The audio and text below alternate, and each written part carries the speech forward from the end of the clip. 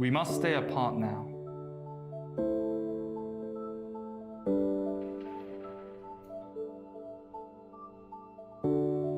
From time to time, we can't feel the enjoyment of being together.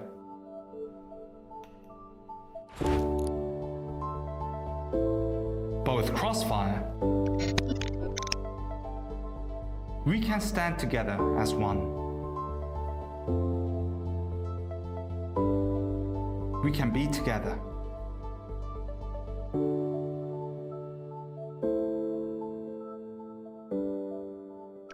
CFS.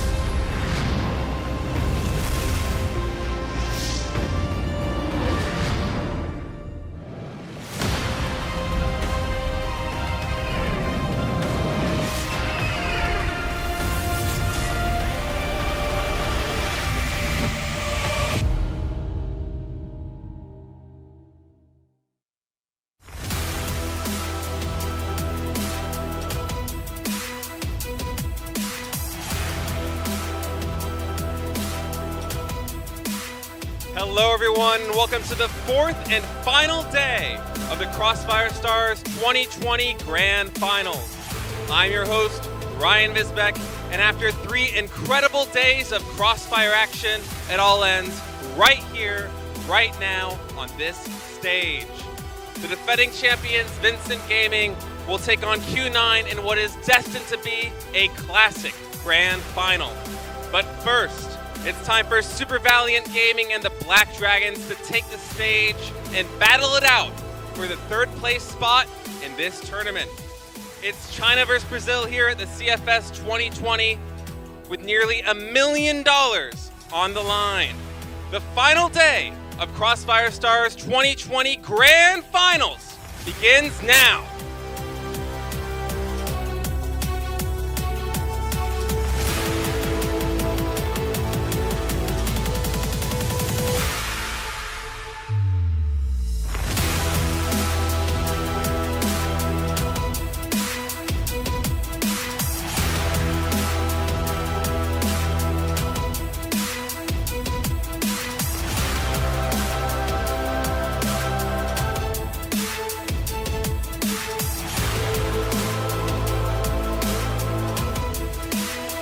We are here at the final day of the Crossfire 2020 Grand Finals, and what an amazing event this has been so far. Europe now eliminated, both teams are gone.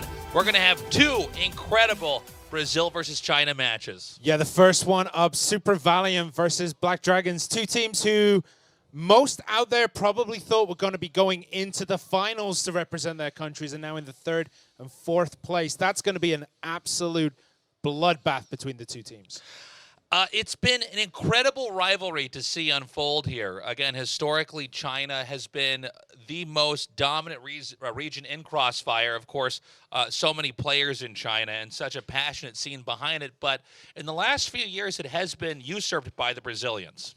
Brazilians have been taking over the trophies for the last 2 years, Black Dragons, and then Vincent Gaming. That was 2019. But 2020, it's still Brazil versus China in the Grand Finals. We don't know if it's going to be Q9 or the Brazil taking the trophy right there, because that's going to be another best of 5 that we have to wait for. Right before that, we do have the 3rd placement match. That's still Brazil versus China. So lots of pride on the line right here.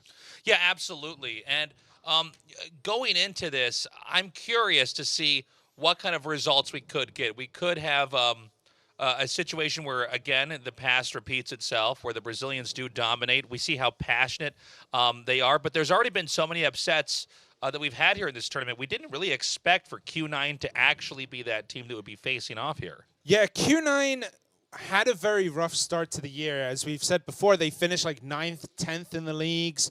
They weren't doing that great. Their performances were kind of okay, but not the level that they have shown here. And also in the qualifier tournament before this, they showed the world that they can play amazing Crossfire and just get here.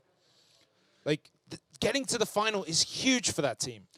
It's been an interesting situation just before our finals actually started. This is one of the only international tournaments that's happening with us all here together in the entire world. Our players were in quarantine for 2 weeks, waiting to be released into Seoul, where they can now compete here in our studio live. As Ryan mentioned earlier, there's nearly $1 million on the line here. So it's not just about reputation and glory, it's about the prize money as well. Yep, of course, a lot of total prize. Of course, it is the final day now with the 3rd place and the 4th place match, starting with that. And then right after a short break, we go into the best of 5 Grand Finals. So it is the best of 5, so we have to play. We might be able to see all maps in the Grand Finals. Yeah, I'm hoping we do get that.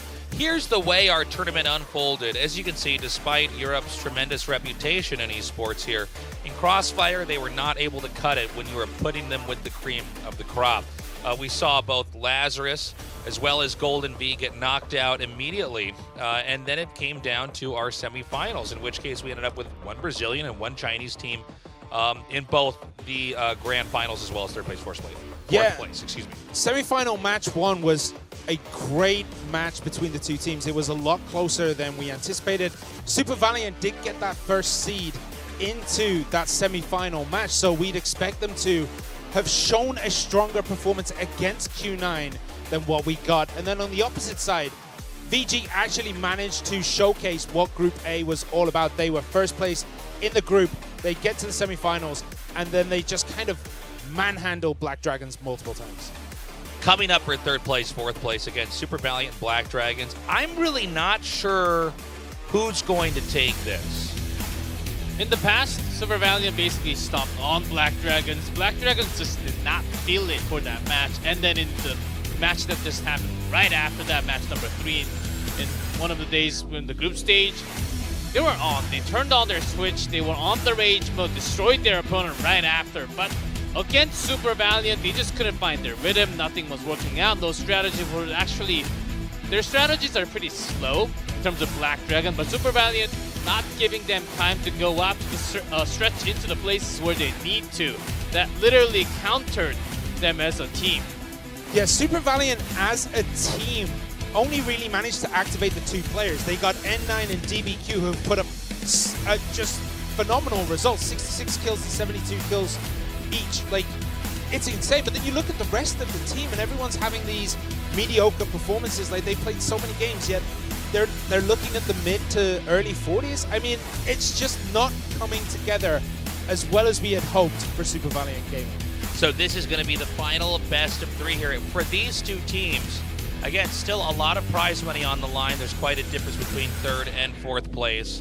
And both countries, this is not just about who actually wins the whole thing. It's which country gets the most high spots. I mean, it's a huge difference if, let's say, China gets 3rd and manages to get 1st, instead of, let's say, China getting 4th as well as 2nd.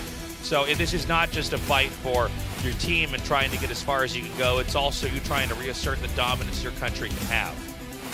Yeah, 100%. Like, there's so much on the line this time round. As we're going to take a look at Black Dragons in a second. Here we go. DGZ, Mazin, ADRF, Viana, and Goken. Together they have just tons and tons of kills. They have been playing excellently, but each time they get close, and when they got super close to coming to that grand finals, they were almost there. They slipped and fell at that last hurdle. For Black Dragons, oftentimes it was DGZ on the spotlight compared to everyone else. But this time it's actually Goken with the most amount of kills, saving the team oftentimes when he's need to, and also Mazin, ADRF coming in clutch as a backup. So it was one of the reasons why they were not able to make it into that grand finals. But still, against Super Valiant, I think they have to turn a lot of their switches because they had that nightmare before just not too long ago against Super Valiant. And today they might be able to deliver for Brazil. Yeah, that first time the 2 teams met was a bit of an eye-opener, I think, for Black Dragons, because they really did turn it around in the match after that, and then in their quarterfinal matches. They really did turn it around. They started to turn up the amp. Like, they were just going super high voltage, super aggressive, but they couldn't quite beat their countrymen in Vincent Gaming. So here's our map bans. We have Ankara and Compound as maps we will not be using. Super Valiant Gaming banning Ankara, and the Black Dragons banning Compound. Port, Subbase, and Black Widow is where our fight will go down. And by the way, this will be the last moment in the 2020 Grand Finals. We will see a map ban, as the Grand Finals themselves will actually be a best of 5. We will be using every map. Hopefully we get to use every map. That Grand Finals completely deserves to go all the way. Let me rephrase. We will not be eliminating any maps in the Grand Finals. Yeah, hopefully we go to Game 5, but there is the possibility of us having a very, very long finals. We're going to start this off on Port as our game is now loading up. Again, the winner of this best of 3 will get that 3rd place spot. A coveted spot. Look, they're not going to take it all, but there's still a fight left to have. And there's still a serious rivalry, not just between these 2 teams, but between these 2 countries, between these 2 regions. Yeah, it can certainly continue, as this is a map where the double sniper does not really excel. A single sniper on a top is the way to go, most likely. But Black Dragons, oftentimes they do show something else. It's more fitting for Super Valiant, I think. Yeah, we're just about to get into this. Remember, the winner of the best of 3 takes home an extra $30,000 US over their opponents. And our map is now loading up. There's no turning back. The final day of the Crossfire 2020. It's been an incredible week so far, and this is it. Third place, fourth place is on. Black Dragons versus Super Valiant Gaming, Brazil versus China. Who will get that third place? We have the Black Dragons spawning in the south here with the C4 and Super Valiant Gaming on the defense in the north. Yeah, Black Dragons might just be trying a lot of 5 rifles. That can totally happen on this map, as they're actually rushing in pretty quickly towards the sideway, trying to check for the sniper position into the A site. Was flashed in, so I think they will just wait for that smoke to go off first, and then check into the B side at the same time. Yeah, and DGZ on that sniper, he has been so effective in that position with that gun. He has just been slaying everyone in this competition, left, right, and center. So keep an eye on what he does in this map, as he's currently nested up over center passage. Okay, some nades getting thrown through here. Again, doesn't seem like it's clear where exactly they want to push. There's just some peeking and poking here around mid and a little bit closer over to B side. Yeah, Super Valiant, compared to the match that happened a few days ago, actually taking this a little bit slower, knowing that Black Dragons are not going to be in the same exact condition as they were a few days ago. We actually have 18 coming here from behind, although he has not spotted anybody, but there's a chance if they turn around, they're going to get shot in the back here. Looks like we might have that push into B right now. It's pretty good timing. Shoots on the different target on top first. Yeah, and even though 18 got that wraparound, DGZ was wise to the move and instantly took him down. Yeah, I think the ideas were there from Super Valiant, but the Black Dragons with better reflexes managed to gun down 18, as well as Minson, and now they're going to have a lot more freedom to roam here. It looks like they're itching to go towards A. They could still go back to B if they're quick enough. Super Valiant immediately N9 found out A-long. They're off. They were off. The other two were off to the rotation towards that B side, so A side will be totally open with a backup of BBQ. Immediately down, Anke just left. Oh, Anke gets 3. Can he get 4 and 5? It is, Goken, the dream killer right there, and Black Dragons draw first blood. Good match there. Again, I think the ideas from Super Valiant Gaming are good. They know the Black Dragons can be conservative, especially in the early parts of their games. And so we did see the sweep around there from 18, but the execution was not there. Immediately he was gunned down, and then it was simply put Super Valiant Gaming spread too thin. They were not able to defend. Sometimes when you're going around the back like 18 did in the previous round, you do want to wait until you find a second target and then go for the shot immediately after. Vienna, they're trying to do something with the while he was flashed. Couldn't really do much. They're just trading kills right now between the two teams. Nothing. It looks as though Black Dragons are actually going to pull out, but look at that. N9 is in a phenomenal position, but does get gunned down. Oh, Mason gets not gunned down, sorry. Yeah, Mason actually moving out. I'm surprised he moved that far out. There's still a chance that we might have a push back in here by the Black Dragons. I think they wanted to wait long enough to make it look like maybe they're going to go for the B site, when in fact they're waiting for smoke to dissipate, and there's going to be an A invade in a second here. Anke is ducking. I don't think he sees ADRF now coming around the corner. Or in fact, I think he does. He's waiting to gun him down. But instead, the opposite happens here as DBQ coming through here. It's a 2v1. Yeah, Goken managed to get the snipe on DBQ, so only N9 is left for Super Valiant Gaming. We can see that he's going to try to wrap around through bridge and get behind them, which he does here. Does get Goken super early, so it's 1 versus 1. It's N9 versus ADRF. 25 seconds on the clock. That's still a lot of time here. Nice shot there with the AK. I don't know if you should be peeking your head out in that moment. I think with the bomb down, it's better to try to play a defensive game. The defuse goes down with 11 seconds to go still. And that was a great play there. Again, I expected him to actually go to the right side towards the stairs instead of the easy path. So wrong decision there to peek out and get that headshot. Nicely done by N9 to actually move out quickly enough so that he didn't really get flashed all the way out. More nades coming down here. And there's a heavy push in here to mid. We might have a firefight in a second here. There's actually 3 players here from Super Valiant guarding mid, so this may be an overextension here for the Black Dragons if they're not careful. That area heavily smoked right now. Yeah, ADRF instantly gunned down, but Vienna does manage to get DBQ, and that's a massive kill at this point because DBQ has been one of the stars on the Super Valiant team all... the Super Valiant team all tournament long. Yeah, but sometimes he was not on fire, and that was the reason why he couldn't really make it into the grand finals too. Black Dragon still on a push towards that Beware, trying to push, trying to pretend like it's a full B attack from the entrance.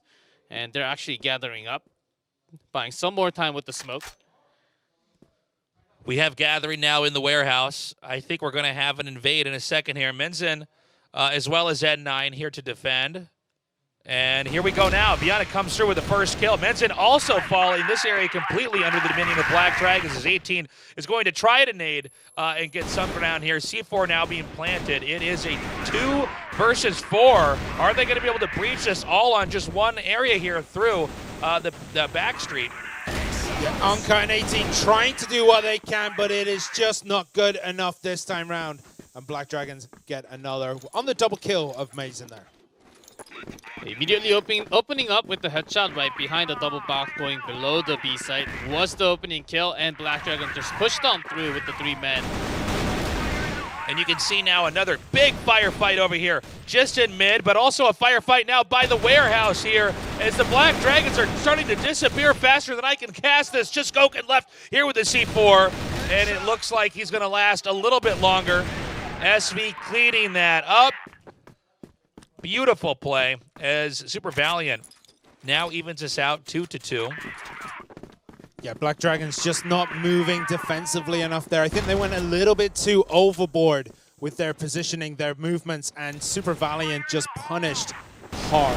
Yeah, with that success, I think SV wants to focus on pushing a little bit further, just like from the mid and also from the B warehouse, and now Black Dragon sort of in trouble. This is the rhythm that they failed to deliver a few days ago. We're having a lot of gunfights through the smoke now. And we have a reload here. It's going to be a little bit tricky to try to get any further here. The Black Dragons are actually fairly disjointed. I think there is some neglect here as far as checking mid from Super Valiant, so they are going to be able to merge back up over there. Maybe they're going to try to poke into A by going through sideway. 18 is a wild man going all the way back with the loading dog with barely any HP left. They must take down Mazin, and Anke staying strong towards the bridge, takes down Goken immediately with that peek. I saw a mistake there with that nade throw, not actually going through that tiny hole.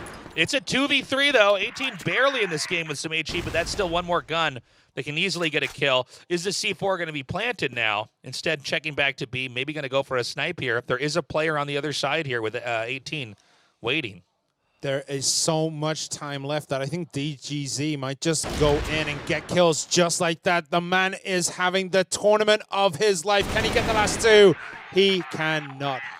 Good movement there by Super Valiant. You know, when you're against a sniper player, it's better that you both pop out at the same time, since unless you're stacked exactly in front of each other, one sniper bullet's not going to kill both players. Yeah, usually you would have maybe 1 or 2 from that B road, not exactly all 3 members of Super Valiant coming out from that B outside. When they're starting from GR, you would expect a lot more coming from the tunnels instead.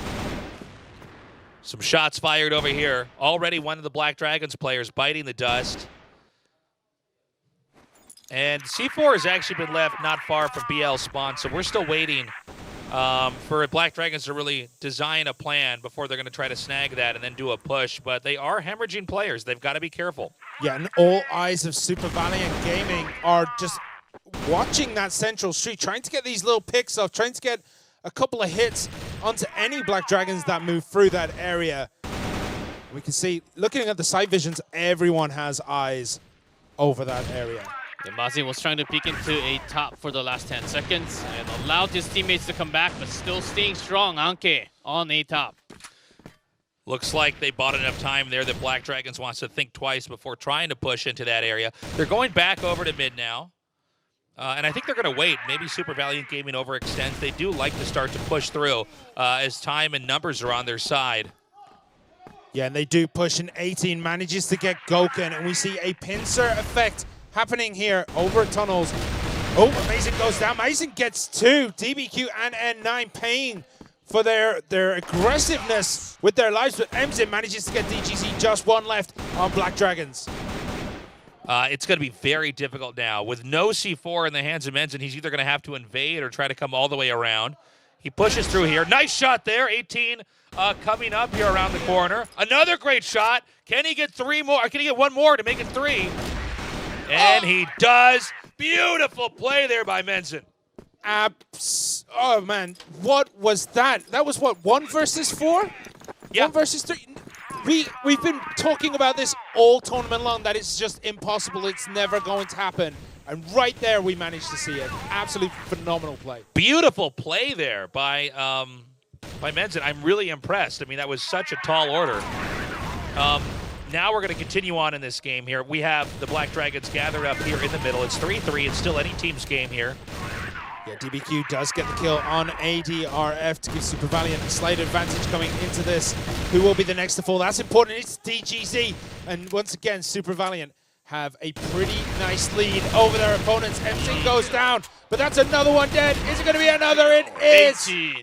So sick. 18. Crushing it. I got to say, I love the closer with the pistol. No more bullets in the chamber for your rifle, but you still have a few more shots. And moments like that are going to make Black Dragons think twice here. By the way, it's 3-4, so we're getting close to 9 games on this map. Yeah, Black Dragons, they're backing up from the B warehouse, focusing on to midsection a lot more, knowing that Super Valiant can push out to that B ware all the time. But it's not working because the bridge control has been dominated by Super Valiant so far. But Black Dragons start to turn it around. DGZ double kill with the pistol. And now it is 5 versus 2. 18 gets 1 on DGZ. That's revenge for his fallen teammates. Now, there is a naked A base here. Super Valiant way out of position here. In fact, they may end up getting, Mazda may end up getting a kill coming through here. They do easy win there. Gosh, this is such a close series here. We have one more game on these positions here, yeah, for the first half. And then we're going to swap sides. So we're going to decide in a second here which team is going to get the lead for now. And again, Super Valiant is pushing through the midsection. DGZ totally ready for that push. DGZ gets 2. Goku manages to take out Anchor, but DBQ does take Viana. ADRF gets DBQ with a grenade. And now it's 4 versus 1. And 9 with 94 HP. He can certainly deliver, but Gogan already finds him, takes 1 down, but still 1v3 situation. And the C4 just picked up all the way from the BL base, possibly thinking about that B plant. May not be even needed. Nice play. The Black Dragons scooped that win up. 5-4, but now they'll be playing on the defense, covering bomb site A and B. And it will be Super Valiant Gaming trying to push with the C4 for a detonate. Yeah, who's this going to favor, G-Clef? With the reversal, do you think Black Dragons can continue and push through for the victory, or Super Valiant are just going to have the map advantage from here? Yeah, Black Dragons, after facing them once, I think they have learned their lesson and studies, been through, done that. And Super Valiant, they can't really push through easily. DGZ's on the spot. Every single time they're trying to peek out from that B entrance or into that midsection towards the bridge, DGZ is always ready, zoomed up to ready to get that kill. So Super Valiant, they were actually stopped from reaching out towards the BL side. Now we have a mad dash here from Super Valiant Gaming. They're getting right outside of the A site. And it looks like Black Dragons had a little bit of an incorrect read here. It seems like they're ready for a big attack over here through B. B not a common, or I should say a pretty common rush spot here. Here they go now. Nades are going to come in here, and DBZ already taking a decent amount of damage. He's already picked off, in fact. Yeah, and this rush is super effective. They have the position, they have the heights, they have the sights on everyone on Black Dragons. The smoke grenades, though, are going to provide a bit of cover as they try to set up those kill zones on Black Dragons. As long as Black Dragon cover the sideway, I think it's totally doable, but because of all the flash available, Nemzin again takes 1 more down, and it's going to be SV just taking every single member except for Goken, the last one standing. Yeah, Goken's still in this game, but can he actually pull off a miracle here? There's so many smokes. The smoke is going to dissipate in a second here. Oh, man, there's players right in front of him. He doesn't even know yet. He's going to try to do a blind push here and actually gets 1 kill for a second, but there were already 2 more players there. Great play for Super Valiant. That's going to tie it up 5-5. Yeah, when Black Dragons, they were 1 member less, but still I would have liked, because they had a lot of time towards the bridge side, maybe tossing 1 towards the sideway, making sure they have somewhat of a control towards A long, and then going for the same time push. Could have been better, but I think after realizing Super Valiant having so many resources, smokes, flash, and everything else to do damage on them from that backside, I think Black Dragons, they just gave up going all around, and instead they just wanted to have a full push. Yeah, that push was so effective in that last round because you know, Black Dragons are caught with their pants down. Everyone at B, only one on A. They don't do it this time round, so Super Valiant have slightly more of a game on their hands as they have to try and find a way to break through on B. As we see the rotations coming out, defensively, ADRF gets Anchor, ADRF gets N9, Viana gets 18. And even the last two members are going to be in trouble as one on Black Dragons wraps around the back. Mason gets the last two from just wrapping around. Absolutely just great play there. A great bullet shot through the window. Nicely done. The Black Dragons very close to 10 wins here. It is 6-5. You can see Super Valiant, they weren't able to get any ground over there. When you blast through Warehouse and try to win the firefight, you need to kill both players. They're going to have cover in opposite locations. They weren't able to do it. They backed up and they lost. Yeah, Vienna, instead of shooting gunfighting exactly, making it a better situation for Black Dragons, he was ready for a longer fight. He was just standing there with the flash, ready to go. Adrian just swept the floor on that B site as V members. They were just falling down. They went into the B site, but when they're flashed, they can't see anything. Yeah, Mason had his rocket boots on, like he wrapped all the way around from A side, all through the bridge, all up the back of B road, and just manages to eat them alive at B entrance, and Vienna already takes down 18. We've got one player that's gone down now for Super Valiant, and what's been a quieter start here as we're in round 10 of this game. It looks like we're going to have a sneaky push into mid here. Now, Viana sees it and backs up. The numbers are pretty high. He may try to smoke this area. Instead, they're going to smoke it themselves. And with Viana going down, and this should allow for a pretty good push into B here. And Gokun immediately responds all the way from the side. Still keeping B side open. But only getting the angles from the side in the bait spot. Yeah, Mazin's in a great position to provide support for DGZ as Gokun takes down N9. Two snipers here doing work for Black Dragons. The Black Dragons have actually bought enough time here that Super Valiant Gaming's in a really awkward spot. They're stuck in between the two locations, and they may actually flee back through the middle here. It looks as though Gokun's going to get the wrap around here. Is he going to manage to get the drop on Emzin? Now, he might be able to get over here, but this is a pretty insane strat here. I guess when you're this low on players, you require something pretty crazy. And now it's just Menzin in the middle of the map now. And, I mean, let's see. It's not impossible, but I guess it is impossible this time. He goes down. I was going to say maybe he kills off all players, but probably not. And so that's going to put it at 7-5 here. Again, the Black Dragons very, very close to getting to that lethal 10 victories, which allows them to win map 1.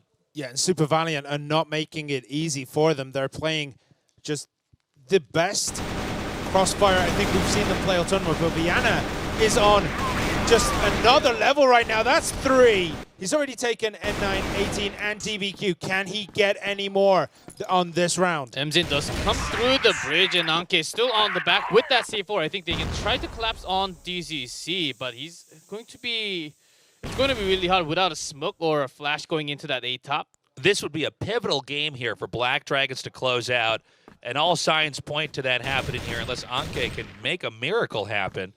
Inching forward, and nice shot through the box. I really like that. Gokun and Mazen still remain. Gokun goes down. Anke might actually manage to do it here. Oh, and he gets taken from behind by Mazen.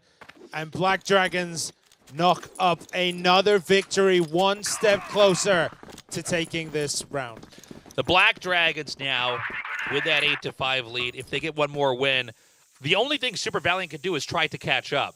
It's no longer about coming back. It's trying to catch up and then forcing the game to go to the next level. Viana in the sneaky spot after boosted up all the way to the side road. Takes one down. That was a one trade, but Mazen immediately strikes back to get control over that side.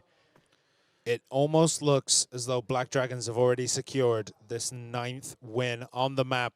As we see Mazen trying to get sights here on 18. Yes. Can he do it? Yeah, Super Valiant, their focus right now from the blacklist is actually A site, taking down DZZ. But whenever they're having that setup procedure, they're getting cut down in procedure 1, procedure 2, even before going up to that sideway. So we have them inching in over here. Mazen backed off just slightly. Smoke is dissipating. Is 18 going to poke? just out of range of the door here. Both players are actually here very close to each other, right by each other, but in different elevations. And it looks like the C4 maybe couriered over to the A site, but there's only 2 more Valiant players here. Now, they do have the drop on the A site. Can they get the closer on it here, though? It's just DBQ in a 1 versus 3, and it is not enough. They go down and look at the relief on the Black Dragon's face. All they need to do now is close it out with 1 more win. Just a single more round to close out the map here. Super Valiant Gaming, they can't really get their firepower together. I think they want to go for the rush again towards the B side. 4-man rush right in that entrance. But Black Dragon's in a double bait. It's all going to be down to this moment here. Super Valiant needs to get a kill. It's a shot there with N9 popping around the corner. Can they win the firefight without him? It's now down to 2-4 here. Shots fired continuously. It's a 3v1. And Minson makes another kill here. Mazen and DGZ are going to try to come on the other side here. We do not have a C4 plant. You got to be very economical with your time here. It's still 144 seconds. There's no rush to plant the bomb. Mazen just around the corner, and he gets a kill. It's a 1v1. DGZ on the hunt. Complete rotation here with the C4 in the hands of Mazen. He's going to try maybe to go all the way to the A site. And DGZ almost had that opportunity just to stalk his prey from behind. If he'd have followed through and gone and just walked behind Emzen, eventually their paths would have crossed, but decides to turn around and wrap over the bridge. This creates a lot of ambiguity. Neither player knows where the other one is. There's been enough downtime. Either player could be anywhere. No one is going to run. It's going to be only slow walking. Footsteps would give your position away, and I love the ideas here. He's going to go back into B. As you can see, DGZ unsure of where his opponent is. He checks A. Doesn't mean he knows his opponent's at B either. His opponent could be back at BL spawn for all he knows. 45 seconds on the clock, and now the bomb will be planted. And with DGZ over at A, the only conclusion he can draw is that it has to be at B. So he's going to rush there now. But where will Emzen hide, and how is he going to handle this? There's still 25 seconds remaining here on the clock. The studio is dead silent. Super Valiant needs this win. Yeah, Emzen trying to hide himself with the boxes, but that can be done. He's trying to hear the sound first of DZZ jumping out from the B entrance. Fake defuse here. Emzen going to come out. He spams the wrong location. He begins to defuse. He's beginning to defuse. And he shoots through. But does the bomb is still going to go off. Beautiful. Beautiful play here. And that means we're not done yet, ladies and gentlemen. Super Valiant Gaming with that win, with the clutch play. Some of the best Crossfire I've ever seen. Let's see if they can do it again. That shot, you can put that in a frame. That was just the best thing I have ever seen. He just quickly lets go of the bomb, tap, tap, tap, but unfortunately the bomb still explodes, runs out of time on the defuse, and Super Valiant get a huge leg up, but they still have so much work to do. They're still 3 rounds behind. Yeah, DGZ, I think he's feeling the pressure that he should have just held on to that. Even if he hears all the sound, he just has to get onto the bomb and defuse it all the way, unless he just does not have time to win. So I think that's one thing that he just had to do. But with the pressure, he just let that go. Okay, shots fired over here. Nades coming down as DGZ once more is going to have to deal with a hell of a lot of problems here from Super Valiant. Emzen going to try to push up the ladder here as DGZ gives that position up. It's a 2v4 though. This should be Black Dragon's game as long as they can handle themselves. Anke now killing 2 players in a row. Gogan going to come around the corner here in another firefight, and I think that is going to do it, despite how close the game before that was and how exciting it is. Black Dragons overall with the 10 wins. They do it. Now we're not done yet. We still have to go to game 2 as this is a best of 3. A fight to get to 3rd place here in the Crossfire 2020 Grand Final. Of course, certainly Super Valiant today on this map certainly was not as powerful. The speed was just not there. Black Dragons totally in control in A side, B side, and the mid section. DGZ is still on fire. This is the moment, and this should have been the Black Dragons during the group stage. It's very surprising that they lost even before, but Super Valiant, they have sort of lost their rhythm already. Yeah, Black Dragons are pretty good at just causing their opponents, in this case Super Valiant, to make those off steps, to just play slightly distinct from each other. They cause some people to play a little bit slower. Some people they pressure into making mistakes, and it really worked out in this as they managed to get that 10-win first. Beautiful game. Let's take a look at some of the highlights here. I don't know about you guys, but my favorite round was where the bomb was forced to go off. That really shows how much strategy there is in Crossfire and all the different ways the game can be played. The 1 versus 4 was also one of those moments where you were kind of like, no, he can't do it here. I think it's this one here, yeah, Mazin. 1, 2, then he gets 18 with an almost blind shot across the map. That was the moment. Great movement here with our teams. You can really see these guys are very evenly matched. But again, Black Dragons just more consistent, more clutch, frankly, in moments where the games could have been thrown. They didn't do it. Guys, we're going to have a short break. When we come back, we'll be going to game number 2 as we continue on the 3rd place, 4th place match here at the Crossfire 2020 Grand Finals.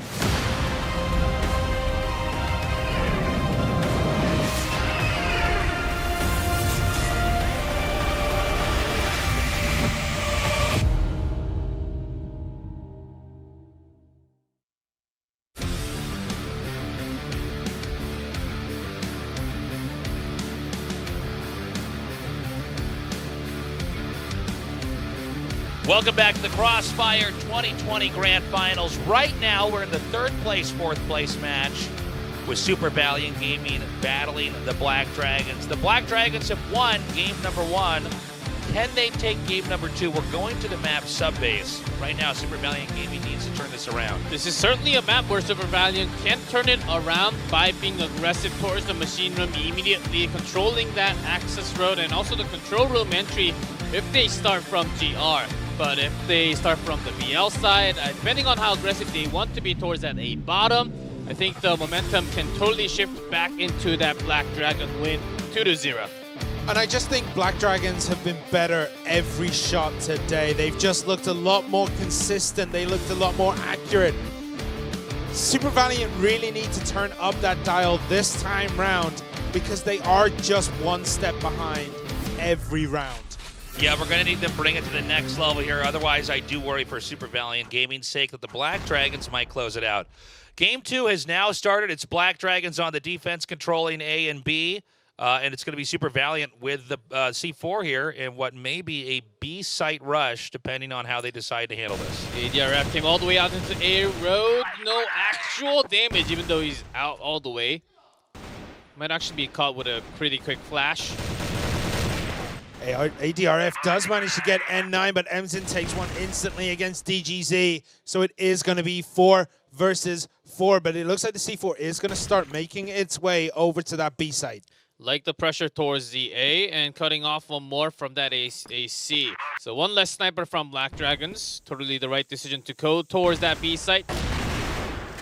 And now it's going to be a 3v4 here. The Black Dragons trying to defend B. B, though, under attack here.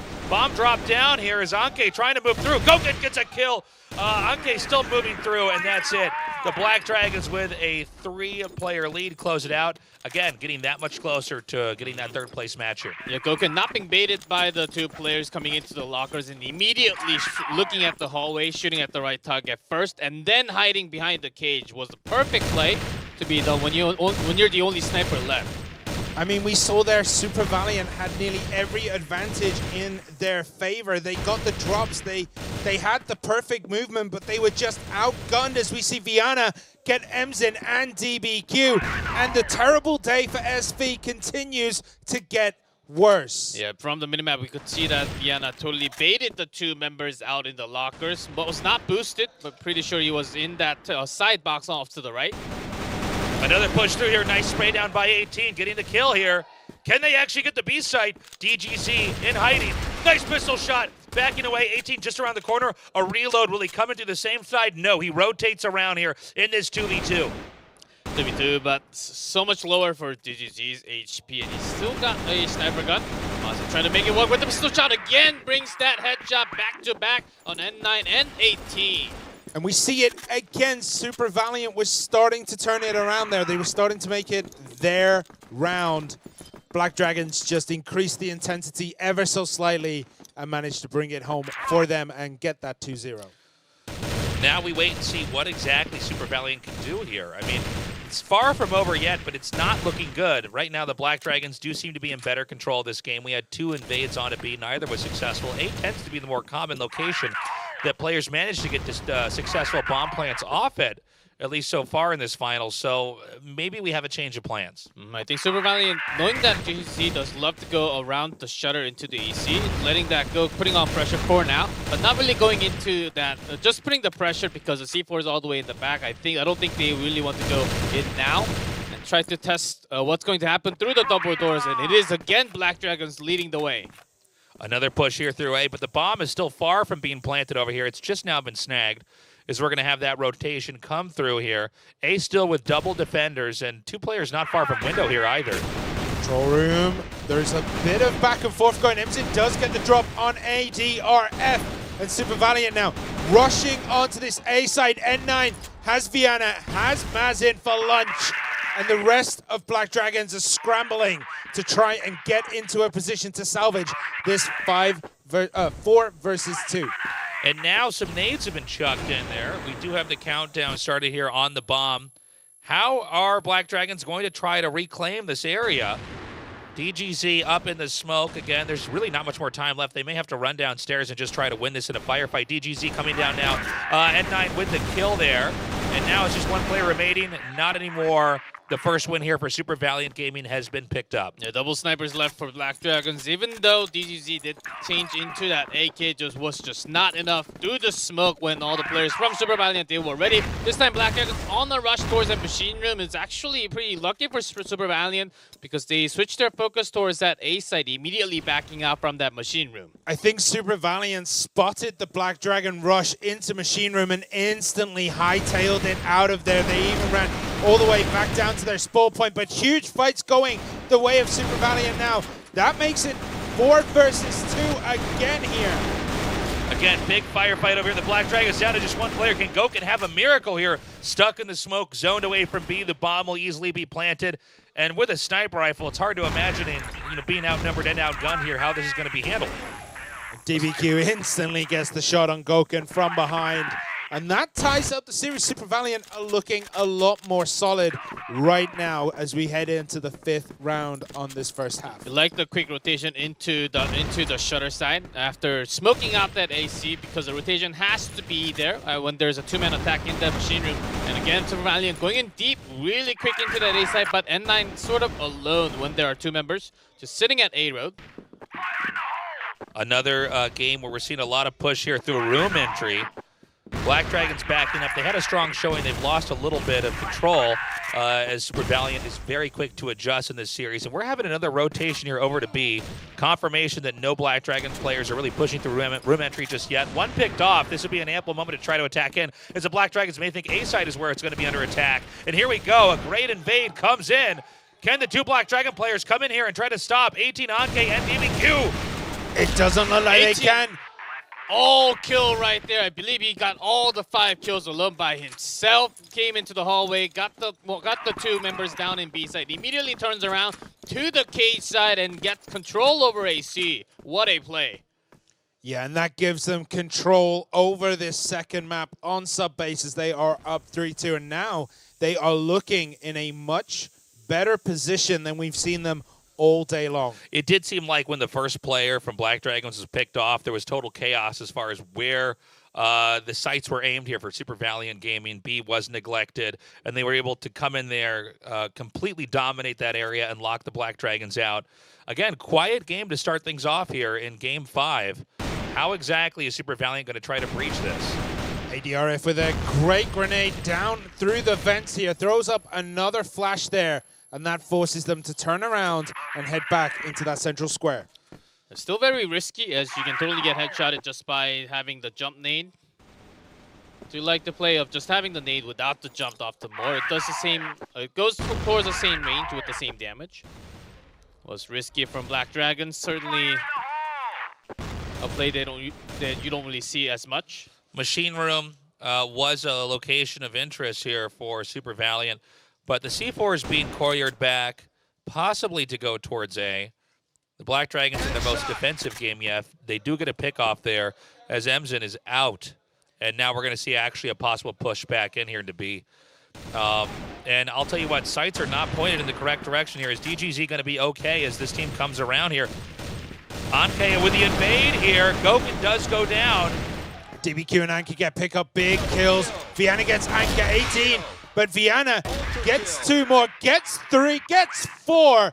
Viana, absolute just chaos going on there, and he manages to control it and picks up 4 kills in 1 round. You can really appreciate how focused the guy is. 3-3 now, going to Game 7. We don't have that many more rounds with these players in the respective sides of the map here. But again, very fluid movement here from Super Valiant Gaming, but they didn't manage to close that out. And this is going to be one of our patented Black Dragon strats here, invading right in the mid, bum rushing the team. And now it's actually 3 Super Valiant players marooned far away from the bomb. Yeah, Super Valiant, they always rely on DVQ to come away from the machine room to carry C4 in that A side when they're on this strategy maneuver. But Black Dragons, they got the total control over the central square and then machine room. Now coming slightly towards us, they're spotted. Super Valiant have no way in hell to break through here unless this is a huge mistake by Black Dragons, but Super Valiant get to N9-2, but is taken down. Black Dragons pick up another win here. I love what I saw back there. Really good play there by the Black Dragons. Again, we always see them do this on a map. There's going to be one game when they're on the defense, they flip it on its head and attack in, and that's going to allow them to continue to keep this lead here. If they can get a 5th win, that would be huge. It also plays into the mind games because now Super Valiant, they don't know where to step. They're not sure if Black Dragons are going to repeat it again, if they're going to go super defensive, are they going to go mix and mix? It's really hard to read your opponent when they have these strats in their pockets to throw out at any time. As we see a big shot there by Gokun taking out Emzin. Boosted up all the way near the bench, and Gokun was just, Emzin right there was just not ready for that boosted up sniper. Doesn't really come in often from Black Dragons, was usually a Chinese strat up there. We've already lost one Super Valiant player. This has been characteristic on this map so far of them. They need to be very careful because that's one less player that can hold the area down later on. C4 might go into vents here or maybe try to squeeze through to the left here into the control room. The firefight does go down. 18 and Anke go down as well. The Black Dragons with a 5-3 lead. I'm sorry, 6-3, right? 5-3, 5-3. Okay, and got it. Black Dragon still had the immediate chances and very incredibly quick backup towards that AC. Only had one towards the A bottom, so that was the only farm member away from that AC zone. And that means that this is going to be the last game on this map. Valiant on a push, immediately spotted by 2. Still on a spray, N9 super low. Oh, nice shot. DBQ out of the picture here as DGZ waits with the sniper. We don't have the bomb planted just yet. C4 has been dropped adjacent to stairs. Which might just be a pickup by Emzin since he's already in that spot. But N9 and Emzin have a lot of troubles as they have to deal with Gokun. Vienna. Oh, naded. Gokun with the precision grenade right under his feet. Manages to get that kill. 2 more of Black Dragons wrapping around the back. Vienna gets Emzin, and they take the first half of the match. The Brazilians are looking so deadly. I love the play here by the Black Dragons. What's it going to look like when Super Valiant has to defend here? Again, I love that push into the middle there, gunning down Super Valiant and punishing the spot where they usually harbor the bomb until they've decided where they're going to make their plans. Well, yeah, it was a great read on everything that Super Valiant had done so far. It was like Black Dragons knew that Central Square seems integral to every strategy that SV had. So bum rushing it, putting all the eggs in that basket and just overwhelming and catching their opponents off guard. That was a huge turning point for Black Dragons, and they managed to close out the first half. The strategies and the speed that Black Dragon showed in the first half, these were the games that actually Super Valiant tried against them not too long ago. It's actually working perfectly against them this time. Black Dragons, they have got the strategy and the practice away from them. Black Dragons may try to take A here. There's a little bit of a back and forth, and they do get a kill, and that's going to confirm that Black Dragons are going to try to dive in here. The gunfight goes down, and it's just one. Not even any Super Valiant players remaining in one of our quickest rounds in the entire tournament. The Black Dragons crushing Super Valiant Gaming so far. And it's not just that. Vienna is everywhere. He is nailing everyone right now, and he has had a very quiet tournament. I mean, he has picked up 75 kills thus far, but he has doubled and tripled that number today, what it feels like, because every time I look at the kill feed, it is his name getting a kill every round.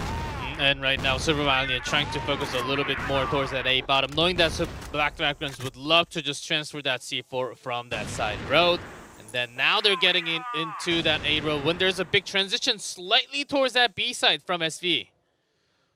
Black Dragons edging down. Oh, no. Nice kill there by Black Dragons. Super Valiant in a bit of a weird spot. How are they going to try to handle the A side now that they've lost control of it? Yeah, Gokun was trying to wrap around the back, but instantly dealt with by Anka, so the C4 is going to go down. And it is a 3 versus 3 situation. Make that 3 versus 2. Yeah, Emzin's still in the game. Black Dragons on the low ground here. The C4 is planted. They're going to go for the invade here on the left to flash. Anke is not hit there by DGZ, nor is a second shot from DGZ as he's eliminated. Team leader Viana here going to have to clutch this one, and he does not. The bomb barely defused in time. Yeah, losing Imjin there, right in that A road, was the clutch moment because the other two had the total focus towards that AC and the stairs on the left. So losing that A road and then Super Violent actually rotating the other member all the way into that AC, having that 3-man push work like a charm there. Black Dragons almost had that all the way up to like 99% and then lost control.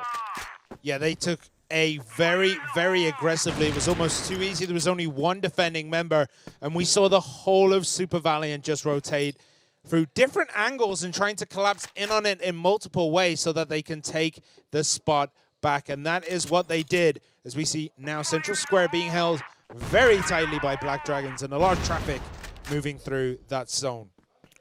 C4 kept in the back here. No pushing just yet. Again, it's a 7-4 lead here for the Black Dragons. They need 3 more wins to close this out. They need to be cautious. They may be hoping that Super Valiant Gaming peeks too far out. They get a kill. They almost want them to walk into a mistake, it seems. Nice shot there. Super Valiant here. Suddenly, their players just evaporating on the map. Just Anke remaining as action happened so quickly here. Unreal. MZ was thinking that this has to be the AC push from the bottom, but it was actually the push from the vent. When you drop down the vent, from the vent, you can get that line of vision and find the target 100% behind the box. So you most immediately found that side was totally open. 1 man down from that A side totally open. BD. Black Dragons just taking the entire round. That was an easy strat to pull off.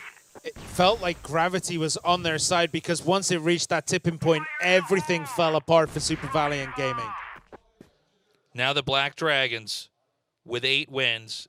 If they get that 9th, it's almost unimaginable that Super Valiant can take it. We have an exchange here as one of the Black Dragons players is picked off, but a retaliation there is now 3 more Super Valiant players have been killed. The Black Dragons in B. It's all going to come down to DBQ, and within a blink of an eye, he is eliminated. Again, if we do not have Super Valiant Gaming win one of these, actually this match and everything else from here on out, it's over. Their story ends here, and we know who is the 3rd place, 4th place victor. And what would that spell for later on today when Brazil draws first blood in the China versus Brazil matches, as we do see Black Dragons kind of pushing their luck over on that B side. Can they make it work? It's a 4 versus 2 to start off with. Anka N918 picking up massive kills though. And Black Dragons, they fell apart at the final hurdle. They still have so much more to do.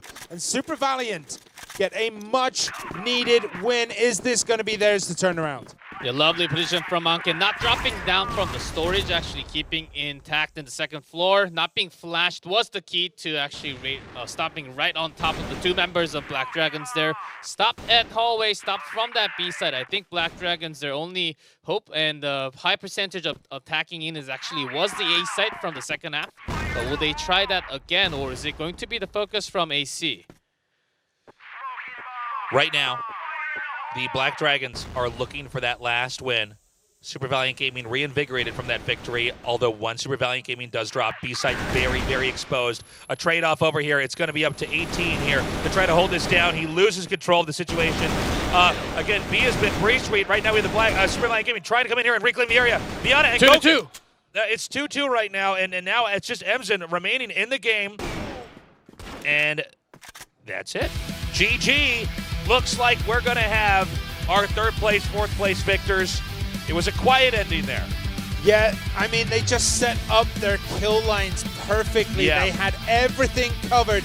Anything coming from control room would be instantly dealt with. What can you say? Black Dragons have just done themselves a service.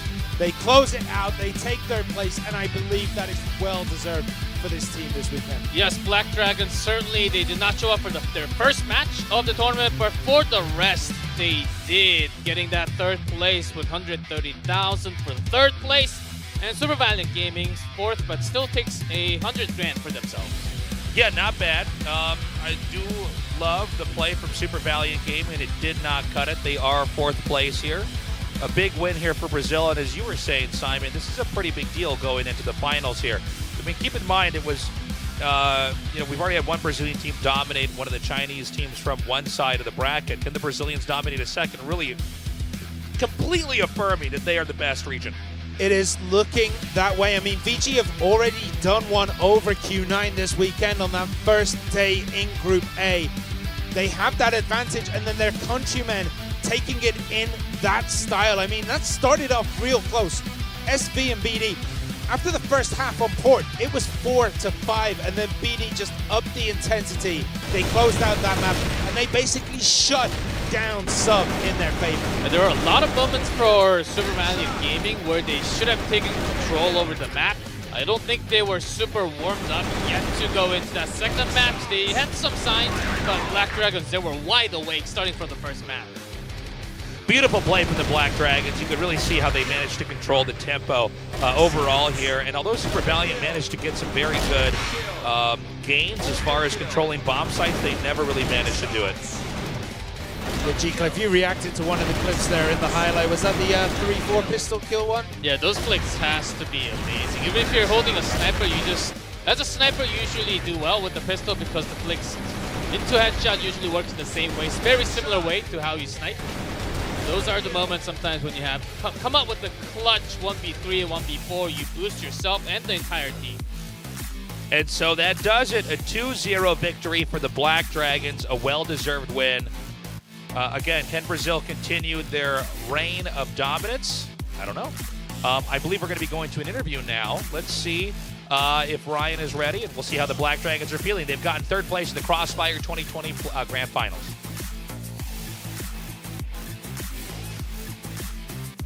And maybe that interview is not ready yet. Here we go.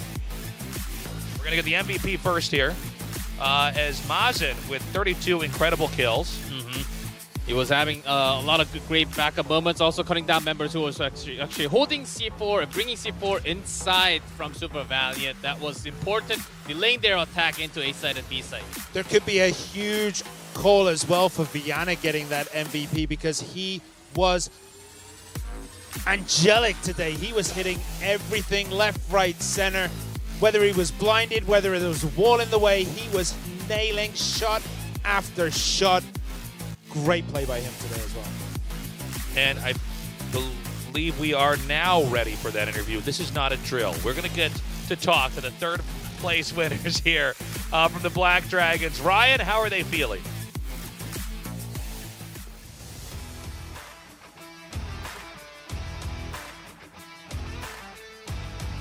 Well, unfortunately, they didn't make it to the finals, but they definitely fought it out to the very end. Congratulations to our third place finishers, the Black Dragons. I'm here with the match MVP, Mazen. Now, obviously, every team's goal is to win the championship, but you guys still walk away with third place. How do you feel?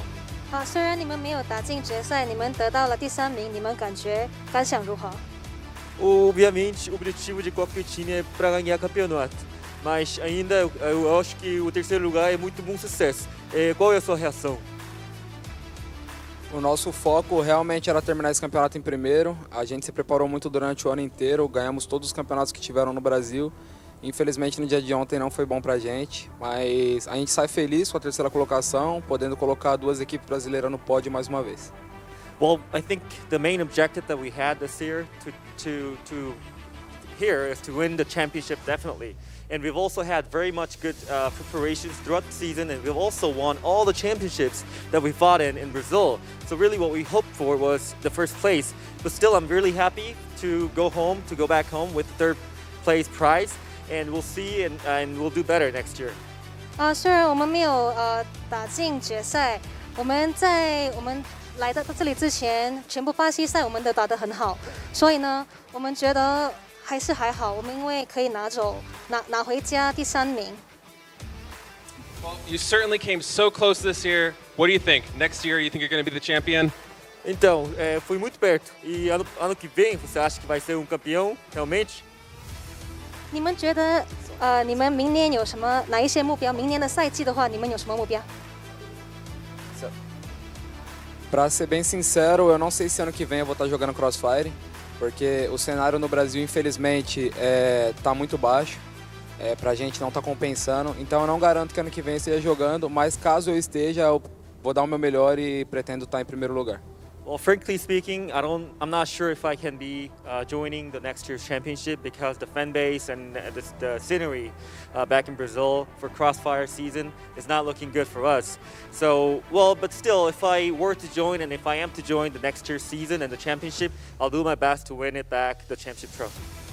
其实我们不知道我们明年会不会参加，但是如果我们可以参加的话，我们明年一定会打得跟今年比较好，然后赢回我们的冠军。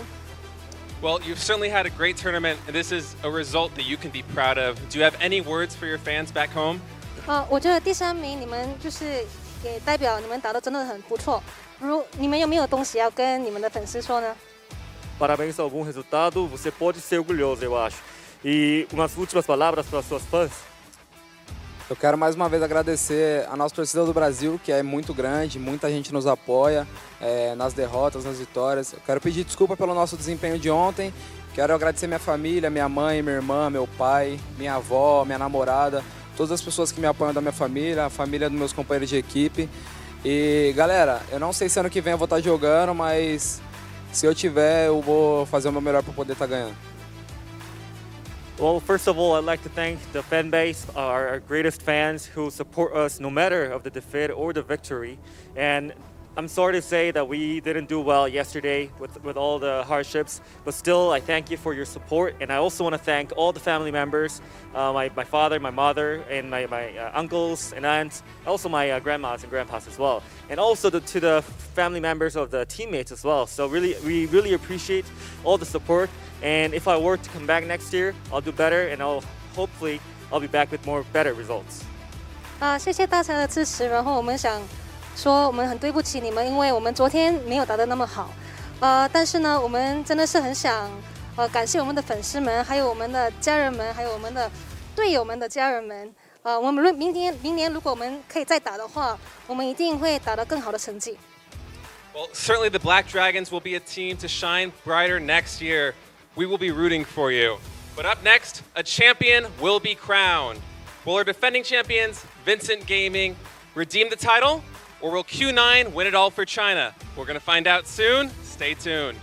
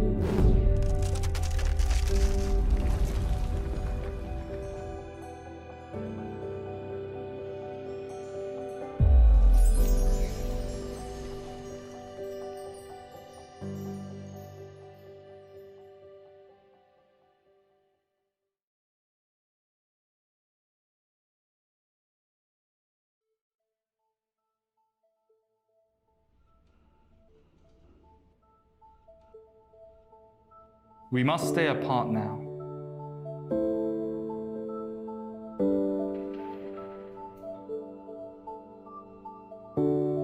From time to time, we can't feel the enjoyment of being together.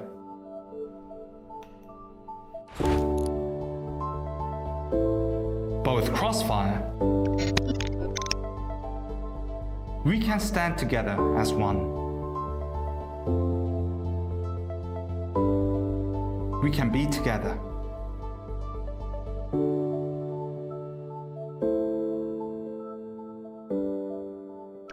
CFS.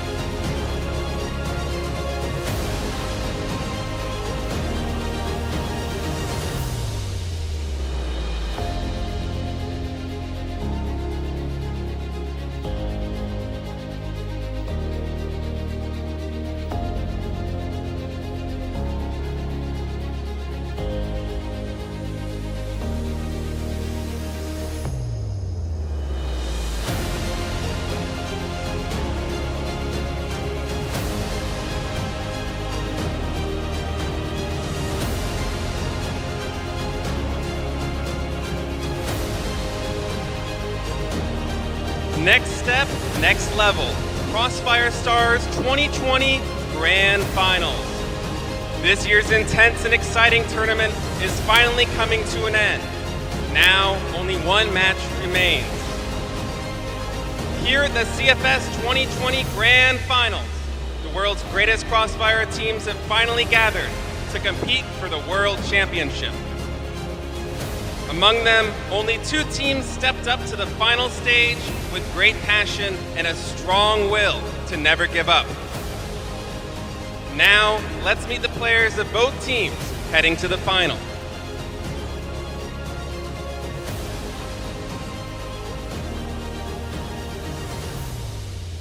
CFS 2020 Grand Final sensation, China's new ace, Q9, who have now made their name known on their first championship stage. Let's introduce the players who led their team to victory.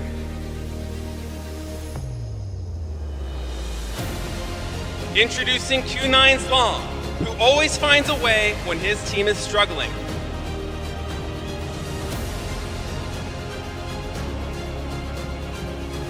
Chawe, who has recorded 152 kills, the most of any player in this tournament.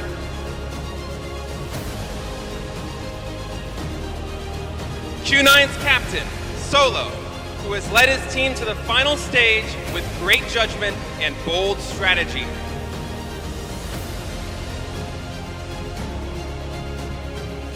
(1998), Q9's secret weapon, who creates incredible comebacks even in the most challenging situations.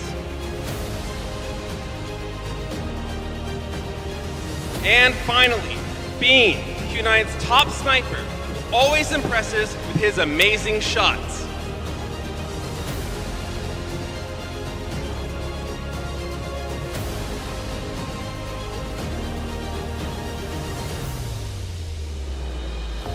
And now, Q9's final opponent, the CFS 2019 Grand Final champions, aiming for their second consecutive title, Vincent Gaming. Introducing Ryu Zhao, the core of Vincent Gaming, who opens up the attack with his fast backups and bold play.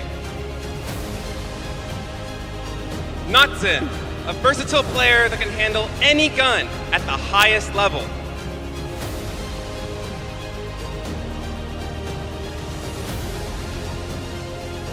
Without Mendez, a chance for Vincent Gaming to go to their second straight victory could never have happened.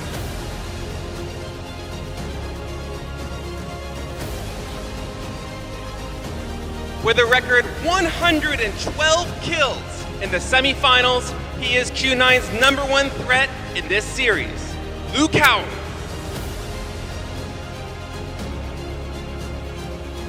And finally, the top MVP of this tournament, Fefe, who creates unbelievable moments in every game.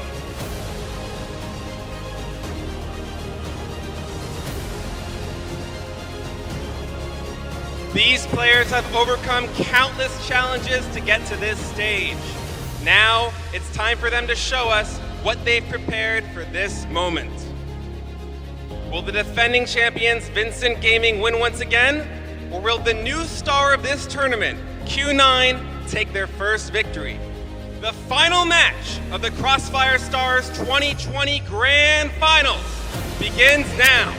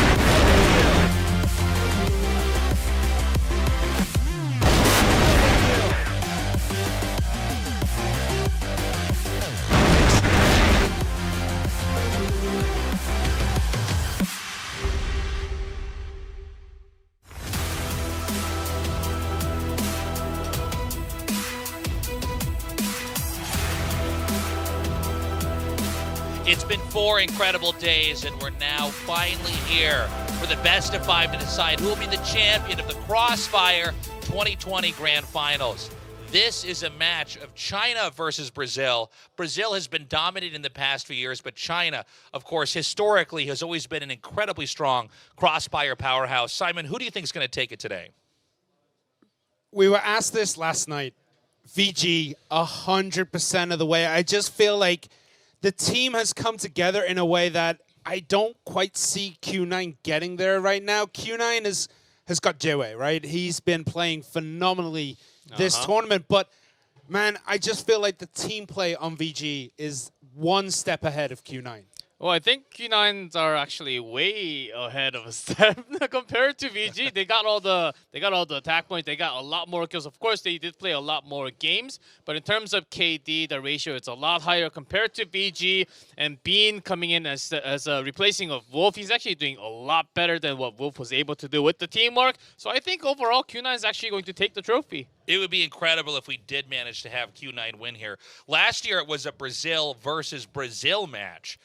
But, of course, the way that our brackets ended up going, 3rd place, 4th place was in the exact same position that we have our grand finals here now. Now, earlier today, we saw that Brazil did manage with the Black Dragons to overcome Super Valiant Gaming from China.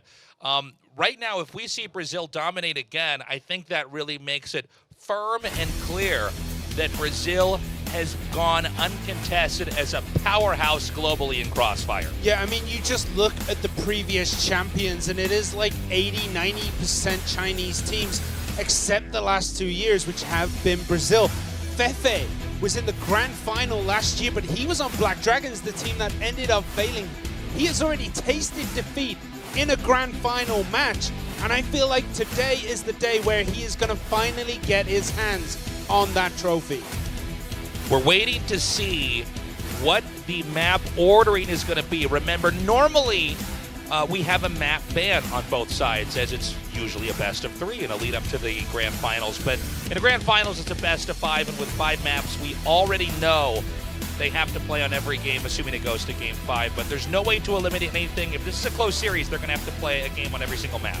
Yeah, if we go all the way to set 5, we have to get all the maps. Depending on the order, one of the team might benefit just a little bit more. I feel like if we go to one of those smaller maps, VG might actually take that advantage just using 5 rifles to have that really quick rushes. I think that can totally work for VG, but unless that happens, I think Q9, because they have a dedicated sniper, it might just work the other way. Now, Q9 was not the team many people expected to have here in the finals from China. We knew that China was a strong contender going into the Crossfire 2020 Grand Finals, but they were really Tier 2 compared to Super Valiant Gaming that was Tier 1. Yeah, day 1, we actually said that we thought GV would beat Q9. We all ended up with egg on our faces after that one because Q9 have put in dominant performances against everyone they have played. It's not just been a closeout against GV or a win against Lazarus. It has been solid games, match in, match out. It doesn't matter who they go against. Even against VG on day 1, it was a super close match. I believe we're about to see a repeat of that into best of 5 because VG will certainly not go down easy. They might just take the whole thing. Still having my favor up for Q9 because of the balance that they had over the last few days whenever they were on GR or Blacklist. VG, I think they're a team that can be carried over by the momentum if the momentum shifts towards the other side. It takes for a while for Vincent Gaming to actually come back and recover that momentum, but Q9, they can always make it on the round that happens right after. So that's going to be the big difference between the two teams. Vincent Gaming has showed so much passion. The Crossfire scene in Brazil is massive, and that's one thing. It's not that hard for a country of that size, same with China, to have a big scene when you have that many people. But they're showing a completely new meta. They have their own style of approaching these matches, and it's very different from how the Chinese players tend to handle Crossfire. Yeah, they can turn on the aggression. They can turn it off whenever they want. They are just... They set their sights on something and they get it. Whether that's the A side, whether that's like pushing into something like Center Road on Black Widow, or whether it's like holding the warehouse on Subbase, they do everything and they do it cleanly. Do we have any predictions going into this? I feel like personally, it's a very tough match to call. If I had to say one thing for sure, I think we are going to go to Game 5. Yeah, I can see it going to Game 5. I like the way that Jay is playing, right? We cannot deny this guy's stats so far. Look at that, 152 kills, 92 deaths. I mean, he is playing phenomenal, but Fefe has played less games and is almost there himself. Yes, with the same amount of death, a lot less in kills though. So that does tell a lot about these two players. So you want to have my high hands. If Q9 is able to bring the momentum for themselves in the first map, it can actually be a pretty dominant score, maybe up to a 3-1 or even up to a 3-0 best of 5. Like, I feel that happening for Q9. Really? Yes. You think it's going to be 3-0 Q9? That would be insane. If they can just snowball the momentum from Black Widow into Compound Port, I think it's a perfect map order for Q9. Gosh, I think if Q9 wins, it has to be 3-2. Maybe that Vincent Gaming can win 3-1. I think that would be at least as one-sided as we can go, but I guess we're going to find out momentarily. Our map lineup is Black Widow, Compound, Port, Subbase, and Ankara. Yeah, I'm gonna say something, G-Clef. We talk about Bring Q9 stats, right? We're saying that it's really high. That got heavily padded out by the fact that they slaughtered Lazarus Gaming in the way they did. Those stats are a little bit padded. Let's be real, G-Clef. That's an interesting point. Lazarus Gaming was basically eaten when we came down and had the matches here today, but Q9's also taking a lot of momentum here. They had a very strong showing early on here today. How much of that can they bring and carry with them? Again, they already managed to defeat the Chinese team we thought was #1, Super Valiant Gaming. But Vincent Gaming's a different animal. It could go either way. And again, we've seen Vincent Gaming, if you followed Crossfire for the past few years, these guys are a staple of the scene. Yes, they can certainly bring it on any map that can totally get Q9 back in control. This is going to be about the pride, the best of 5 between Q9 and Vincent Gaming. All right, our map is loading up. We started on Black Widow. This is a best of 5. The winning team will be crowned the champion in the 2020 Crossfire Grand Finals. And we see Vincent Gaming are going to be the aggressors first. They are carrying that C4 up towards Q9. So we're going to have to see how these first few engagements go, as it looks as though there's a slight rotation over onto A by 3 members of VG.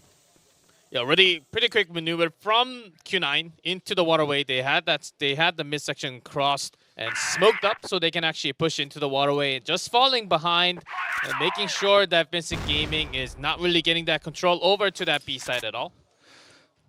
Yeah, they did go aggressive over onto A long, but have managed to bring themselves back just outside of spawn, and it looks as though Central Passage is their plan of attack as they're still dancing around at the bottom of the passage. Vincent Gaming didn't really come out to a site at all, just focusing onto a short, immediately coming out. Insane play by JY as he comes out here, but now it's a 2v3. Lukem at half health here. Lukem going with a nade as there is an invade over here to the A side. Can they get the bomb plant? And still right behind. Oh, Notson got the back in 1998. Could not really deliver the kill. Notson turns back again. Big speed down first round does go to Vincent Gaming. Vincent Gaming with clutch play, but we still have many more rounds to go as we're just in the first half of Game 1. This time the C4 is going to be parked down here in the lower left, not far from BL spawn here. We're looking at some pokes over here towards A-Long. This area is smoked. I don't know if they want to give their position away yet, but there's a 2-man cover over at A site. Will they go for the invade? Instead, they're going to park one player down there and then do another very quiet rotation through the back of the map, possibly going through either mid or up to B. Yeah, Notson got a massive round there. 3 kills on his side, and getting that early win might just be enough to settle any nerves, calm any emotions that they have, and will allow them to play as clearly as possible. Q9, though, won't be feeling the pressure just yet. It is only the first round gone so far. Yep, again, the fight is on the A stairs. Lakam getting that 2-1 trade. Immediately falls back. Good play by Solo. We've got a flash going down there. Now, Q9 was picked off. They're down to 3 players, but A site's pretty well covered, and I think this is very, very smart moves here by Vincent Gaming. They're going to rotate now back down towards B. This is a 1-1-1 split here, 1 at B, 1 at mid, and 1 at A. And this means that it's going to be all up to 1998, who's covering B. A smoke here might buy him some time, but Luca already coming around the corner. Luca does not go down, gets the kill. Fefe taking a headshot. Luca barely alive in this game is sprayed down as well. 2v2, and it looks like Vincent Gaming may snag the C4. It's just out of reach. They get it. They could go for the plant, but right now both Solo and Bean are ready to pop in, so they're going to have to be very careful with 50 seconds on the clock. Yeah, even if VG gets that C4 planted, can't really come out from that bomb zone at all. Covered by Bean and Solo immediately from that double door. Nazi might be thinking about jumping first and then getting that C4 planted. Going through window is one of the harder things to do over here after bomb has been planted. You don't know where they're going to be. Shots fired through here. Bean may pop through. It's just Bean left. Solo is down. Oh my God. He misses a shot! And that is a big win here for Vincent Gaming. Now up 2-0. Q9 had plenty of time, but they were not able to break in, especially with that sniper shot missing. And now it's going to be up to Q9 to play some serious catch-up. He may have a rush here through A-Long again. He was essentially a sitting duck and he missed it, but look at this answer from Q9. Already getting down Fefe again, who is not having the greatest of starts. Yeah, Q9, if they need a man to step up right now when they're down 0-2, it is going to be Jiao Wei actually pushing all the way into that BL side, picking out because he has a smoke advantage going into that second door. Unusual move here by JY. Is it going to actually pay off, though? Vincent Gaming getting whittled down. It's a 4v2 here. Mendes, as well as Ryuzo, may try to push back into A-Long in what is one of the more unusual crossfire strategies we've seen here. Yeah, and this is a big issue for VG as 1998 closes it out.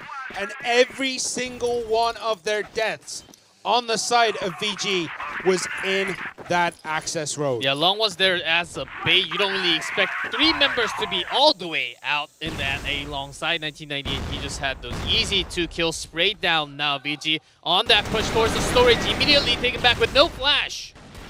Solo goes down. Lucam does pick up the kill. He's eyeing more as he's trying to find angles on any Q9 player. And we see Long coming in. Lucam, Knudsen, Fefe all go down to Long. Looks like Q9's managed to lock out Vincent Gaming from breaking free here. They're not able to come in. Mendes come through. JY doing the shots. 1998 here, though, still able to keep control of the area, and he closes it out. Now Q9 evening it up 2-2 here in game 1 of the final. Q9 immediately follows up with the 2 rounds. The momentum certainly shifting. We thought Vincent Gaming might just be having it, and Q9 going up on that big stage on the grand final for the first time. We were thinking that maybe the nerves are getting onto them, but VG immediately losing 2 rounds back to back. So far it has been an insane grand finals. Now look at Q9 here. They only have 1 player fully covering A. There's another scope that can, excuse me, 2 players now going to try to cover A here. The area is heavily smoked. Vincent Gaming taking their time. They're regrouping now here in the middle, which, by the way, is also smoke. So total ambiguity as far as movement patterns here from Q9's perspective. Vincent Gaming inching into A short, which is actually fairly well covered. This will be a pretty difficult invade. Bean with some shots fired there. Mendes now going down.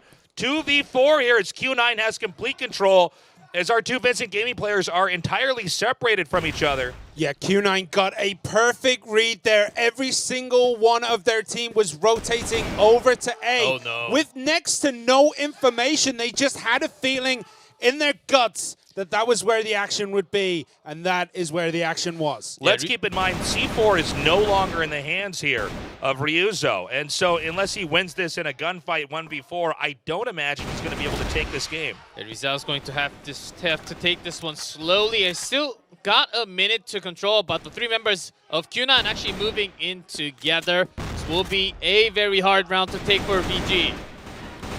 I gotta say, Ryuzo's being pretty crafty, but it's just not enough. He was hanging on there. You could hear the spirits of the Q9 really invigorated as they have actually taken the lead. This started out as a 2-0. Now it's 3-2 here. China looking very strong for the time being, but we still have many more rounds to go. Once again, A-Long has been smoked. You can still push through the smoke, but it is a very dangerous play to go in blind. Yeah, whenever there are smokes, not just one, more than one coming out towards that A long, long and J-Way from that A side immediately backs out, knowing that there are going to be at least 2 or more in response, so they don't really push through, knowing that there could always be a sudden attack into that B side too. I mean, we're not even playing, and hearing Q9, the rallying cries they do after every round, it's sending shivers down my spine. We had some shots actually fired over there on the A-long side of the map. That's drawn some of the players back here. They are mostly all parked right outside of the B site, itching to try to come in. In fact, we may have them slip in through mid here. The smoke doesn't allow JY to see the players shuttle themselves over to the other side. But again, a minute 30 on the clock, that's a long time in Crossfire time. They still could do a lot of different plays here. VG, seems like the focus today has been the call for that A short. Mendes gets 1. Is he going to be able to get 2? He does indeed, and that is the go sign for this C4 to bucket its way over into A. Yeah, with a naked A site, this will be an easy C4 plant. Q9 is going to have 40 seconds to try to figure out some way to break through 5 players and defuse the bomb. It looks as though Notsame might just get the drop here, but no, Ryuzao picks up 1998. There are 2 left. Bean does get Mendes. Q9 very low in numbers here. Still waiting to see if we can get anything off here. 1v3 here. Yeah, Bean got the 2 kills, but the rest of the members did not really do much on the map as a sniper with 42 HP. It will be incredibly hard to win this 1v3. Yeah, it's 5 physically seconds. impossible now with the clock this low here. And so that is going to be a big win there for Vincent Gaming. Oh, and it even finishes with a kill. Fefe got Bean with a pistol, and that might just be the kill to activate him this game. Now, with everything tied up 3-3, we have the C4 moving closer to the B site. Smoke's coming down everywhere. Both sides proceeding with a lot of caution. To win here on the first side, or actually the first round, would be huge. Certainly the focus for VG today has been that A side, especially pushing onto that A short stairs. After revealing their presence in that A long, that's Mendes. And Mendes has been winning a lot of that A long fight with a rifle, which is surprising. I think we're going to have a possible poke into A short, maybe not a push. B is, in fact, completely naked. There is no defense here. There's actually a push from one of our Q9 players over towards the spawn side here. We're going to see how that firefight actually goes. It's going to be Mendes versus JY. JY backing up. They may realize that, there's a lack of defense on the other side of the map, but Q9 collapsing backwards and actually Vincent Gaming pushing in. We may have a fight over at A long, but the C4 is far, far away from being planted. J-Way on a fight. A 1v3 was going to be a really hard duel to actually pull that off, but Wade Solo's actually coming around the back looking for these kills. Pistol gets 1. And that 10-4 gets 2, 1 trade. 3v3 could go either way. No one covering B. All of our Vincent Gaming players completely separated from each other. Yeah, this has been an intense match so far. There's been some quite aggressive movements on both sides. It's Long takes out Ryuzao. That is a big kill for him, as it looks like Q9 might just be solving this puzzle right now. As Long takes Lucount, Fefe takes B. Fefe takes Long. It's a 1v1 situation. 1998 versus Fefe. We have Fefe now fleeing across the map. He wants to try to find a location to plant this bomb. Again, in a 1v1 situation, there's a lot of ambiguity about where the other player is. There will probably not be any more sprinting in this game. They both need to walk and conceal their footsteps. We have 1998 looking into B, but in fact, Fefe going to inch into A undefended. He does not know that. He will now plant the bomb behind the crate just below window. And not the worst for 98, as he can certainly just walk towards the passage or even go all the way and back into the A short stairs. This is a good defender's advantage here behind the truck. Unless he completely surrounds the area and makes sure that there's nobody here, it's going to be very difficult for him to get the defuse off. Shots fired. He gets a kill. Great play. And now he can come in here, get the easy defuse, getting a win, and pushing this to a 4-3 advantage for Q9. Absolutely great read there by 1998, knowing where his opponent was. Fefe may have been a little bit too aggressive, peeked out very, very early. Yeah, 1998 actually made a rotation that you don't really expect. I think Fefe was looking for a peek from the passes or a short. That's usually where you would have it. Knowing that that he was not able to see the opponent for such a long time after the plant. We have our Vincent Gaming players backing up. We oftentimes see them poke into A, and I do think this forces a few smokes out here. You know, you can economize your opponent's grenades in a lot of ways, and that can't be capitalized later on if they want to try to come in for a bomb defuse and control the situation. Now Vincent Gaming is going to lean into the B side. Nothing is confirmed yet as far as an attack. Defense-wise from Q9, a 2-1-2 split here. There is a very nice kill zone set up here between 1998 and Solo. They have basically the whole of that window covered here. When anyone tries to pop out, there's just going to be bullets flying left and right, and it's going to be very difficult for VG to break through. Solo spot can be tagged from the window side just by looking out the window. This is a common hiding spot here for 1998. We've actually seen 98 hold off entire teams when they push through here. But so it's going to be mostly up to Solo, who's already eaten quite a few shots here. One grenade, and he could be taken out. Shots through the window here. Luca trying to get a good hit on long here. It's going to be, in a moment here, 98 activating himself to keep them locked to the door. Solo goes down. It's just 98 versus the entire team. But good cover fire over here as well. It is currently a 1v2 here. 98, they know his position. Sprays from behind the box. Mendes, pistol now, out of ammo. It's a kill. And that means we're 4-4. One more game with each team on this side of the map, and then we switch. This is very reminiscent of the games we saw between the teams on day one, where it was just back and forth, wound after wound, and they just held each other off for the longest of times. But the map switch might just favor VG. Yeah, but in 1998, there could not really escape at all from the box. The moment he peeks out, he was going to be going down from the two members of VG, immediately jumping on the window. A very quiet push up into the B site.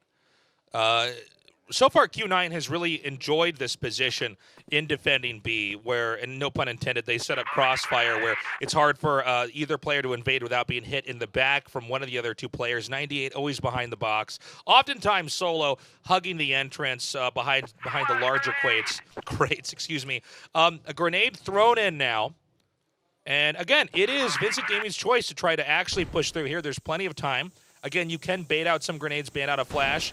It looks like they are inching in, and I think they are going to commit as they have smoked the door. JY now behind the stairs. Yeah, they fully confirmed this movement from Vincent Gaming. They set up everyone in those spots. Fefe takes out Long. Fefe takes out JY, but 98 takes out Fefe. B takes out Notson, and it's almost even between the two teams at this point. They have not been able to get it past the windows or the doors here. And they're actually going to back off as there's just one player remaining with a C4. Another player here going to try to push through mid. Ryuso nearly dead with almost no HP. They're going to have to get very creative. They're actually going to bum rush right through alley into A short, and then try to plant the bomb there. Are they going to get there in time as Bean is waiting, missing the shot, smoking the area, and he goes down. He's out jumping right on top of the passage, getting him down. And what's the clutch play? And gets one more super low on the 1v2. Can he actually pull this one off? 98 ready for the shots. A good spray, and both these guys go down. They're going to split up here, trying to get 98's screen in the wrong direction. Maybe one can shoot him in the back if they do it right. We're going to have a quick plan here at B. That's going to force another 40 seconds onto the clock. 98 doesn't know which side actually has the bomb either. Yeah, that was a very dangerous push from him through center doors. He's checking out A. I think he realizes nothing is going on here. He's going to turn around ever so quickly, and time is ticking. There's 20 seconds for him to bucket over to that B passage. He has to come in there, ideally kill both players, and then defuse the bomb unless something gets really crazy here. 12 seconds on the clock. He's coming through. Both players low. Both players hiding. They're going to wait till the last second to show themselves, and beautifully done! 98 goes down with Brazil taking the lead 5-4. Now it's time to switch sides on map number 1. There was some excellent movements there by Q9. I mean, as soon as everything was over in that side, they noticed VG were all hiding next to the quarter box in storage. They rotated 3 more players over. It was 4 versus 5, I think. And then we still had like one player looking down center, making sure the rotations weren't there. He moves over, gets 1 kill, and immediately runs back over to A to try and hold off Unfortunately, he does get taken down. Yeah, we could clearly tell the communication from Vincent Gaming is just a little bit faster compared to Q9, having that quick rotation. That when they were ready for that B setup, he immediately turns back saying, okay, they have all 3 men set up near the box at the passage at the double doors. That's got to be the setup. Let's just run towards that A site.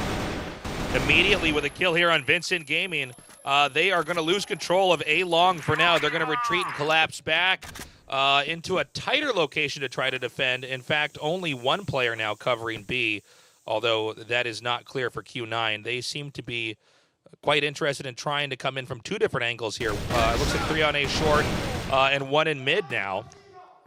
It is just Mendez on that A short, has to defend the stairs, not knowing that there are already members of Q9 in that A planting zone.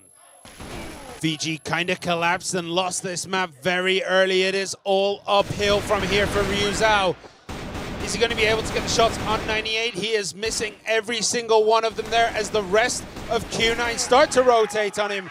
And 98 takes out Ryu Zhao with that pistol. That ties it up now. We are at 5-5 here. Great play there by Q9. Vincent Gaming, I think they overextended a little bit there on A long. A little bit too much of an ambitious play, and they may be doing it again here. They are not smoking A long, but instead poking into it. Coming out into that smoke, immediately taken down by J-Way and Solo. The ape side is open, one coming from the passage, but might just be down immediately the moment you peek out. Even 98 getting a long shot distance kill onto Rizal coming out from the waterway. It is all falling apart for Vincent Gaming right now. Q9, get that bomb down one more time. It is 5 versus 2. Mendez does get bean. That's a pretty big pickup at this moment. Ooh, J-Way takes out Mendez though. It is all uphill for Nothing. Does get the pistol kill. Switches back to his AK. Is he going to be able to find Solo? With 42 HP, can't really do much. Coming down at the double doors, immediately shot down again by Zhao Wei. Q9 is going to take back-to-back second half rounds. Big mistakes here by Vincent Gaming. They are giving up A side by going too far out. Nothing requires them to try to take a fight where they may be outnumbered and outgunned. Immediately a kill here, by the way, within the first few seconds of this game. And now it's a 2v2 split here with nobody controlling mid, really. C4 maybe shuttled over to A site. There has been smoke out, at least 1 or 2 in the first half. The first round and the second half too. And even with the smoke, VG were willing to come out into that A side, having that A side totally open. Yeah, another engagement, this time at A. It's another A rush on Q9B. Comes up the back of Fefe, pistols him down. It's 4 versus 2. Great movement here by Q9. They've got the plant. There's still a shot, though. Knotson trying to wait for the smoke to dissipate. Still 30 seconds before the bomb goes down. Ryuzo nading the area. Can he get a pick off here? Solo now waiting for him over here. Is there just one player left? And that's it. Another win here for Q9. Zhao Wei is just on a fire. He cannot be put down by any members of Vincent Gaming right now. Q9 on the blacklist side on this map are untouchable. That is 3 very quick wins in 3 very different styles. And we may have a 4th win here as A site is naked. A push in here. There's nothing to defend. I think they were confident there would be an attack over here at B. Instead, they're going to be able to get the plant. Fefe does manage to get 98, but J-Way gets one back in Lucao. It seems a little bit too fishy right now, so they're going to wait for that plant timing and then plant a little bit slower. Rizal strikes all the way from the back from the BL spot. Yeah, now it's 3-2 here. Our Vincent Gaming players are pretty out of position. They're going to try to split. Actually, they may actually... Okay, no, it's going to be A short and A long push. Mendez goes down as well. Long manages to get that kill. Can he get another? No, Ryuzao takes out Solo. It is 2 versus 1. It is now 2 versus 0. And once the bomb is defused, we will get a VG win for the first time on the GR side. And I'll tell you, they needed that win. They needed to take the lead they had in the first half and carry it through. Because right now, Q9, they're having to do a lot of catching up against Q9 here. That A-long rotation was really quickly done. Solo could not really find the right timing to look at the A-long side. Was caught quite in a surprise to see him all the way out in A-long entrance already. Again, a pretty big rush towards that A short. This time, Zhao Wei is going to be caught. VG is insane. They pushed right in the middle. Oftentimes when they do these plays, it does seem to work out for them. They've smoked before you could even get halfway over to B here, and there are traps laid for them as well. We see here Ryu Zhao is 1 versus 4. He does get 98 before he is taken down by Solo, but Knudsen cleans up the back and long, manages to get Knudsen. This is back and forth trading between the two teams, and it is a 3 versus 2. Both teammates separated. Q9 in a very difficult spot here. Now it's down to 1 as Long is being hunted by the remaining 3 Vincent Gaming players. Shots fired. C4 will be snagged here. And so he does have the option to try to maybe go to A or wait it out and then sneak into B. But Long has a lot of problems ahead of him. He's got about half health. And he's going to go back through spawn, but there is a 3-man push going through here. He will have to move through mid, but actually, I think Fortune's on his side. Their scopes are not pointed in that area, and he will definitely move across the map, inching into the A site. Will he get the plant, and more importantly, will he be able to get the bomb to go off? 3 players is a lot to try to stop, even with a rifle and good aim. Well, Vincent Gaming now know that B is secure, and their rotation over to A is very short. They're going to be able to come up right on top of Long if he planted it, but it doesn't even matter. Mendez manages to pick up the kill and the round win for VG. Beautiful play there. It's now 7-7. It is 1st to 10 for the first map win. Smokes pretty forwardly positioned. Q9 going to hold back and bide their time. Vincent Gaming with their scope set, ready for any team that's going to come through, any player that's going to come through. They're going to try to mow them down. Unclear what exactly Q9 wants to do as Vincent Gaming is moving out. And we may end up with a skirmish here in the middle, but most likely for now, it does seem like Q9 is itching to go towards B. Yeah, ever since the pressure into that LEA side from Vincent Gaming, Q9 has been very quiet with the round score. I think they have to get back into control into waterway first, and then using those long distance shots, even putting Bean into that waterway, looking into that aisle window, should be an okay strategy, but they've got to control that bridge side first and then move ahead. But it is taking way too long, already down to 130. Yeah, Ryu Zhao is in a very forward position. Does get taken down, but Notse manages to get 2 before he is cut down as well. It is all go here. It is 3 versus 2, and it looks like Q9 might just be able to close this one out. At least being waited at that BL base, looking through the window, waiting for these type of rotation, and that's a shot onto a sniper's head. And they should have an idea that A site is going to be the target. There's going to be 1 player staying back to try to defend that. Fefe moving over into position, and we're going to have an A-long push. 98 coming around the corner, and it is not going to work. It's Mendez coming up now, trying to save the day. C4 not yet planted. A-short may be the only location they can try to come through here. He has to cover so much ground to get back for this. He's flashed up. He's taken out by Long with the headshot. Q9 get another victory, and they are just 2 steps away from taking this map. But Vincent Gaming could still come back. Brazil still has a shot of winning the first map. We're going to have a big fight over here at A-long. Vincent Gaming going for the push. 4-man push into A-long side, which is never done on Black Widow. Vincent Gaming went wild, thinking that Q9 can actually come back into that A site and pressure again. Looks as though they were just securing the position for Mendez to take as they now rotate back up towards that A site. Fefe hurt, but still going. B is pretty exposed here. Ryuzo's going to have to take on JY. JY with the kill here. B site completely on lock here. Luca, I'm going to peek through window here. Is he going to be able to get a shot here? Oh, Mendez runs right into Solo, and he gets Fefe as well. Does go down to Lucam. Just 1 left from VG. Lucam, can he actually pull this off, or else it's going to be 9 total rounds for Q9, trying to go into the passage, trying to get that peek through that small square, but it is going to be covered by lots of men for Q9. This is such a difficult position for Lucam. It's unimaginable that he can do it. There's still 20 seconds. JY behind the wall. They're just trying to buy time. There is 1 Q9 player behind, and that's it. Q9 now with that critical 9th win. The way that Q9 set themselves up on that B site is perfect. They all had an angle. They all knew where they needed to look, and there were just kill lines everywhere. No way you can break into that and come out alive.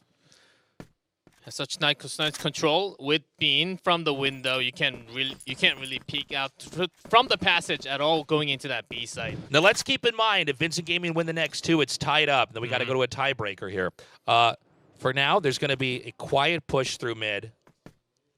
They look like they want to do a pretty standard bombardment of A short. This might be the best attack, knowing the position of Vincent Gaming has been pretty quiet. There has to be a stretch into A long and a better cover from B side because they have just lost the position.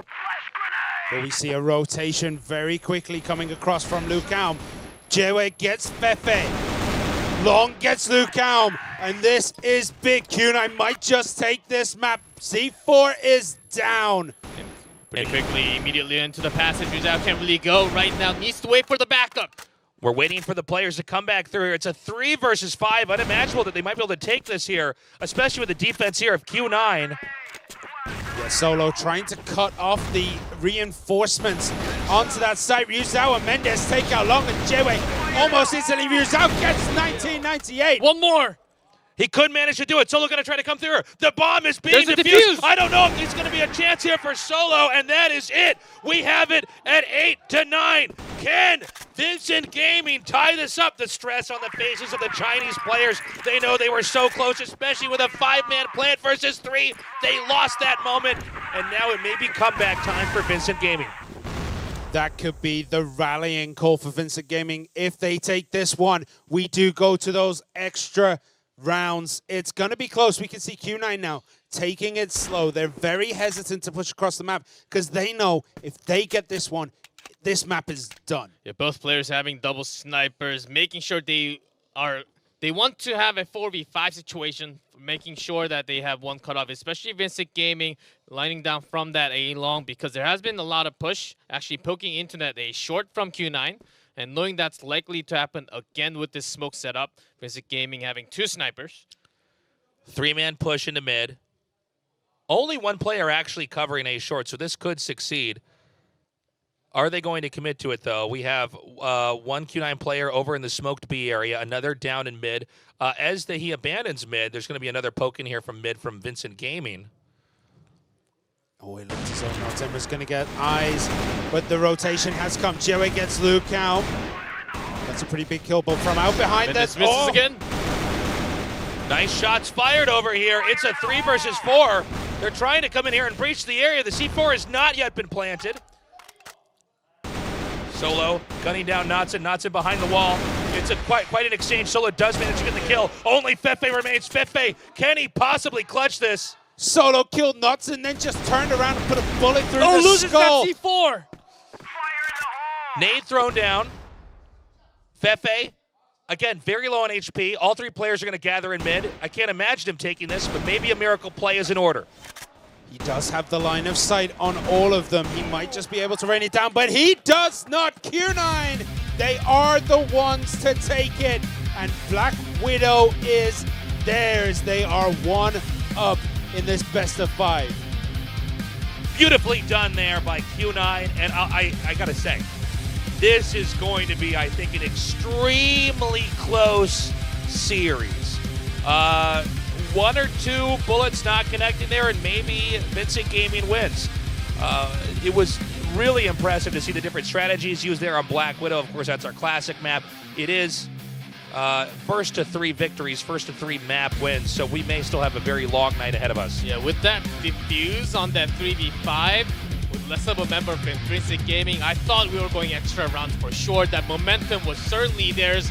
Rizal just clutching that 1v3 alone by itself.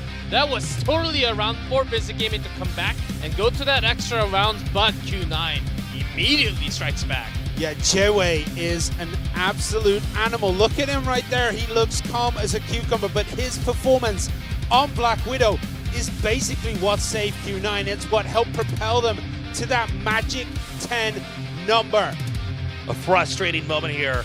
Vincent Gaming, they could have won that game. Now it's comeback time. They're going to have to win, but this is so close.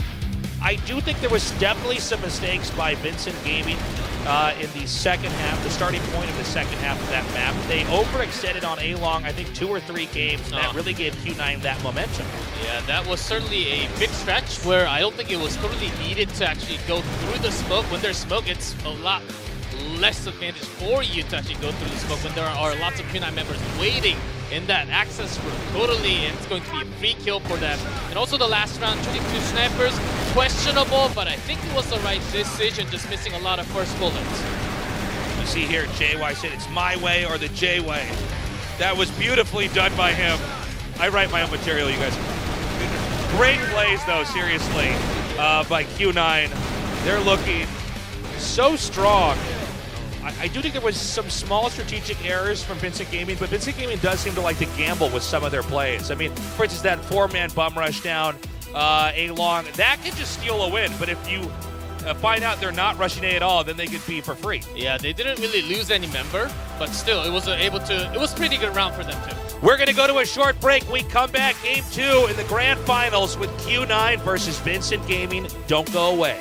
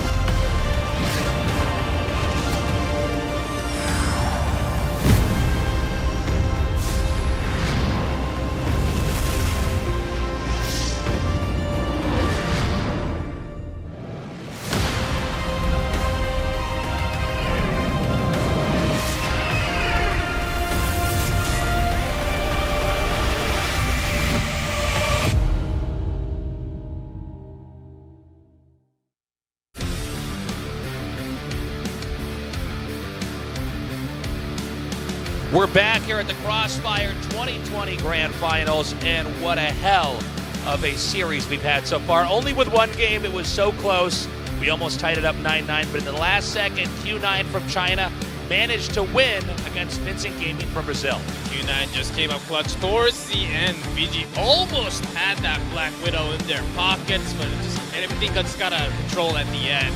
And now going into Compound, it might just be better news for VG when they have all that firepower gathered up in one place. Q9 might actually struggle on this map. I don't know about struggle. They're all playing at the top of their game. Jaewei again compounds that fact that he is the #1 player right now in terms of kills, in terms of death. Well, not in terms of death, that would be a terrible stat, but in terms of his headshots. In terms of causing death. In terms of causing death. In terms of creating death. Oh man, look at the teams cheering here, man. They are just, this is so hype. We are ready to go into this. In fact, our game's already loaded up. Vincent Gaming on the offense with the C4, and Q9 ready to defend the A site and the B site. As we go into game number 2, we have the C4 dropped off not far back from BL spawn. This is a very different map. Some more narrow areas down towards the left side, and a lot more sniper play on the right. Looks like there's a small contestant over double pillars, but no real shots fired there just yet. Yeah, VG, they know that the control, at least a member or two has came down into this A room. Look at that instant rotate back by Vincent Gaming. They are getting the heck out of dodge right there. They're going to rotate back over towards B. C4 is going to get snagged here. No clear site that they want to play. Q9 again, similar to the last game, being pretty conservative, not overextending, not poking. Very different from Vincent Gaming and how they approach the defense. They do like to take more risks. Q9 a much more conservative team. The smoked area, smoke is going to dissipate. They may try to rush into B. Yeah, Solo did get a peek into that double pillar.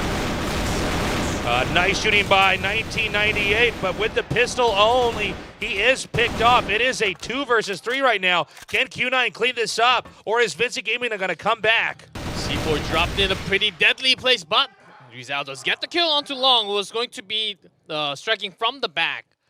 But Solo has a lot to play with right now, and he spots that through the doors, switches to his pistol. Can he get that last shot that he needs to finish him off?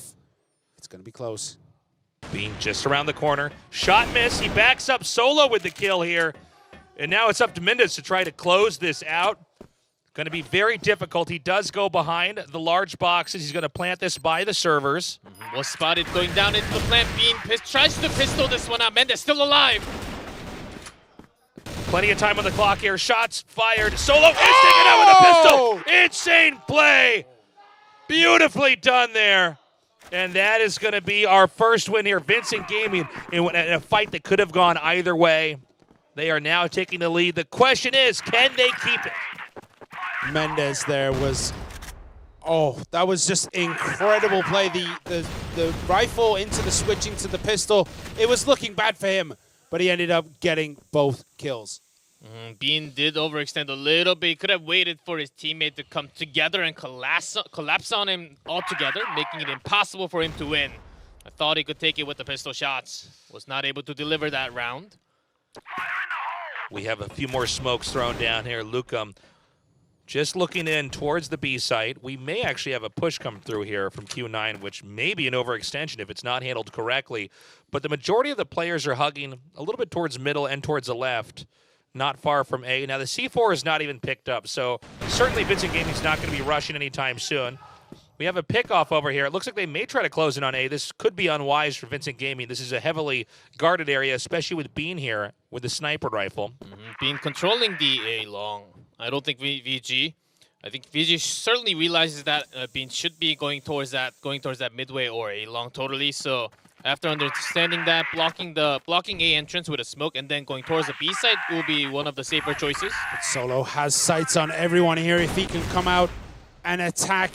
But look at the collapse of Q9. They are all over this spot, but Lucan manages to take out B first. Jaewei gets to 98, gets one, and that is that. Jaewei with the triple kill. Completely insane. It looked like for a second they might break through, but with Q9 having such good control and able to retract and collapse backwards, the spray was enough to clean up Vincent Gaming. We're tied up 1-1. The VG, they thought one smoke from that A entrance was going to be enough. They had to cover all the way in the back. Looks like we may have a rush over here towards B as all 5 of our Vincent Gaming players are gathered up over here in a big gun fest over here on the right. It looks like it's going to be a 4 versus 1 here. JY, though, great shooting over here. B almost breached. They're all on the low ground here. JY stands between them and their goal. Mendez is right next to him. The person who peeks will get shot. But look at this. Bean and Long are all separated. JY is around 2. Now, the B site was defended, but at the loss of 2 Q9 players, and so the C4 is quietly going to be shuttled over towards either mid or towards the far left side of the map, possibly with sights on A. It's a 1-1-1 split here for Q9. 1 at A, 1 at mid, and 1 at B. And there are no Vincent Gaming players in sight, so right now, tension is high here for Q9. They are outgunned, but they do have a decent position overall. Yeah, Mendez and JY having a bit of a standoff over at B right now. They're looking towards each other, but Ryu Zhao gets Long, and that's a big pickup for VG. It is 4 versus 2. JY still playing a game of death with his opponent. Fefe takes out Bean, and there's just 1 left. Just 1 player remaining, as you said, Simon. And now that player, JY, is going to be in mid and gunned down. Great closer there for Vincent Gaming. I really like the patience there. They were completely committed to B, and the moment they identified, we're not going to get in here, they backed out and they played a much more patient game. Knowing that it took a long enough time for them to actually get into that B site, and J-Way was totally ready for that bait spot. Was the total right call to actually back off, being cold-minded and going back into that A site. VG is in total control of Compound right now. Yeah, there is a big push through double pillars as they're trying to breach the stairs, but there are 2 guns waiting for them. Which one is going to go off first? Another nade comes through here. Shots fired from JY. More nades. This is a very awkward position here. One stand-in moment, and your head's going to get shot right off. Solo barely moving by the windows. 1998 by the door. JY now going to hug the other side of the windows. Is Vincent Gaming really going to push this? Insane sprays from 98, but he's out of bullets. He's only got the pistol now. He is picked off. Mendez gets J-Way as well, and Luke Count gets Solo. And the last 2 players of Q9 were just standing around at A, doing next to nothing, trying to keep the sights, as they clearly knew it was a 4-man rush onto B.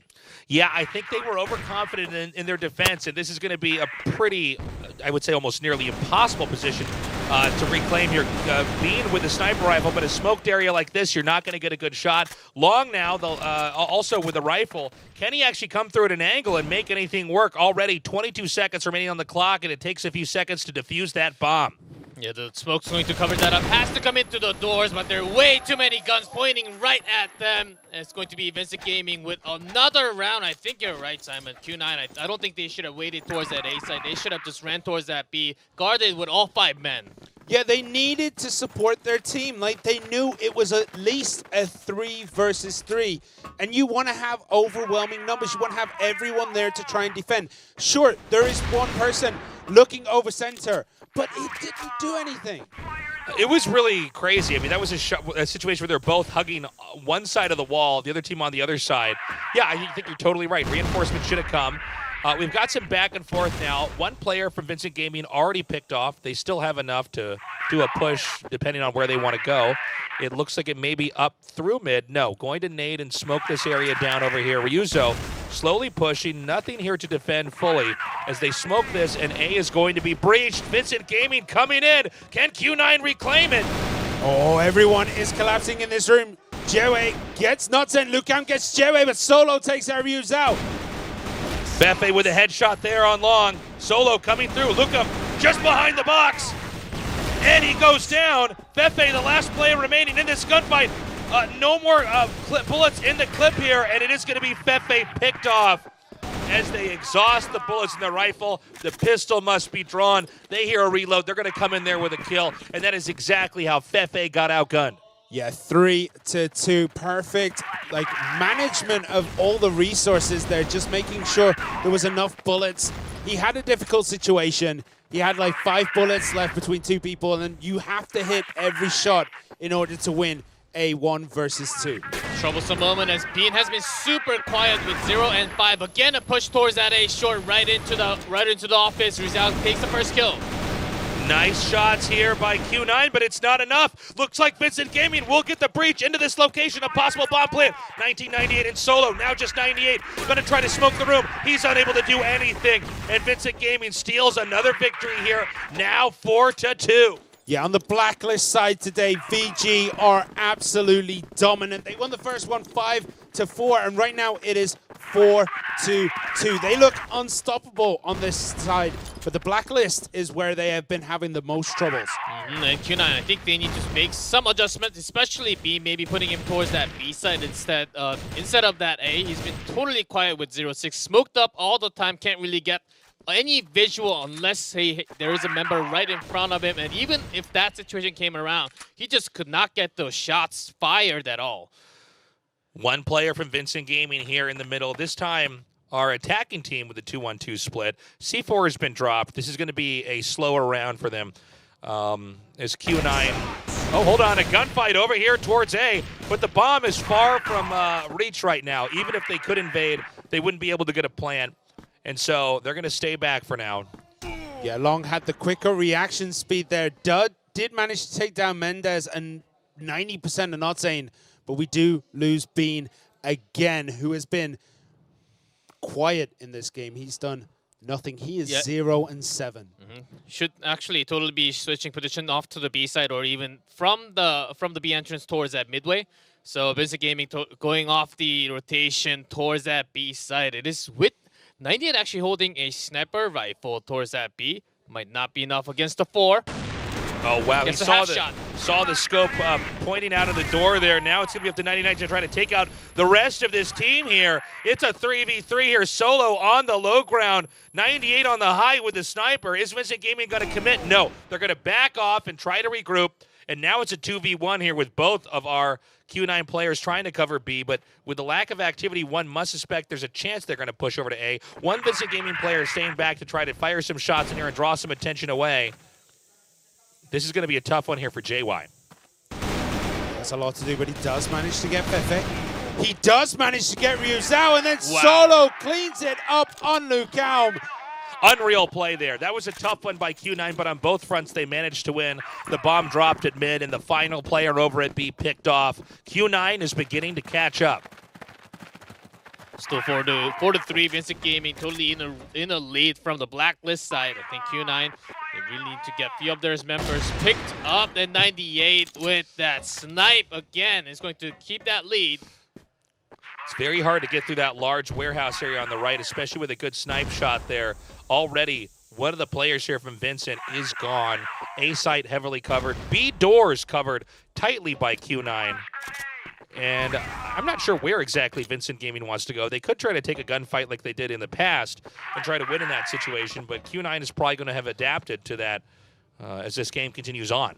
Yeah, that server room is pretty difficult to get a 2 versus 2 or even a 3 versus 3 because there's just so many hidey holes.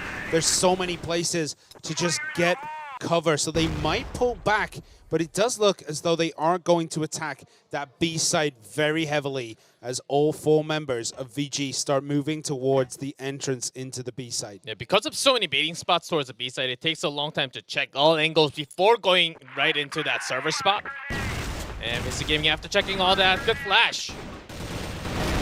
And we see Vincent Gaming trying to come in here, but their numbers are beginning to thin out. 2 versus 3. They do have control of the B side. They have not planted the bomb.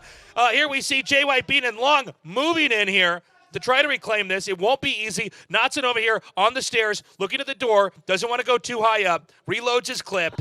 And the bomb, still though, not planted. 45 seconds on the clock remaining. There it is.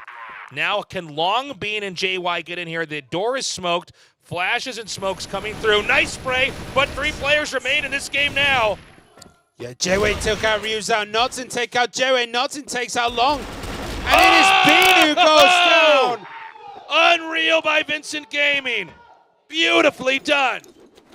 all the pressure was on Bean, and Bean collapsed. 0 and 8. He is not having the day that he needs to have to bring his team back. And not at all. Maybe switching back into the rifle may actually be a better decision, providing some more firepower at the moment when they need him. Still no positions change. I think this is exactly how they want to stay with 98 and actually staying with that sniper. We see a push again through mid over here. A site is going to be the moment they're going to try to breach here. And good gun play here by Vincent Gaming, taking out the last player over here is Long. He's going to try to come through. Long goes down. Solo and 98 going to try to reclaim this, but it's a 4v2 in a narrow area. It's going to be tough to break in. Everything is going Blacklist's way as Mendez takes out 98 and closes out the half 6-3.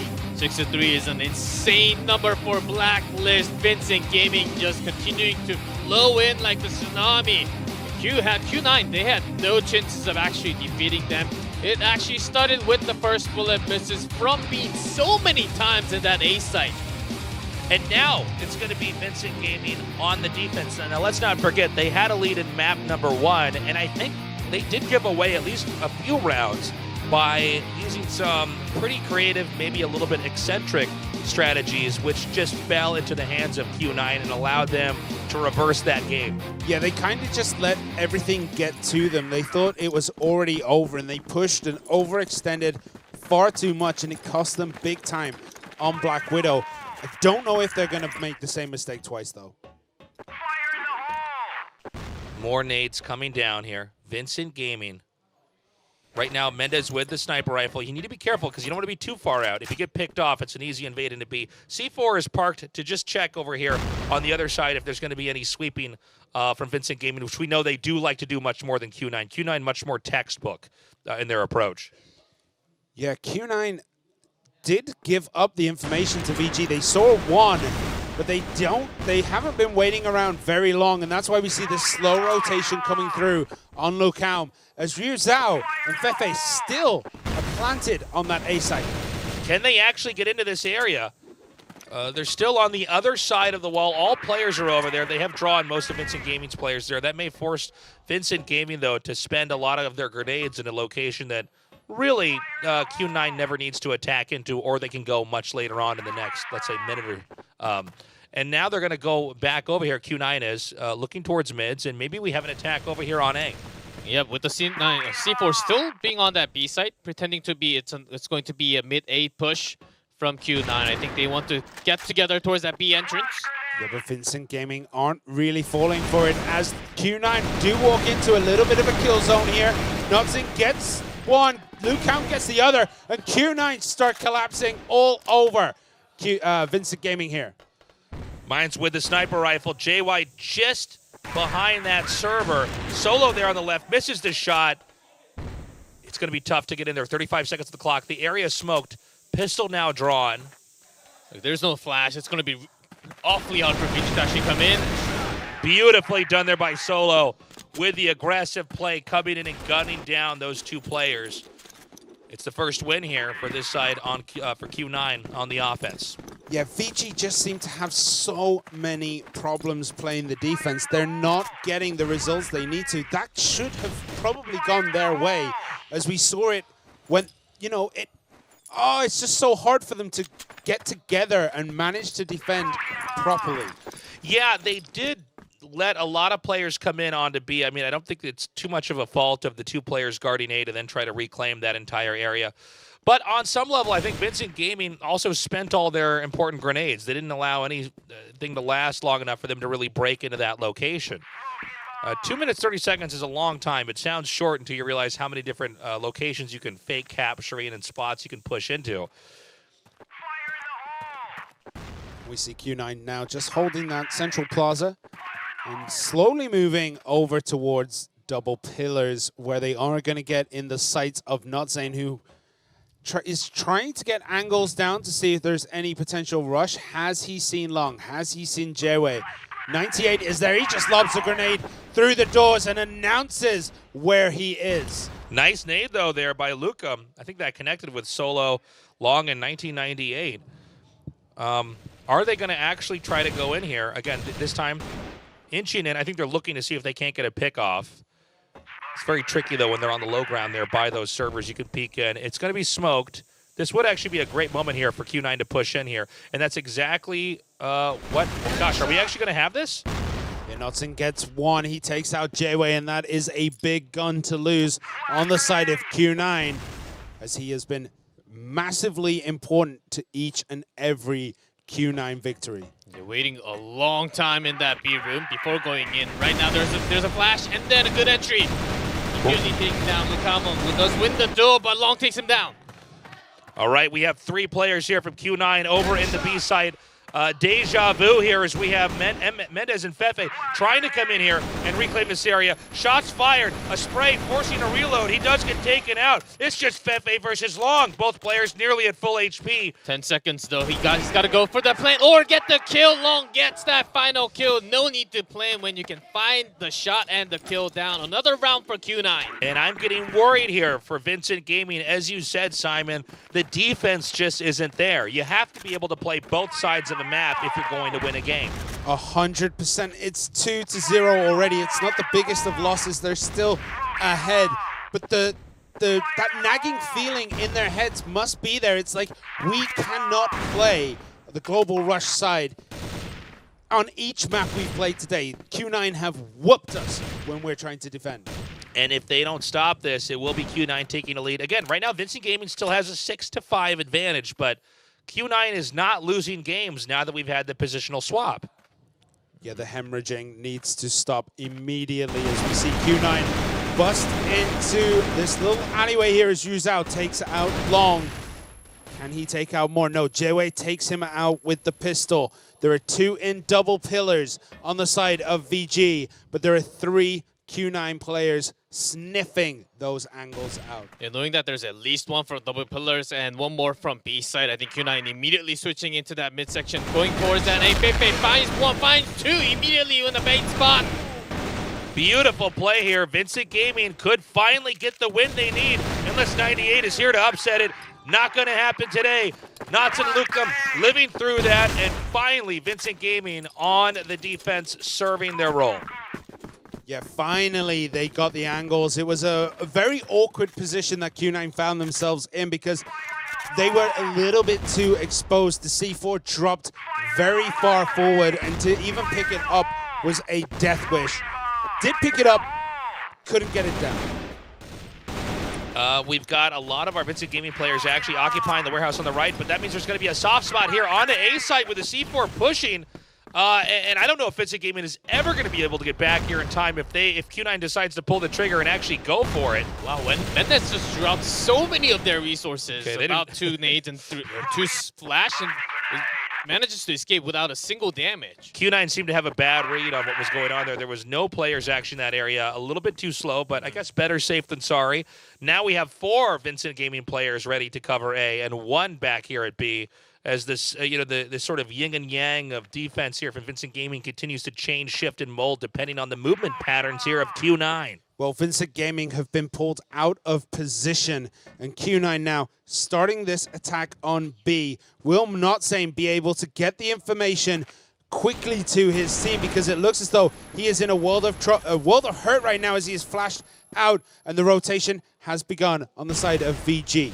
It's still not as bad because B-side, there's even the rushes. They have to check a lot of spot before diving in. Again, there's one of Q9 members still staying near that A long side without that C4. I think they still want to go for that A side bay play, as VG is still with 3 men towards that A side. No push in just yet here. See Mendez staying back, along with Knotson waiting. The C4 is ready, so if they decide to go for it, they can get a plant. We have 1 player poking in over here towards the A site. Oh, it actually is working. We see 1 player breaking off, and this should allow for an invade unless Knotson has the best defense you can imagine. Well, they do drop down into the server pit, and now they have that defensive advantage. Can they get the C4 planted? 98 took out Knotson. There are 3 now trying to breach through the door of Vincent Gaming into that server room. Yu Zhao gets Long. And you can see now it's going to be nearly impossible for Vincent Gaming to get into this position. Beautiful play, beautiful defense here by Q9. They're all going to possibly try to go through the smoke door up here. Not much time left on the clock. Remember, immediately goes down. Rizal falls like lights. Lucam left into the doors, but Q9 way too much firepower on that spot. Vincent Gaming could not really come through. The defensive curse for Vincent Gaming is very, very real here. Q9 biting at the heels of Vincent Gaming.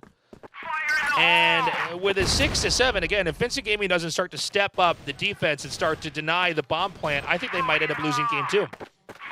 Yeah, it is very possible. We haven't seen them try to bum rush on the defensive side that VG have done every now and then, and it does kind of have like its own little place because it does catch your opponents off guard. But this map, with the central plaza as open as it is a very difficult push to pull off. Yeah, Vincent Gaming 4-man rush again here towards that B site, all the way into the double pillar. Q9, they didn't even, they had no interest of checking into that double pillar, didn't lose anything. It's actually VG using a lot of their smoke and flash.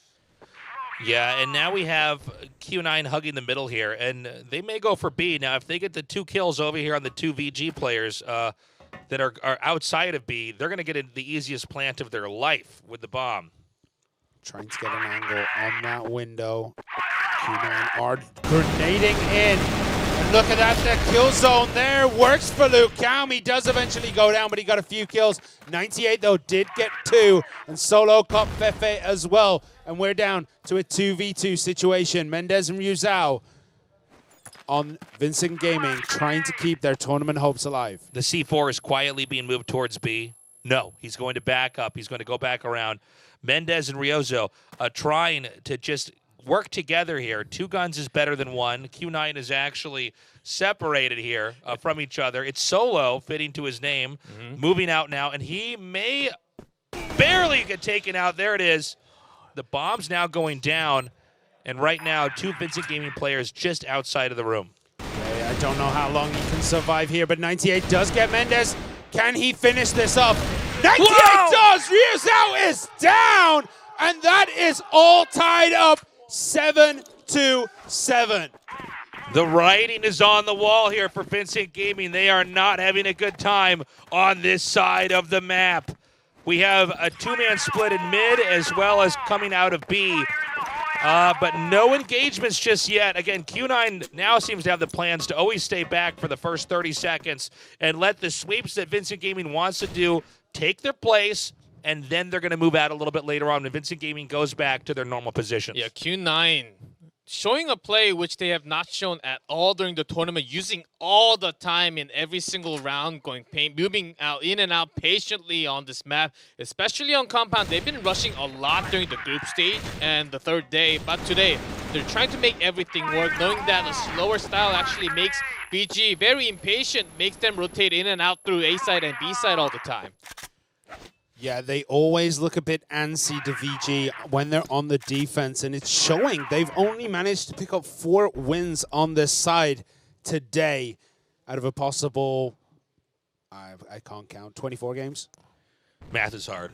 It is really hard. Especially when we have extra round and golden round included. It is hard, but Vincent Gaming this time seems to be on the money as Q9 finally pushing through that A long. Yeah, now this could be the moment. And they need that here for Vincent Gaming. They are set up, although Ryuzo is not really in a spot to, I think, easily defend here, but Fefe does come through. I think we're about to see them pull the trigger. Here we go now. Good shooting here. Q9 gunning down every player in sight. Yeah, but Lucam draws blood. Ryuzao does as well. And this has gone towards Vincent Gaming, but Jewe gets Lucam. Ryuzao gets Jewe. 2-1. And it is just 98. But he gets 1. Knudsen is full health. Full health, and the 98 does have the C4, and he has about 28 seconds, so he can make that rotation, but has to come back into A site. Knudsen behind the wall here. A little bit of damage there with the spray, planting the bomb, and this is enough time before Knudsen can get over there and try to get him from his left. Oh, and he almost got him. Yeah, he almost got him there. Now he waits, peeks, and great headshot there. Q9 is close to that insurmountable lead here. Vincent Gaming, they're they're playing so well at the start, and they're not able to finish it. Yeah, 98 there with a clutch shot. He almost lost it. He planted the bomb just as he was walking out. Not saying had that angle ready to go. He was just getting to that window. 98 managed to hide away and then defend from the low ground. Absolutely phenomenal defense there. Yeah, the moment Q9 came into that A site, Mendez actually looked around for a split second. That was the timing when Q9 made the rush. So better choice for Q9 to go into that A site for the first time, and it worked again. So Vincent Gaming, now they're thinking, okay, they're breaking into B site so many times. A rush worked, so they have to defend every site perfectly. On this side of the map, Q9 is 5-1. Vincent Gaming's won one game. And right now, Q9 is just 2 wins away from actually having a 2-map lead here, which is very hard to imagine them not, closing out. Now we have many of our Q9 players popping through the room adjacent to A and now going back to mid. Again, they have room to toy around here. Vincent Gaming, the pressure really is on. They're not really allowed to make any more mistakes from here on out, or it's going to be one of the most uphill battles we've ever seen. Yeah, there could be a total collapse of VG's defense again. We see 4 over near double pillars, but they're moving their way back over to central pillar. Did Luke Hound catch that? Do they see it? Do they see this movement coming through the center plaza? Long gets Ryuzao, so Ryuzao definitely didn't get the memo. Bean gets Fefe, that's big right now, that's 2. Bean gets Luke Hound. Mendez gets Bean, but it is looking like this is Q9's game. Mendez gets 2-1-2 back, 3-2 situation. Better for Q9. 30 seconds left on the clock. Still has to work on that C4. You can see Knotson moving around here. He's the last player left. He needs to get a team kill here, or there may be no comeback here for Vincent Gaming. Shots fired, solo escaped, bomb planted now, pistol drawn. He's going to need to reload. No, 19 bullets in the chamber. That may be enough with perfect sprays. 30 seconds on the clock. And I love Q9 and what they're doing here. They're just staying back and waiting for him to come through here. And JY closes it out. That puts them at 9 wins. Now, that doesn't mean that this round is over. Vincent Gaming may be able to catch up and get 9, and I would love to see that. But again, Q9 on this side of the map, 6-1. They just don't seem to really lose if they have any idea of what they're doing. Right now, it is 12-4 in round scores in the second half when Q9 are holding that blacklist side. VG need to pull it together. They need to pull themselves back up. They need to get these last 2 wins because otherwise their tournament is in jeopardy. It is possible, though. Again, they need to hold these positions. Now we have the nades baited out here for VG, but that just seems to be what Q9 wants. Watch, they abandon the position now. Do they go back into B? Do they go back into A? Only Q9 knows, but they are very fluid in their movement, and they're very comfortable giving up a spot they were originally committed to. Well, Q9 has so many different patterns on compound. I'm very surprised that they're not really trying the same move again, baiting from the B side and even having 1-4 split or having all 5 men split, 2-3 split into that midway. They're going all the way back to the base into a long, which they have not shown at all in this game. I was really expecting VG to take a very aggressive stance there, waiting for that rotation back, because they must have known it was coming, because otherwise they would have seen more information over at double pillars at B, and A is wide open. Just got it by 1. They're all out into the bait position towards the midsection. And you can see now they get to come in here, set up their own position here. The area is smoked. How on earth is Vincent Gaming going to reclaim this now as the bomb is planted in a 5v4? This might be it with that round win. Q9 about to take the second map in a row. Vincent Gaming, they got to come around from all the sides, waiting for one of the members coming around from A long. Yeah, Luke Ham trying to wrap through that A-long position, and the collapse. They're going to start pulling in, but Long gets Fefe. Mendez gets Long. Mendez gets Jerry. Solo takes out Mendez. It is a 2 versus 2. We've got Knotson over here behind the cubicle here. Lukem trying to come in. Solo coming around. He's right at the corner. It's now 1. That's it. That is it. We see Q9 now taking map number 2 in this best of 5.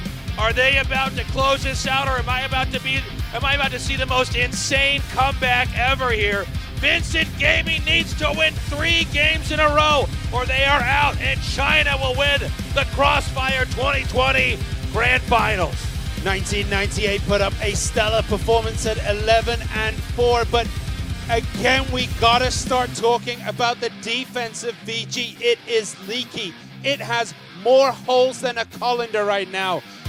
Q9 are just exploiting everything. Yes, Vincent Gaming, they fell for every single bait play. The rotation from Q9 is absolutely complex and detailed that they have not shown yet. And switching over to the rifle in that blacklist side was the right choice. He was not doing any work for that first half. Ever since he switched off to the rifle, the 5 men, the teamwork was there for Q9 to breach into either A or B every single time. It basically worked for Q9. You have to be able to attack and kill in Crossfire, but you also must defend. And right now, Vincent Gaming's defense is simply not there. Not on map 1, not on map 2. They're going to have it on map 3, map 4, and 5, or it's going to be Q9 here as the champions. Yeah, after the first map, I took a peek over. Q9 had gone back to their rooms. They'd gone back to get a drink or whatever. VG was sitting there and they looked shell-shocked. They looked as though they had everything taken from them. I wonder what's going to happen during the next break, how they can turn it around. What are the words that the captain has to say? Yeah, again, I think they're poking out too much. At least in map 1, we saw them overextend. I think in map 2, they're giving up too many of their nades. They're too reactive at moments here. Maybe it's better if you have 2 men holding a bomb site after the invade instead of having all 4 in one location and then they hit the other one.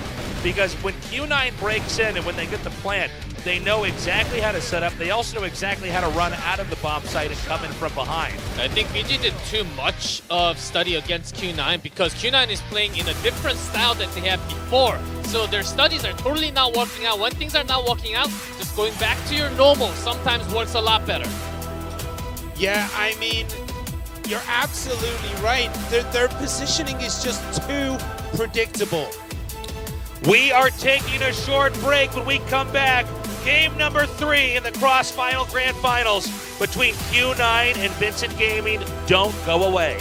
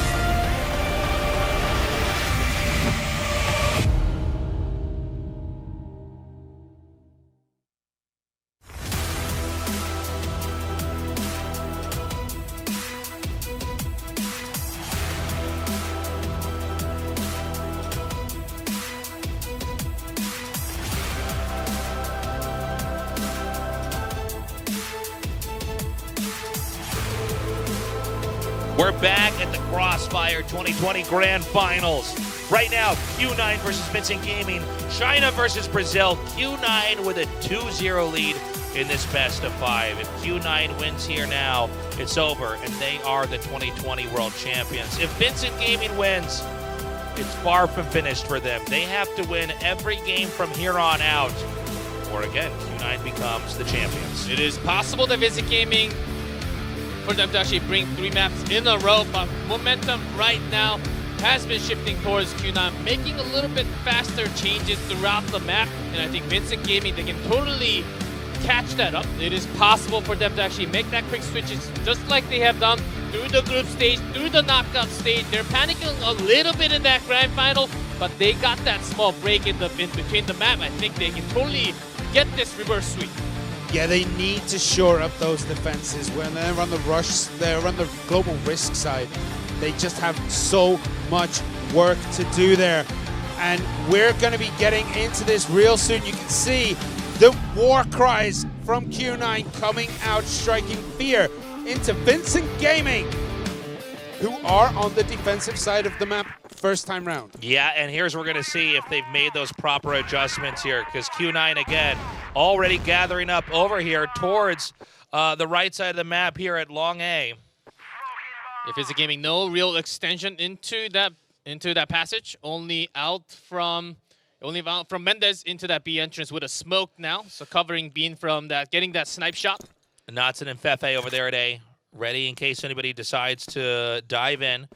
C4 staying back, but we have more nades coming down here into mid, actually connecting with Ryuzo over in the middle. Let's see how well Knotson can do from that A top, because he has been pretty quiet with the sniper, actually using a lot more rifles in the first 2 maps. Suddenly switching into the sniper can actually backfire you in terms of shots. So we see the rotation over the bridge, down into Central Street. They're going to try and push up the middle and maybe make space for a C4 to go through loading dock and A long, but I do not see Knotson giving up this position for anything right now. Yeah, they set up in case to catch maybe a sweep over here. And again, it looks like they're going to do it once more here. Fefe goes down, but it is not a mad dash over here to A. Instead, it's Vincent Gaming completely reacting. Are they going to fall into a trap here? Lucao wraps around the back and does get 1998. He's going to wrap around a bit more. Is he going to get another? It's real close here. Solo gets him. Turning out to be an insanely chaotic game. Q9 has become so patient. The moment they were spotted, they did not budge. They let Vincent Gaming dive in and try to come in from behind, and instead their weapons are pointed outward here. Now, with good control, Q9 is still at 3-3. Vincent Gaming going to have a hard time holding this. Again, a 1-1-1 split. C4 is going to have to go to B as there's only 25 seconds remaining on the clock. Yeah, J-Way challenging to the sniper with a low HP towards the B side, and then immediately jumping in. Mendez takes a hit, but Ryuzo gets J-Way. It is down on B. VG need to breach here, and they need to breach quickly. They have 35 seconds to get through, disarm the bomb, but they do take Solo. So there's only 1 left, and that is Bean. Nice play there as Vincent Gaming cleans house with the defuse. But I'll tell you what, Q9 looks calculated and cool. This is not going to be an easy series. I think that was one of the better rounds they handled despite the loss. Yes, certainly with that 3v3, a better situation for Blacklist, as the HP situation was about the same on both sides. And it's questionable as Q9 1-4 split. Those splits are okay because you have a lot more men on that 4 side. But when you have 3 member, you have to get all 3 together to have that pushing power. Have they finally managed to plug their defenses, plug up those holes? They get the first win, but I don't know. Q9 still look good for money. They still look as though their rotations are tight. They all know where everyone else is in their team. And let's watch Q9 as they go into game 2 here, because the moment their position's exposed, let's see if they act or if they wait, because I really like the handling of that in game 1. We saw almost immediately like a leash cut from a dog that wanted to get away. Vincent Gaming running across the map and trying to come in there for a surround, and it did not work, and it gave Q9 the freedom to plant the bomb. They just didn't have the aim and the gunplay there to keep it going off. see some scouting shots here by Ryuzao. Fefe hiding in a box. And we see, once again, Notzane stuck in this corner on A site. He has not moved at all, and he gets one. Immediately rewarded for his patience. Fefe gets long. Jewei takes out Fefe, but Ryuzao gets another 2 kills. Vincent Gaming here with the play they needed. One man remaining here solo, a fitting ID for this situation. Will have to take out the whole team, and they cannot do that. Notzane, instead of going for the riflers, jumping down from the sideway, went with the immediate kill onto being all the way back from the loading dock. Was the perfect choice. Let the riflers fight. As long as you win the sniper battle, your teammate's going to take care of the rest for you. C4 dropped behind here. Q9, again, this is common for them to leave the C4 behind and then try to figure out if they can get an idea of where positionally Vincent Gaming is, and also it allows some of the nade play to be exhausted here so that they have opportunities in a little bit to try something if they see a room for an opener. Everything positionally points towards an A rush. There are 2 players here from Vincent Gaming ready to defend. This seems to be the standard formation they like to have to stop an A-long push. Is it going to work, though? It has worked time and time again already, and we see the rotation coming through here. And Notzane gets Jewei down with an excellent snipe. Nice shooting here by Vincent Gaming, and they're going to just chase Q9 away. I don't think Q9's actually going to go for this at all. And they're going to back up. And anyway, was stuck there alone. He couldn't really escape with that many men. Also had Fefe in that baiting position, who did go down, but had Ryuzao backing them up immediately. So Q9 had to make that big rotation from that loading dock. With 3 members, though, where do they actually poke in? There has never been a real attack towards the bridge, but it has been smoked up all the time. Yeah, these A pokes just don't seem to be coming off clutch for Q9. They're walking away each time with a man or 2 down, and they need to stop doing that. They can't take it when it's 3 versus 5, but Long might just have a differing opinion to me as he gets Ryuzao, and Bean takes out Luke Kaum, and now it is on their side. Q9 have the advantage. It's almost impossible for either side of Vincent Gaming to be held here with 3 players coming in. How will Vincent Gaming handle it? You can see right now the edge. Oh, hold on. Another nice shot here. Can he actually get this going? Notzane needs a few more snipes, and he might be able to pull it off. Oh, no. The Q9 thought that Notzane was gone already. What a nade shot to take him down. Oh, lone member Mendez. Can he actually pull this off from the bridge? Long-distance rifle shots. Shots fired from the stairs. C4 already up in A-top. It's going to be planted just before 7 seconds. We have 2 players over here. It's split, and I don't know how Mendez actually manages to get in. He's got time, but I don't know what he wants to do. Yeah, you can already see Q9 building this kill zone right in the center. So he has to try and take the long, sneaky way around, but he has nothing left, and that is what happens. Quick turnaround there by Long, and Mendez is in the ground. It is 2-1.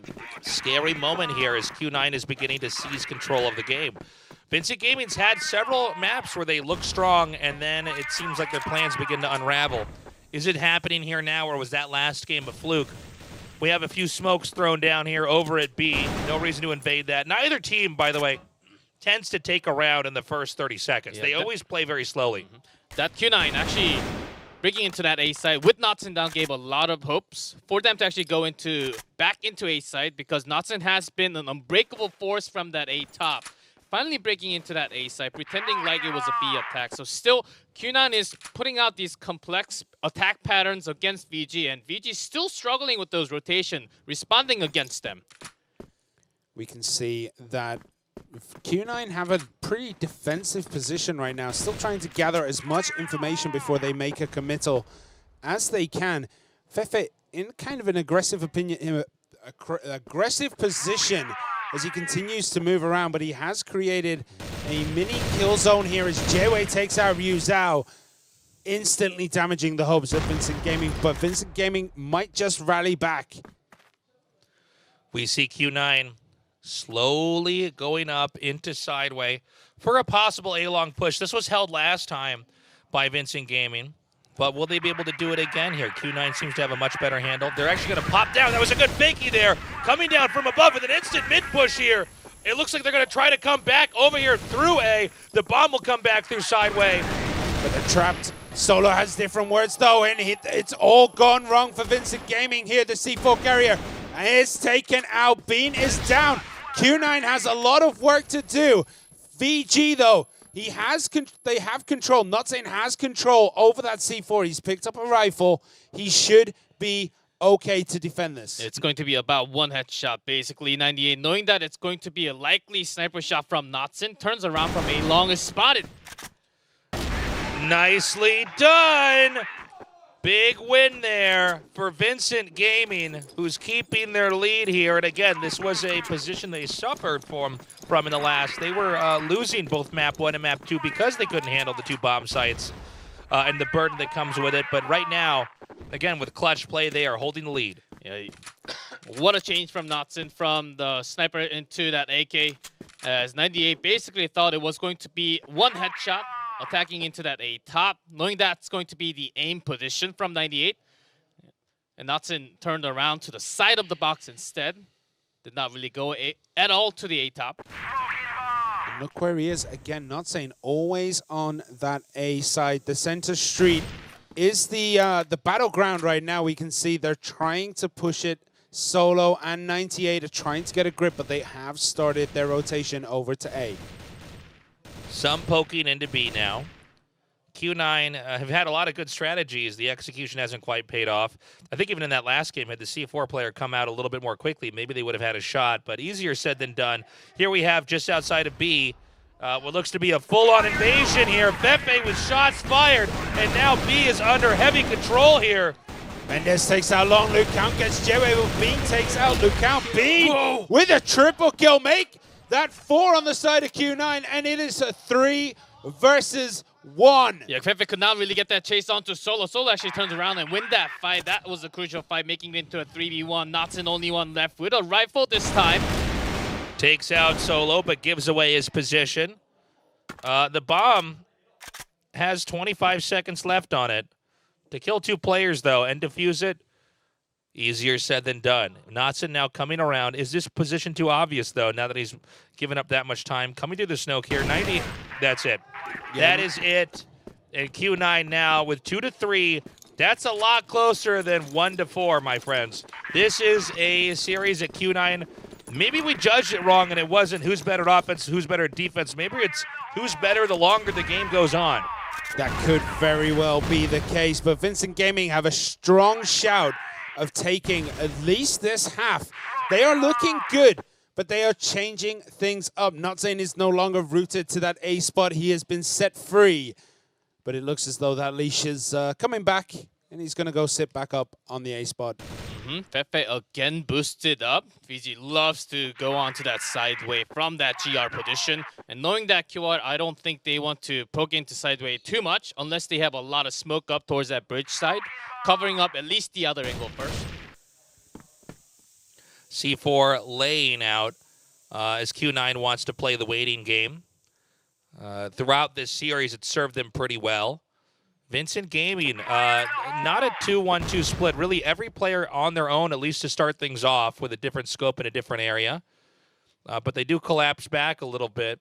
We've seen this as a popular location no matter what team's on the map, is to go up into sideway. And there we go. A shot fired over there. It's 4v4 now. A-site could be invaded, but they're not sure about that. Q9 isn't. And so they're going to back up again with a nade hitting through mid. Yeah, both teams just trying to figure out what the other one is doing. And this is a nice push now onto B. And Mendez is caught napping there. He's half asleep as Bean takes him out. The push through that top, through that back street. Solo gets Lucam. Ryu's out, gets Jewe. Solo gets Ryu's out. This looks as though it might just be another Q9 round. Once again, Notzane has to save the day. He's already taken out 1. Can he take out 2? He does not. And Q9 evens it out 3-3. Momentum on their side again. If they win this map, it's over, and they are the champions. Well, Vincent Gaming, they had a really nice flash on that B side, but Lucam just dropped down at the same time. Could not really collapse onto the members of Q9 at the same time. So wrong teamwork there, and Q9 able to strike again with that 5 rifle, matching it up to 3-3. It's going to be a lot more pressure for VG as they dropped the first 2 maps. Pushing through B road now. Are they going to rush this as quickly as possible? We can see Vincent Gaming are very out of position to try and defend this. If they do commit, we do have Lucam rotate back over, which is going to help out a little bit as Mendez is there as well. Mendez splits. Both of them split. Lucam gets one. Mendez gets one. Lucam hits two. 98 does take out Mendez. Fefe does help close it out, and Ryu Zhao brings the lead back on the way. Such an even game so far here. Vincent Gaming now up 4-3. We only have 2 more rounds with each team on this side of the map, but that was a clutch play. Most of the time, Q9 does manage to breach the location to get the plant, so they're definitely making the right adjustments. The easier rush from Q9 just makes it an easier backup plan for VG. Immediately just coming onto one side seems to be working out so much better for VG. And Q9 taking a lot more time in every single round, has been giving a lot more second thoughts for Vincent Gaming, making it harder to aim, focus on their shots.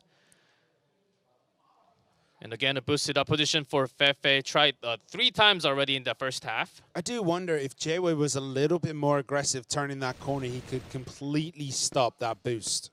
Yeah, but from the first few rounds of getting just being down by Notson from that 8 top, the sniper action was way too much. I think that's giving a lot of pressure for Q9 to knock to at least even to peek out towards that A long. There's one player over here on sideway that's ready. If somebody's going to come up, they want to occupy this location because oftentimes Q9 likes to gather up here in camp.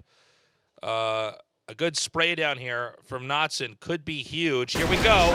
1 kill. Now he retreats back. He doesn't hold the position. He's flashed. He's going to regroup here. And Q9's position is exposed. But that gave them all the information they need. A site is reinforced. And they're going to start going back away from sideways and possibly start pushing through tunnels into B. And knowing that Fefe is really low in HP, they actually used 4 more nades to get him with the kill. Did not really get that delivered, pushing through the bridge. Ready with that 2-man Rizal.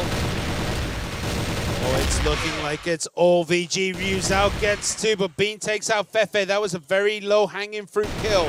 But Notzane takes out Bean, and VG are on 5. Beautifully played there. Clutch play with the spray down, taking out the majority of the team by Ryu Zhao. And now, let's see if the ball keeps rolling here. I mean, Q9, I think they've got some good planning. I love the camping over at sideway to deny the setup there. Instead, they're going to do a mad dash over here to through A long. Good spray down. Now abandoning the position, maybe rotating back through mid or even to B. Yeah, if Fefe is going to be boosted up all the time like that, let's spend 4 men and just get that down, get them down first, and then rotate to B. They may have also noticed that Notzane has not carried a sniper for the last few rounds, meaning that, you know, they are susceptible to that long-range shot. They are carrying their own sniper rifle on the attack. We do see that in the hands of Bean, where it is deadliest, but Mendez does create problems here, but Q9 are taking B. Just Rizal left. 98 also spots exactly where he is while he's rotating and gets him down immediately with that hat shot. Gets up to 4 in that blacklist, but Vincent Gaming, of course, taking 1 more in the first half. A nail-biter of a match here. Vincent Gaming with the ever so slight lead, but does this not look like game 1 and 2? They always seem to come out a little bit ahead, and then they flounder in the second half. Again, we thought it might be rolls. Maybe it's just how long the map is being played on. That could very well be the case. It is 5-4, and then we had the same thing in the first half of Black Widow, which was 5-4 to VG, which ended the second half with 6-3. So we could see very much the same thing happen again, but I do believe Vincent Gaming may have calmed down enough. And like they keep their composure, they might just be able to close out this map and get a win for them. They're going to need to be in their element. Again, Vincent Gaming, a very seasoned team. They have not had to, I mean, it's not like this is their first time dealing with this kind of pressure. Let's see what happens as we go with the side switch here. Vincent Gaming with the C4 to plant and Q9 here to try to defend. Yeah, Vincent Gaming, they know 100% that Jiawei is going to come through that bridge door and go towards that central passage to start off. So no real challenge to go into that B warehouse and give them a free kill. Yeah, Bean has the sniper's nest over in A. He is very comfortable there, and we can see that Q9 are kind of positioning around the doors here. Jayway might just be let off the leash in a second to run in there, which might be a mistake, but if he can get the angle, he has the gunplay, he has the control to completely decimate his opponents. Vincent Gaming edging back over here. Looking to maybe go for a long. Only one player covered here, Bean, who is very good with a sniper rifle, but one bullet will never stop 5 players. They're going to go in here, and there it is. Bean is taken out. This is going to allow some mayhem over here on the side for Vincent Gaming, who is going to try to push in almost all the players. Flashback there. C4 trying to be shuttled over, up, top on the ladder, onto the high ground. The composure of Q9 was beautiful, but VG are just too strong here. And it looks as though it is going to end VG's favor at this point because they have a very strong position as Notson takes out Solo and gives another win on the side of VG. What a push by Vincent Gaming, immediately switching position after revealing them towards that B warehouse. And I think Q9 still thought, okay, this could still be a B attack. After a couple of seconds, immediately turning into A was the right call with the speed. The tango was beautiful, though. As Vincent Gaming were pushing in, we saw 1998 quickly hightail it out and rejoin with his team. It was fun to watch, but Notzane takes out J-Way. That's a big kill right now as Long takes out Lucan, but Fefe takes him out. Q9 in some trouble here. It's 3 players. They're going to be to defend, but it looks like already Vincent Gaming is abandoning those plans as the C4 comes around into mid. Solo was actually boosted towards the sideway in that bait spot now alone, thinking that, okay, there has to be a rotation from that B site into mid. That's Notson. Unusual positioning here. Good spray down by Bean to even things out. A gunfight just outside of the B spawn. Some nades coming down as 98 wants to retreat behind this, firing through the wooden window. Solo takes out Mendez with a nice drop there. Fefe takes out Solo, though, so it is 2v2. There are 60 plus seconds left. 1 minute 15. It looks like Q9 is hoping perhaps they can preempt an attack over on B, and perhaps they will be able to do that. We see some rotation, at least by the C4 carrier into that spot. And here we go. Great shoot down here. C4 is now dropped, and Fefe must get the pickup or a double kill. With 17 HP, will this be possible to headshots totally but low in HP against 2 members who's getting that lockdown right behind the box, and this box cannot be penetrated. First of all, that's going to be a hard retake. He's coming by. And he's out. Beautifully done. And that's going to be another big win here for Q9. Again, Q9 nipping at the heels here of Vincent Gaming. They're just not that far away. Vincent Gaming, if they can stay this consistent, they'll squeak out a win. But if Q9 can do what they've already done twice before, they're going to win this whole thing 3-0. And Q9 trying to boost it up again. At the same time, Solo gets 2. He gets 3 before being taken down, and that is big on the side of Q9, and it's looking like they're going to even this one out. Vincent Gaming in some trouble here. Q9 hunting for the player with a C4. We have the last player in the game. Maybe you slip into B, but we see everything. Of course, Notson does not. Firing now at Bean. Not able to get much done. Retreating, reloading, and trying to find a new location. Is it too obvious to plan here? I guess you don't have many choices as the bomb goes down. It has to be 1v4 regardless, so might as well just put that C4 down and try to go for at least a few bait kills to start off to make the situation a little better. But this is still going to be incredibly hard. Here comes JY. Nice shooting. Takes him out. He's got the warehouse to hide in. Long comes in and gets the kill. The bomb gets defused, and uh-oh, it's 6-6, boys and girls. Wow, it was looking so good out the gates for VG. They got that first win of the second half, but since then, Q9 have solidified their offense, and they are just taking games left, right, and center. And they may cement their victory as they close this out, unless Vincent Gaming can really pull it together here. They know the pressure's on. Vincent Gaming's done it before, but right now it's harder than ever before. 3-player split over here onto Sideway. Looks like they may try to pop through and take a fight. C4 again is waiting. Vincent Gaming not in any hurry here. I think they're waiting for one of the Q9 players to maybe expose themselves, but that seems to be Q9's strength, is not to overextend. no boost for Solo this time, but he does want to overextend or catch any of the members coming down from the side A when there's a big rotation from BG into that B warehouse. But because of all those smokes, it's still being delayed, and BG has been losing a lot of their member in the rotation, and they're taking small steps at a time. Mendez is in a very interesting position in that loading dock. He is kind of waiting for a deep rotation on Q9, but they haven't showed that so far, so he is going to have to move around and support his team ever so slightly more, because that deep hunting rotation on Q9 just does not happen this game. 98 with some shots fired there, trying to control mid. We have, oh, hold on, Luke, I'm taking some damage. Solo backs up, nice nade down there, bounces off the side though, not so nice in fact. And then a nade hits Solo over there, dropping his HP to 40, or to 74, excuse me. Shots fired here by 98, but does not manage to spray through. Q9 trying to come forward here. Being the man to guard the A side, is going to deliver another one. Rizal trying to come up the stairs right now, and gets down by the Mendez immediately. Just going to be long left in from the B side, having that long rotation now. Long is far out right now. Vincent Gaming does snag the bomb and may plant it A or may wait it out.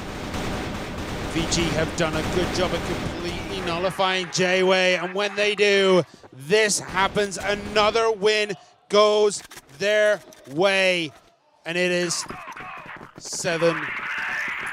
Yeah, Long might be regretting this decision to stay at B side for such a long time for a very small reason there. Well, Vincent Gaming super aggro here, gets a kill on the guard at B. Are they going to try to push it further? Only one Q9 player coming here, and they actually back off. C4, excuse me, almost certainly will be planted, and now it's going to be 40 seconds on the clock. Q9 spilling through. Yeah, that alleyway is so tight, but Bean and J-Way get kills, but J-Way does go down as well. And now it is a 1 versus 3.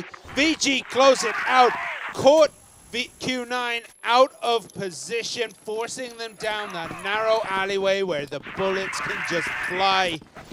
Nice offense there. You love the change in momentum by Vincent Gaming, just immediately going into the B side when J-Way was not controlling the side. He's taken out immediately. Naughton continuing to bring their momentum, and Long gets taken out alone. Solo trying to defend the B side alone, but can he really deliver? Was it going to be the tactical shooter strat, just rush B, that's going to win them this game? Doesn't look like it's going to be that this time around as they do back off, but some kills have already been had. It's now 3-4 with Vincent Gaming fluidly moving through the map, possibly going over to 8. We don't know. Q9 has to wait and find out. And so do we. They are taking a very defensive position right down in the nook of B Road as they are starting to push up that central street. Bomb carrier is moving through the loading dock. That would be Fefe. Fefe is a solid gun, and there is no one in that beautiful vantage point that is on A, but you can see them trying to flash it, trying to grenade it out, thinking that someone must be there. Yeah, trying to get the shot, but is already being smoked on the side. We'll be looking to catch those members jumping through into that A site. C4 is at least still not in, so giving some more time for Q9 to actually position themselves. Nice grenade thrown there by Solo. Vincent Gaming now plants the bomb. Q9 needs to reclaim this, or Vincent Gaming's going to pop it up to 9. Fefe gets 1, but 98 does get it. Notzane gets 98 though, and it's a 3 versus 1. Bean is in trouble, and Bean is down. VG are 1 away from closing this out. Vincent Gaming looking so strong. Can Q9 claw their way back and try to tie this up 9-9? They need a play. 3 perfect games in a row, and right now it does seem like Vincent Gaming is on a roll, like they've caught their second wind. The 4-man push into that beware. Vincent Gaming, they have all 5 of their squad in that same position. How many times is that gonna work out for VG? Because they did it 3 times in a row, and it seems like Q9 finally wise up, but it is only a 2 versus 1. 1 versus 1. And being with the pistol. Gonna have to back up, probably reload. Gonna nade just to cover his trail here. And we're gonna have to see a repositioning. Of course, with C4 in hand, any location is viable to push. And this is gonna be possibly the biggest challenge yet here for Q9, as Bean has to basically cover everything. At least he picked up a rifle this time, and he does have some more resources compared to Rizal. Rizal now going on a top.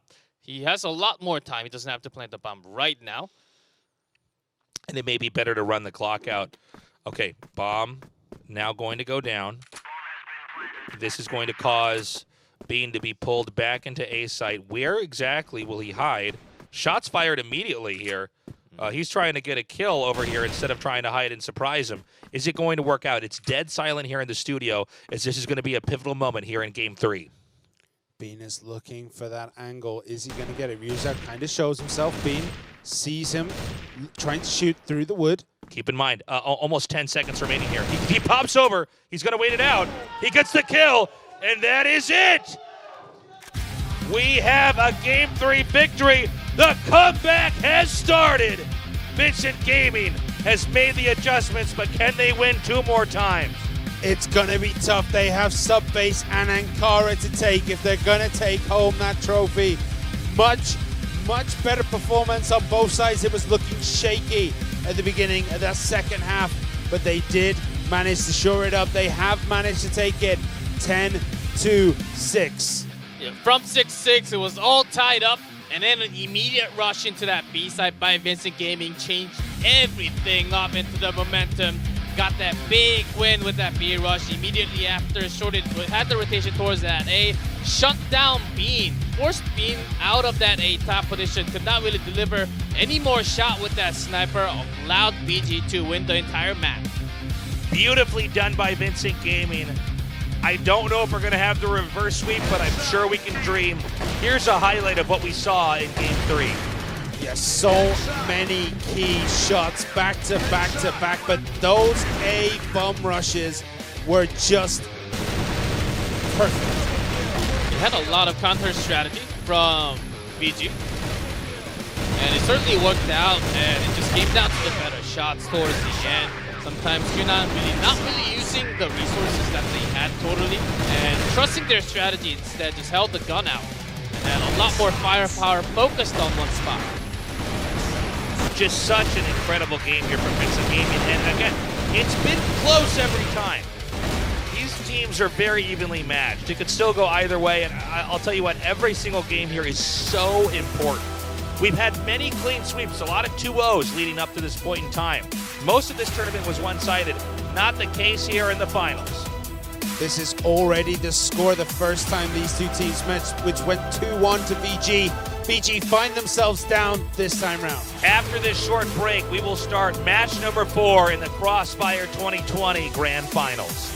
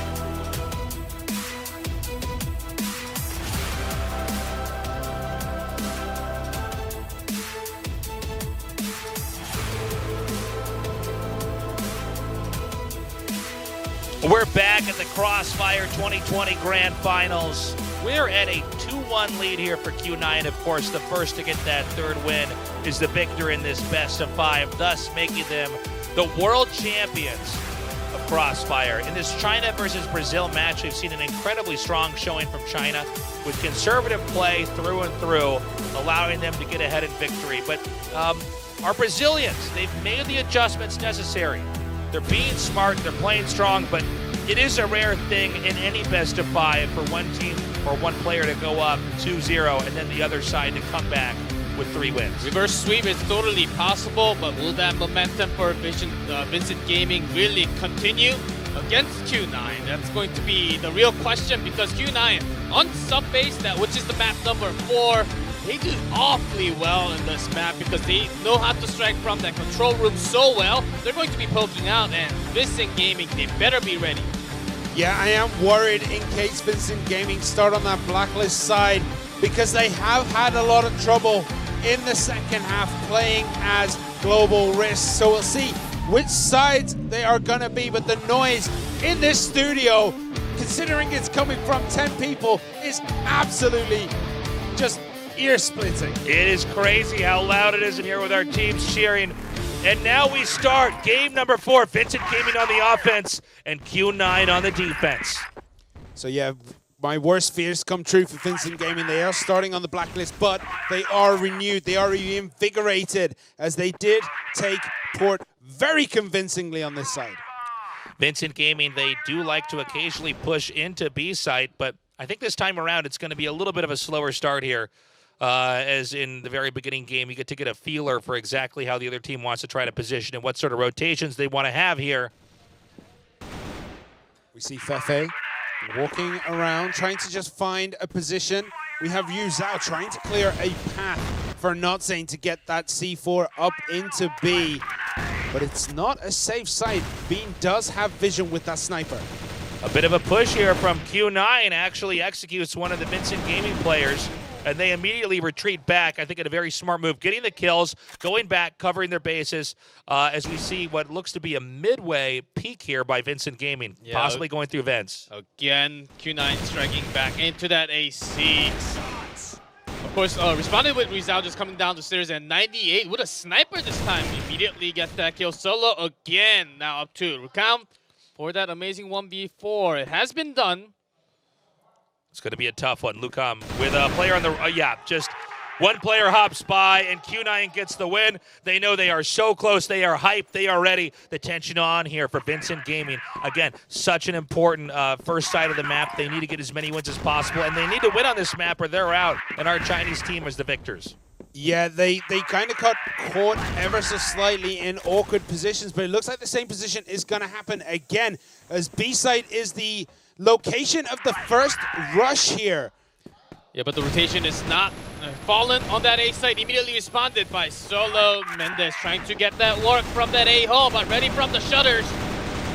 Q9 just looking too strong. What is happening to Vincent Gaming? You hear them cheering. They're actually taunting the other team. The stress over here for the Brazilians is real. They need to pull it together, and I got to say, so far, it's been a very disappointing showing. Yeah, that was J-Way throwing shade over onto VG. I mean, they had that just almost too cleanly. That was almost too clean for Q9 there. It looks so easy. Yeah, it was a murdering, for sure. And that bait play into that A side didn't really work when there was a smoke into lockers already, telling the GR side that we're coming into that B side 80% of the time. This time the peek from Solo does not work. VG needs to secure these type of kills to start up better from that blacklist side. We have a little bit of movement here in mid. Nobody going too far just yet. It is one Q9 player down. Some nades being thrown here. Any extra damage can go a long way if you try to push later on. The Q9 players all at full HP here. Mendez a little bit low. About minute 30 here on the clock. They are starting to come through that control room assembly as Long takes out Mendez. That's a huge kill for Q9. At this moment, a bit of dance to death as Lucao takes out Bean. And we see the C4 getting planted on that B side. C4 is down. 3 Q9 players zoned out of their own base at B. They're going to have to try to come back and reclaim this JY. Ready to push through. Pepe is shot down, but immediately sprayed off by Lucam. And that's it. Vincent Gaming solidifying the first win here, making things a lot closer. What's Q9 going to do next? Yeah, Vincent Gaming got a total control over to the hallway, spreading out towards that B side, and having 3 men from Q9, I understand, because they were lower in HP. They wanted to break through the cage, and maybe taking control of the missile can help them. Once they get the control, it's going to be hard, except for that headshot. So that was the right call, I think. VG still opening up shots towards that B shot, was totally in control. They're moving out a lot faster in this map number 4. This may be the first time they try to push into A. Once you get A, it can be very doable to try to hold it down here. Nobody by staircase, just JY behind the crate, sneaking down here, dropping down the stairs. Can JY actually hold this? Immediately shot down. Long going to have to cover for now. Is he going to be able to hold him off? All the team of Vincent Gaming is flash. They do. Dart back up the stairs. Instant vanish, and a new rotation comes. Yeah, 1-for-1 trade there, and then they retreat quicker than anything else. But Bean with the snipe on Ryu Zhao, absolutely picture perfect shot right through every gap possible and connects, gets the kill. You had that snipe angle perfectly through that A road. Now knows the rotation is there towards that central square or into that machine room. With that given info, it's so much easier for Q9 to get those shots. Fefe goes down, and Q9 picks up the 3-1 lead. They are feeling it. So much adrenaline in this room right now. Once more, Vincent Gaming, they're having a hard time, and this time they're on the offense. Yep, all the push in the world seems to not be able to save Vincent right now. They need to try and find something new, try and find a way to just trick Q9 into being out of position. But I mean, this defense so far has been rock solid. Nothing is getting past them. Yeah, you know there's so much focus from Q9, from the shutter into a C, into that A road, with the sniper gun and Solo also peeking out, then you should be striking into from that hallway, from the storage lockers to make them move into an uncomfortable spot. That's exactly what BG's pulling off. Nade coming through here. All of the Vincent Gaming team flash. Bean with a kill here. And he is blinded. A good shot from Bean with a pistol. Bean clutching this right now, but he is picked off. It's up to Solo, JY, and Long to clean this up. Long, Solo goes down. Long is the only player left here. Bean picked up huge kills, but Knudsen instantly replies with 3 of his own. How can Long handle this 2 versus 1 situation? The C4 is yet to be planted, but it doesn't even matter. Knudsen with just an angle out of all angles, a near impossible one. And he gets Long down. VG get another win. Beautifully done there by Vincent Gaming. Headlong won that. I don't know if there's much hope here for Vincent Gaming. When they get the spot and they have the men up, they need to close it out. Otherwise, I think Q9 will win this. You love the focus towards that B site for Vincent Gaming. That was the rotation needed to get Bean out of the way, but still in going into that shutter, Bean was able to take down at least 2 or even more. Those flick shots right there. He's feeling the best right now in that comfortable spot near the shutter. And putting him down, moving him away will be. There are a lot of resources that can be done. Vincent Gaming can block a lot of sniper angles from with just 1-2 smoke from in that shutter into that AC. Would just shut him down. Bean here pushes through. But look at this quick rotation over onto A, and we see Jewe tracking back. He does manage to get 1, but Fefe takes him out, and the C4 is getting planted, and that is going to put a lot of pressure on this Q9 team to run into these 3 players. Ryu Zhao mows them down. 98 gets Ryu Zhao. C4 is down, and the window has been smoked. It's going to be up to Q9 to try to fix this. This is a very, very difficult position to make this work here. And that's going to be it. Vincent Gaming ties it up 3-3. This is so back and forth between these. It was looking good. Q9 had the advantage. They were, what, 3-1 up? That's right. Now it's 3-3. I mean, it's all coming together for Vincent Gaming, but at the same time, the wheels are wobbling on Q9's like offense and defense right now, and I'm not sure if they're going to be able to get those wheels back on properly before the end of this ride. Yeah, Vincent Gaming made the right switch to focus into that machine room first, and then pushing him with the smoke towards the locker, putting a lot more pressure towards 98 and Long towards that B site instead of even peeking into that A road. Very quiet start for this game.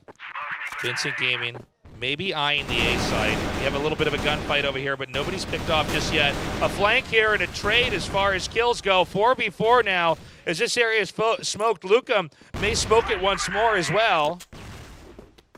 Yeah, just trying to obstruct that vision so they can safely get out of dodge. They don't want to be trapped in that narrow passageway altogether, but we can see Q9 are setting up over B.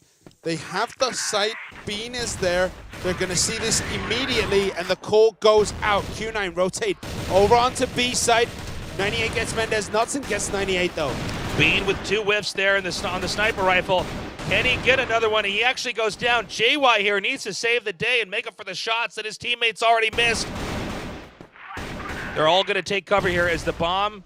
Yeah, now the bomb is going to be planted, and I think they just run the clock out. JY has to go through a real obstacle course to come out here and save this for his team. Yeah, Vincent Gaming, they already know how to win this map. As Q9, they're not making the right switch into that B side, trusting a little too much on Bean's shot. When that doesn't come through, it will be another Vincent Gaming win for sure. The accuracy is starting to fall off on Q9. They're not hitting those shots they need to.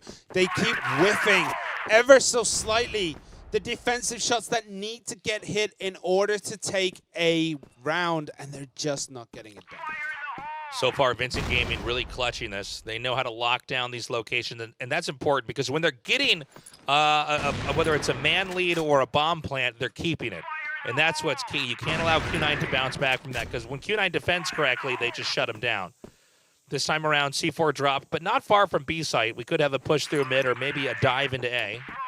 Now the pressure's on for Bean and also Solo. I don't think they will be putting out or even poking into that A road too much, as they have lost control so many times by doing that into that B side. This gaming this time pushing into that AC. They do. The guns are firing. Solo takes Luke count, but Mendez gets 98. It's a back and forth trade. Mendez gets 2. And it's a 3-on-3. Solo still alive. The C4, though, is down and can be covered here by Q9. They're going to have to improvise a pretty cool defensive position here if they want to cover this. We have Vincent Gaming, 2 of the players coming around here from behind. They do get the kill off. C4 could be available. Does Q9 back off? How are they going to take this game from here? Nade's coming down now as VG's going to invade. Yeah, and then, instantly gunned down. Jerry gets 2, though. It's a 1 versus 1. Oh!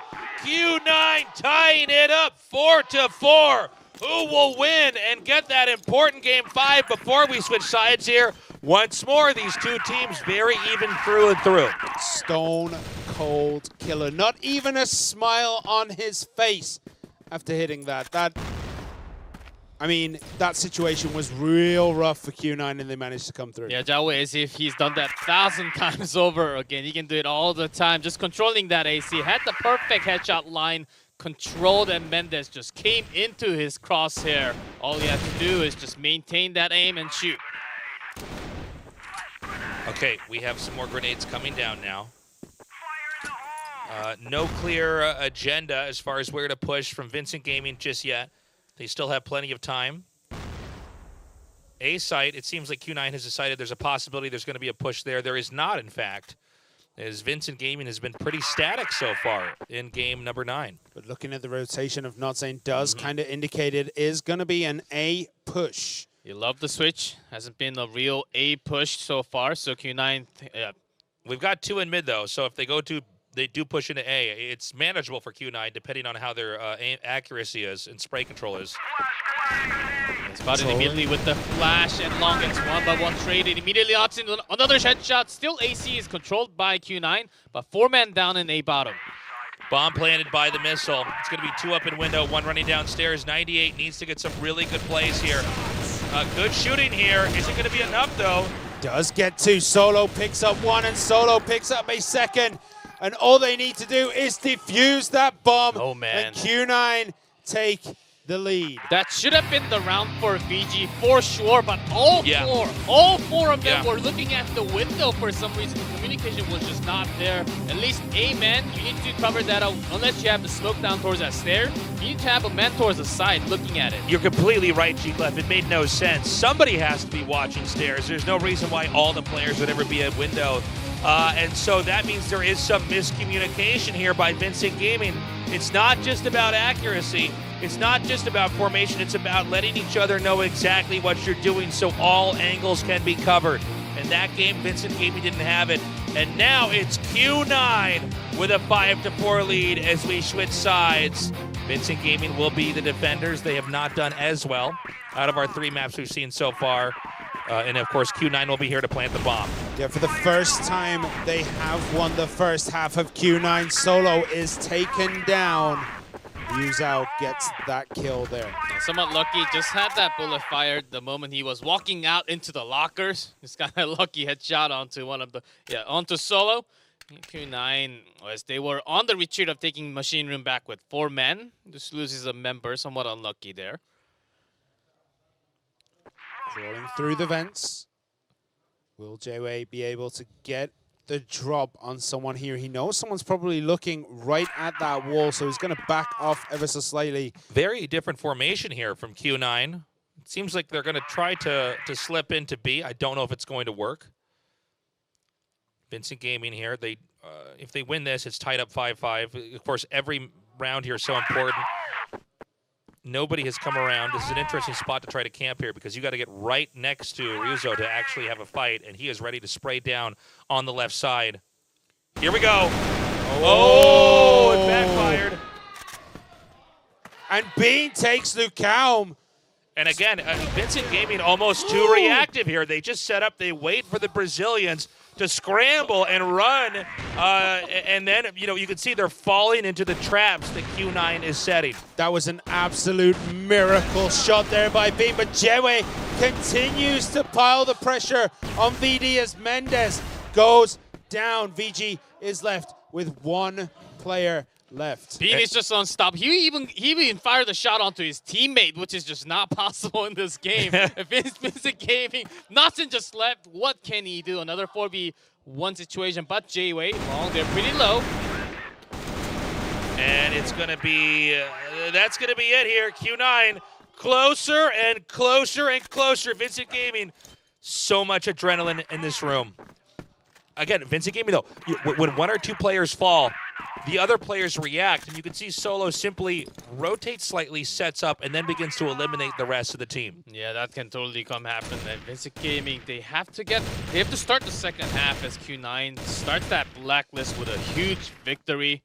Was able to shut down so many different members. Bean just staying at that A road. I don't think VG should come out to that A road at all, unless you know exactly where Bean is if he's on the other side of the map.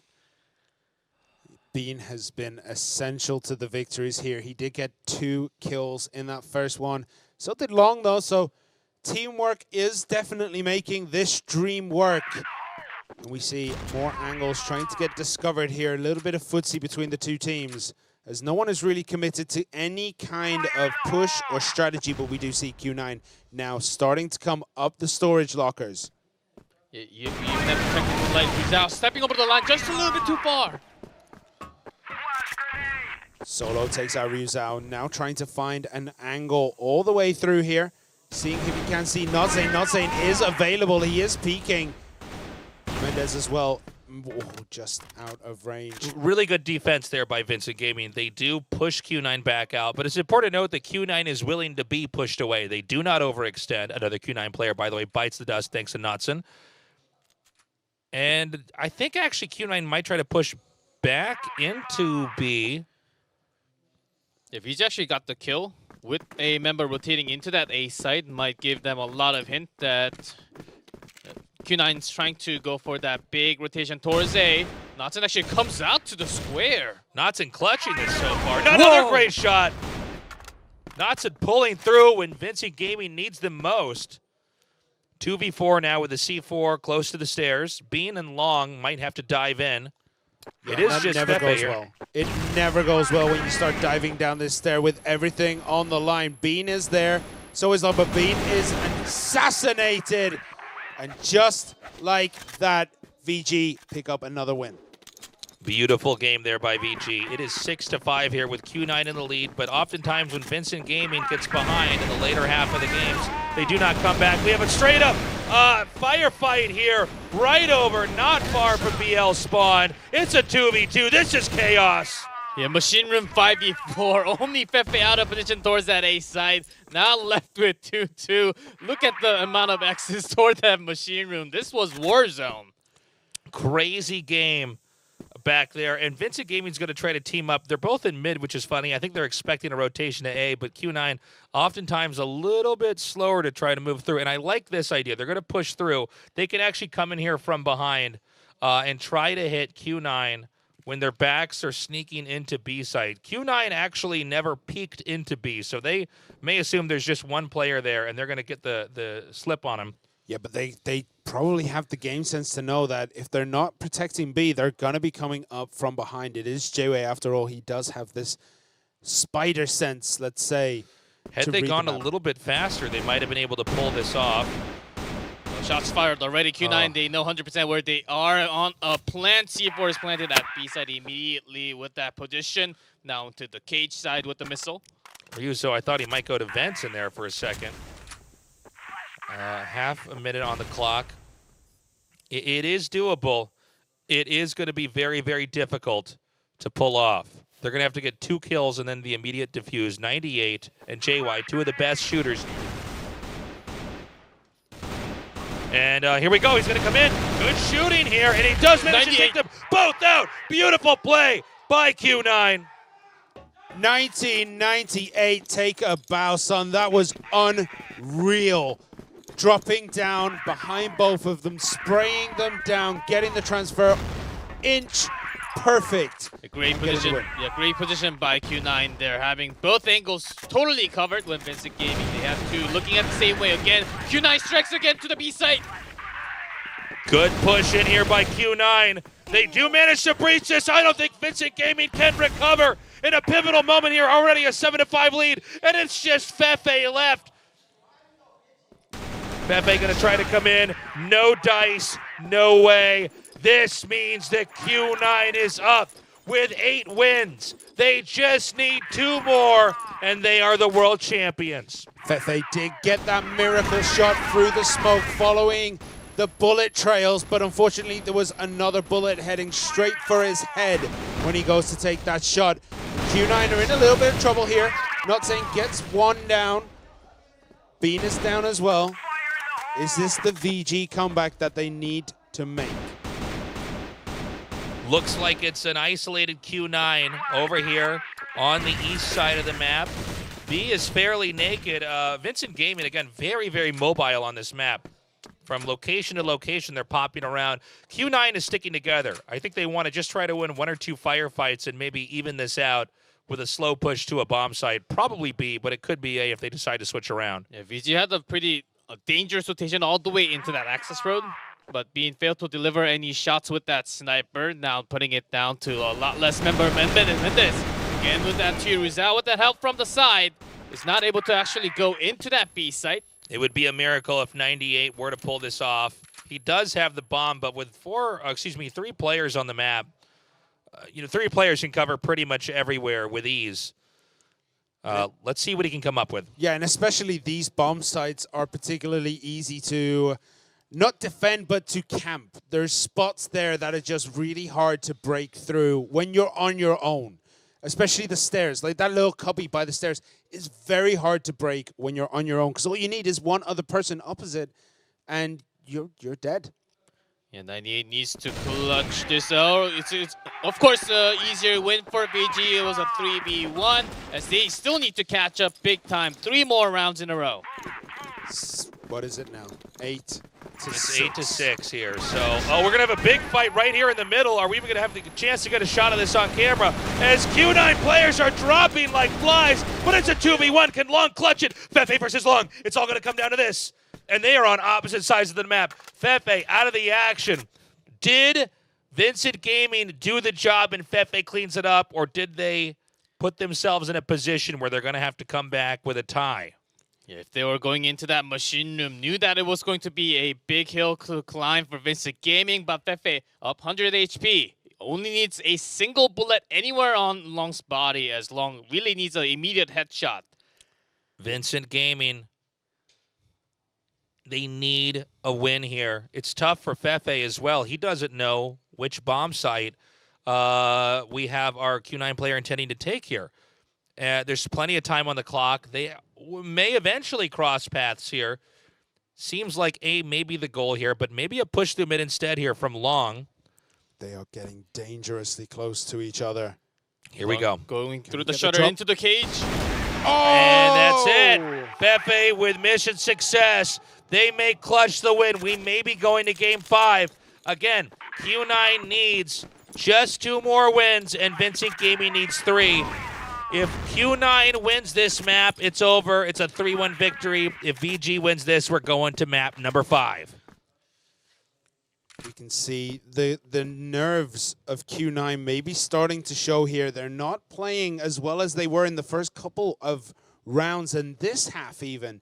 They are starting to fall apart ever so slightly, but I trust them to come back. Bean is still up. He is still there, but Lucam, Mendez, they are doing work for VG, sorry. A nade comes down here, connecting with Fefe, chipping him just a little bit. Nothing too impactful there, as we have 3 Q9 players going here right towards control room entry. I think this is another bait play towards A or AC, and delivering the C4 towards that B site. Yeah, this is a pretty technical move here. They're trying to take advantage of how reactive Vincent Gaming is. Now, Vincent Gaming is going to close in here and try to take a fight. B site is naked, but Q9 can't confirm that yet. Musao, though, ripping through them like knife through butter right now. Takes Solo and Jewe real early in these engagements. And we have 98 in the middle of no man's land right now. But was the sacrifice worth it? Q9 a little bit slow to dive on B and get the plant. Instead, it's going to be Vincent Gaming closing in on 2 different sides, outmanning Q9. This is going to be extremely difficult here. 98 starts that, though. He gets Not Saying down. At least Q9, they had hallway, but immediately lost by Mendez, taking back control from the central square. As Bean is trying to get that position from the lockers. Needs to get Fefe down first. Bean getting low here. He is sprayed down as it's only Long remaining here, and I think we're going to be going to 8-8. Oh, hold on a second. It's 1-1. Fefe versus Long. The duel again here. How long can Long distract Fefe? 7 seconds. Fefe gets the kill and will easily get the defuse. It's tied up 8-8. He didn't Just get in it. time. Just in time. That was going to be real close. That was insane. That was insane. Even I thought he didn't get it. It looked as though the bomb had just started to go off. So sick. Okay. It's still anybody's game here. 8-8. Again, Vincent Gaming need this. They need it badly with a narrow defuse. They do save the day. What is Q9 going to do now? Q9 hugging Machine Room, waiting. It is a 1-3-1 split here with 3 in mid for Vincent Gaming. For Vincent Gaming, excuse me. And there's going to be a 4-man push in here into B, assuming the Q9 commits. Sometimes they do back out. Here we go. Long in first. Up the stairs they go. Solo is trying to get an angle on any reinforcements coming through, and it might just work for him. Bean gets the count. Long gets Mendez. It's looking good. Notsen gets 98, but Jewe takes down Notsen. It is a 4 versus 1. Fefe has everything to do right now. 1 kill, and that's going to be it. Q9 gets the win. If there's one more victory for Q9, they take it. But Vincent Gaming could take a win and even this out 9-9. VG, 5-man striking into that machine room. Will this work? Q9 immediately backs off, and they're already going towards that A side. Will they have the perfect read? I don't think they know how many men were actually put into that machine push. Smartly so, Q9 immediately rotates around to a naked A-bomb site. They could come in here and try to push as Vincent Gaming tries to seize control of the control room. Jewe gets 1. Is Jewe going to get 2? No, he gets taken down by Mendez, but the bomb is planted. It's going to be up to Vincent Gaming to try to come in here and break into A site. The countdown started 35 seconds on the clock as nades come in. Q9 in striking there. They're almost touching the trophy right now with the strike, with the bomb down in the A site. VG trying to come in from that A road. They have 1 member. It's 3-1 split. 1 from AC, 3 from the A road. It's still a 4v4. 18 seconds as a flash goes down here on 1998. It's an all-out fire fest here. It's just Solo and Long. Luca Mendez and Muso trying to hang on. It's just solo left. Q9. They need this right now. But how long can he delay? Not long enough. It looks as though the bomb will be defused, but it's going to be tight. And it is with a half-second left. Unreal! Beautiful play there. And we're going extra round for the first time. Hell yes! That's what I'm talking about. So close. A half second could have changed the outcome of this tournament. Twice. Twice, yes, thank you. We're up 9-9. G-Clef, tell us what happens next. I don't know what's going to happen. Come on. Extra rounds, it depends on how quickly VG wants to push. That was the right decision to go all the way into that B side. After spotting that many members into that machine room, the tactic changes from both sides are just incredible. They're crazy. Okay, so we're going to be getting into more rounds real soon. It is 9-9. Q9 took the first half. VG took the second half. How are the extra rounds going to go? Yeah, into extra rounds. First up to 4-3-3, back and forth. It's going to be crazy now. May even go all the way to the golden round to decide who the winner is going to be. And so we're going to get this loaded up here. So insane. We go back onto sub-base again. And things are going to be even tighter and even more critical. If you thought every game was important in a first to 10, try it now. Q9, they were so close. They were about to kiss the trophy with that match number 9. Vincent Gaming strikes back with 2 great defuse. But the pushes looked great. They were in such a good position, but VG just picked them apart at the seams, opened up a few wounds in there, nailed down those bullets, and I mean, it was all over. Once again, Vincent Gaming here with the bomb, and Q9 here to defend. We saw them almost all rush into machine room, but they do back up now. Grenades thrown down through the control room entry. Yeah, we have a 1-2-2 split here, 2 on B, 2 on mid, and 1 on A. Although A stairs may be the point of tension here. The Q9 trying exactly the same as how they have done for sub-base, putting Bean next to that A road spot, making sure he has some vision over that control. Now switching into B side alone. Nice flash here. As Knotson guns down one player in mid, we have a fight over at the stairs. JY, he may be able to hold it. JY does hold the stairs, but right now in a 2v3 here, Fefe low on HP. Some shots fired as the entire team is wiped. Solo takes game number 1. Q9 managed to get that first win on the board, and that is very important at this point. We can see that now Vincent Gaming edging towards machine room, but looks as though they're going to move the C4 down through access road and back up into A. But we'll have to see how this positioning develops as we continue. Okay, a regrouping over here. And right now, again, Q9 with solid defense. Vincent Gaming going to try to edge in here through mid, possibly poking into control room. And knowing that very likely Bean and Solo are going to be peeking into that side. Bean gets a flick! And really good control here by Vincent Gaming, but isn't an overextension here. Many of their players blinded right now. We're going to have some control over here to B as the C4 is shoveled into that area. JY needs to save the day, but he is getting pinned out by Fefe. And that's it. 1-1. 1 apiece. Vincent Gaming managed to get it done this time round. It's really hard to read what they're going to be doing because a lot of their positioning is about feigning any kind of information that the opponents have. Q9 can't really get a solid read on all the positions they need to in order to make a qualified decision on what they should be doing. Exactly. Vincent Gaming backing off this time around. By the way, an insane victory they had back there in a chaotic breakthrough to the B site. Now Vincent Gaming going to regroup once more here. Access road seems to be able to gather. We'll see if they actually do a raid down into A bottom, but instead they're just going back and forth here. Smart choice to smoke this side every single time, VG. Even though they're using up smoke in their defensive position, I think this is basically required against Q9 every single time, knowing that Bean's going to be in that place. Now switches off to that B site. And It looks like already good reactions here from Q9 as the Vincent Gaming players are beginning to drop very quickly. It's a 3v1 here. Solo Bean and JY against Ryozo. He's stuck way far out. C4, going to be hard to reclaim. And, you know, a minute 10 on the clock, but can he take the entire team out? I'm not so sure. He's also got to push through some very tricky navigation places, but unfortunately it does go down. And Q9 take another win here.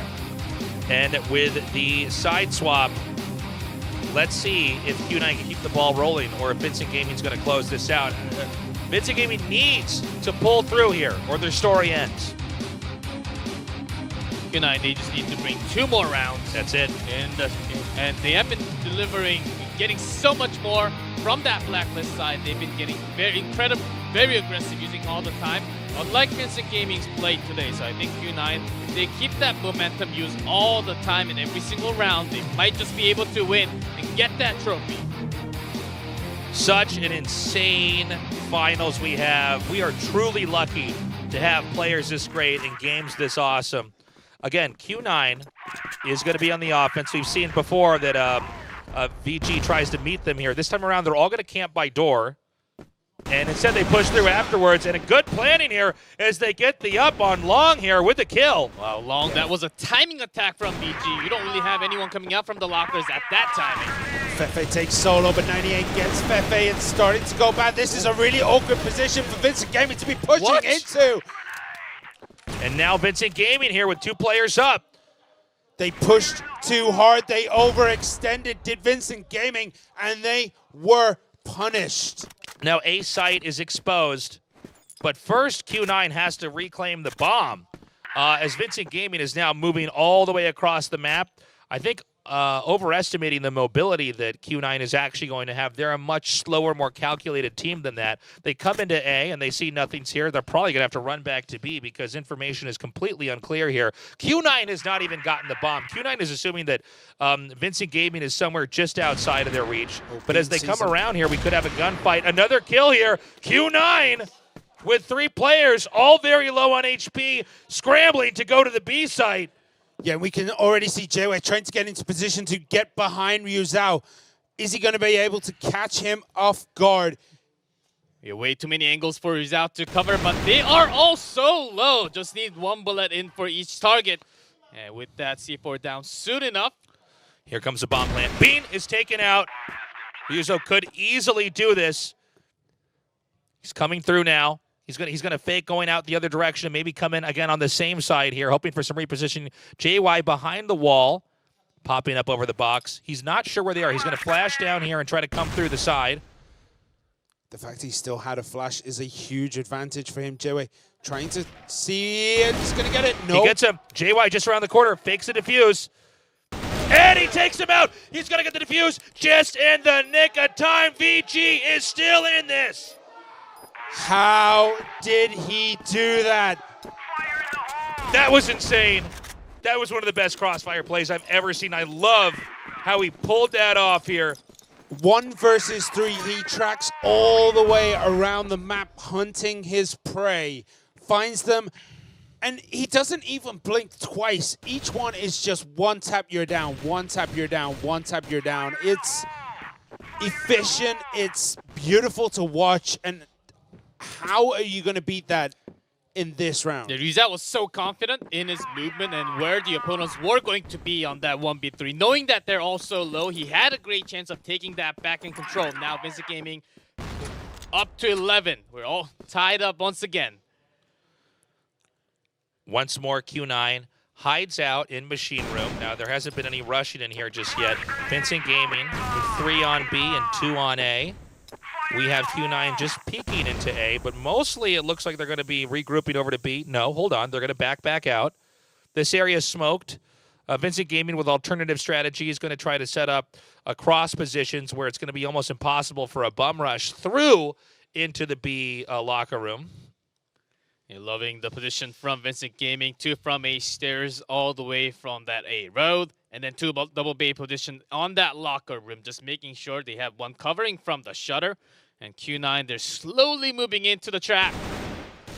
But Knudsen takes a couple of hits more, and oh, the kill zone is there. VG get huge kills. Ryuzao getting 2. 98 does manage to finish him off, though. Ryozo winning the last game and getting enough kills that it should be doable for Vincent Gaming. Again, the team has to take this. We see Q9 once again itching to try to get into lockers, maybe pushing to BB. Right now, Sight's not entirely covering this location. Solo, smoke clearing. Hasn't spotted anybody just yet. As you can see, he's going to be right in front of Mintz when it actually does go away, but they're going to back up. Mendez took a hit off a grenade. Mendez got a grenade kill there. Solo, once again, the only player here, and he is killed off. Vincent Gaming. What an insane series this has been. With one lead, just need one more round for Vincent Gaming to go to map 5. But if Q9 could pull it together, it's going to be a different story. It will be that golden set to decide the winner between these two teams. And it almost feels cheating for it to be decided upon that, because both these teams have been playing these sets flawlessly so far. They're trying a similar defensive position from GR side. Again, Vincent Gaming 2 from A stairs, putting a lot more of focus into that B side, maintaining control because they got a lot of work done from the B position. They don't really need to extend all the way into the lockers. Q9 would use a lot of resources reaching into B side if they want to come in. More regrouping here. So much is on the line, depending on how this is handled by both sides. This is the most important gaming. This is the most important round in Vincent Gaming's career here.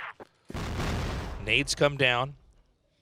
JY looking to push Fefe on the other side. Inching in here to...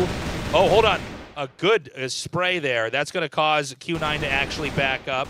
Nobody actually taking damage yet, by the way. Yeah, so much on the line when you were baited so hard just in the previous round. You better just use it and then make sure it's clear before going in. Because you have about a minute now to have the C4. Should still be thinking about B push. It looks like their sights are still set on B. They're not comfortable going to A, which is becoming more and more clear as each round passes. And I think we're going to have an all-out rush in here. Here comes Long, here comes Beer, and here comes JY. They're flashing. Can they actually push in? 98 does get a couple of hits. Ryuzao is down, but no one on Q9 is down yet. Mendez does manage to get Long. JY takes him out instantly. Beam with a snipe onto Knudsen. Q9 hanging on. 4-2 here. Fefe taking cover under the smoke. Solo just out of his sights. The bomb ticking away here. Vincent Gaming needs a miracle. Lucan coming from locker, spotted by Bean. Fefe gets one more from the side. Lucan back-to-back kill. Starting to defuse, and there it is. He's going to wait until the very last second to defuse that. Beautifully done, and a great save there. Hell yes. And we go to map 5. All the way to Ankara. We just have to. This is the grand finals we've been waiting for. All the way to Ankara. I am looking forward to this. This has been a great series. And remember, it was Vincent Gaming down 0-2, and they nearly were eliminated back there through perfect symbiosis, through incredible teamwork, through impeccable execution. They clutched it. They came back with 2 more wins, and it's all going to come down to one more map, Ankara. Yeah, as strong as VG, 1 port. I mean, sub-base there was just... how could it have been any closer? It was 5-4, 4-5, and then eventually ends 2-4 in that extra set. I mean, so many sets played. How is that going to affect Q9 and VG coming in to the last map of the day? And look at Q9. They're devastation, trepidation. This is not the finals they wanted. They were up 2-0. They wanted to end it. They wanted to be partying at the hotel. There may be no partying tonight, boys and girls, for Q9 if Vincent Gaming comes back, but we're not done yet. Q9, they've adapted. They've overcome so many odds here. Maybe they pull it together in the final match. Here's a quick recap of Game 4. Vincent Gaming in the extra round. We could see their experience really popping off, not going towards the normal position or the rotation, catching Q9 on their back oftentimes. Of course, it was first half, second half, it was very close, going all the way to 9-9. And then Vincent Gaming just dragging at the second half of that extra round. Beautiful play here by both teams, to be honest. I mean, they're really playing well. You hear the one side wins, that doesn't tell the true story. It is so close. It's a nail biter every time. Yeah, I mean, every time it came down to these 1v2s, it always felt like the one person managed to get the win. It doesn't matter how outnumbered you are. If you have the skills to beat your opponent, which Fefe does, which Liu Kang does, Notson does, I mean, you take the win. Beautiful game so far. One of the best cross finals, if not already the best Crossfire finals in history. We are going to a short break, and after that, that's it. Game 5. Either Q9 or Vincent Gaming becomes the 2020 Crossfire World Champions.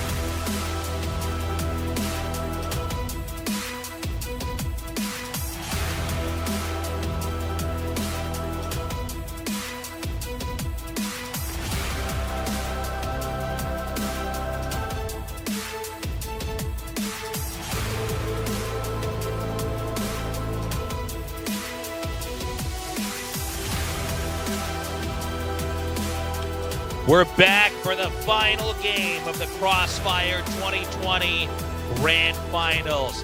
Brazil versus China, Vincent Gaming versus Q9 has turned out to be an absolutely insane match. We're tied up 2-2. It's anybody's game. It really is. What was looking like a sweep for Q9 has suddenly turned on its head, and momentum now favors VG. Final map, Ankara. If you win one map, you take 150 more grand on top of your prize from the second prize into the first place prize. One map for 150 grand. Would you do it? What would you bring? What kind of strategy would you bring into that round? Everything is up in the line. This is such an exciting moment here. We have the cheers on both sides from both teams. They want it, they need it, they may never be back in these positions again. Brazil, the former world champions, battling China. China hoping to dethrone the Brazilians and take the crown. Our map is now loaded up. It is Ankara, and Vincent Gaming on the defense with A and B to defend. Q9 with the bomb, hoping for the win. And let's see some more sniper, and 98 also holding that AWM for a second, I believe. Just working with that overlay, smoking up A side. Make sure there's no overstepping from the GR side with the sniper to pick off anyone from the quarter passage. Yeah, Q9 seems to be making a very quick push here through quarters. Are they going to commit fully? It doesn't look like they're quite sold on the idea yet, but if they did, they would be entering a 4 versus 2, 5 versus 2 push onto A side, and it looks like it is go time here. And go is not going to be happening here. Vincent Gaming shutting that down pretty quickly. 98 going to come in. Again, Bean and Solo are the two players left here as the rest of the Vincent Gaming players are coming in. As it was a really forward position from that B side for VG. They needed a lot of time to come back here, as Bean would immediately put one down into Fefe, but does not go down. Actually becomes a half shot instead. Looks like they're going to go ahead and actually rotate into B. I think this is a very smart move here, as Vincent Gaming's realizing A has nobody here to try to attack, and certainly no bomb has been planted. But Q9 needs to watch their backs. The bomb goes down. Can Solo stop? Because not. Solo goes down. Bean with the sniper rifle needs to buy some serious time. Yeah, it's going to be really difficult for him here, and he misses the shot right into the wall, but gets that one. But does get taken down. Vincent Gaming with the clutch play. Bean actually firing into the pillar in front of him. It really goes to show you that nerves are a factor here. As Q9, they have a total less experience in that grand final stage. When it comes down to map number 5, your nerves are going to get to you when you're trying to have that perfect control. The flicks might not land on the right target. As Vincent Gaming, that A defense was real good against all 5 members of Q9. And don't forget, this is VG's second global finals in a row. They were the champions last year. Are they going to be the champions now? Because they're looking much stronger. They are the more experienced team in these situations. So they carry that through, and it's going to help them to just push forward and get over those nerves. Okay, you can see now the C4 is hugging the left side of the map here. We have 2 over at A and the 3-man split over at B here for Vincent Gaming. Q9 still biding their time, not trying to rush in. Now, Vincent Gaming is known to continuously push out and oftentimes sweep, and we're seeing a little bit of that here. Are they going to keep going for it? It looks like we might just be getting a 5-man rotation again into A. It might just be the same result as well, because they're going into the same players. Luke Helm is there. It's not easy to push up those steps on A. Very easy to fire onto a head, harder to shoot up and actually get a win there. And Q9, I think with very smart play here, is going to back up. And Vincent Gaming may be too far out. Nobody's really on B. Instead, they're mostly over in the hallways near there. Yeah, with less than a minute, Q9 going into that B site can provide the speed, but will take a long time. Mendez actually goes down, striking from the back. Yeah, but Luke Helm gets him down. So it's 1 apiece here. And I don't think they're even aware that the B rush is coming until right now. He is stunned up. Luke Helm goes down, but does take Beam with him while stunned. And that was an excellent play here. Bomb going to go down now. The question here is, can Vincent Gaming actually come in, get the kill, and have enough time to defuse? It took long enough time for that rotation as Vincent Gaming. They have all 3 members in A main directly as 98 is going to try to collapse. Does not know that one of the member Pepe is right on top of him. Yibit hasn't walked out in front, but now he does. Fefe gets 98 almost immediately. VG on an absolute tear right now, and that is going to be round 2 for them. Can they keep the ball rolling? They need 10 wins here to become the world champions. Q9, let's not forget, this was 2 maps winning, and now VG is coming back harder than ever. But they need to pull it together. 2 maps, but in terms of what happened, if you look into the details, it was mostly due to miscommunication and also not checking for your teammates' angle, especially on that previous round. Vincent Gaming just striked onto the perfect position that should have been controlled by Q9 because they had 3 members up in B. We see inching into A site once more. Vincent Gaming with 2 men covering over here. Again, to get a 3rd win would be tremendous. And Q9 may actually push in much more quickly. Let's see. Sometimes they just abandon it. They let the smoke fade.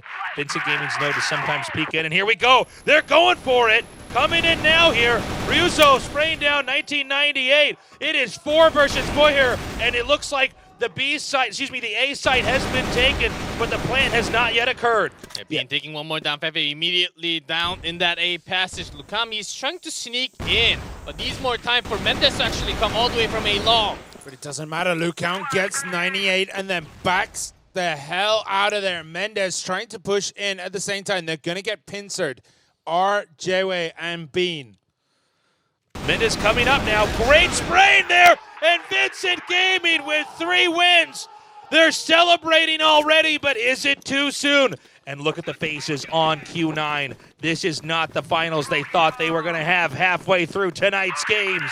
Yellow lights on for Q9, and I think it's about to turn red very soon. VG their teamwork is on another level, even in map 5.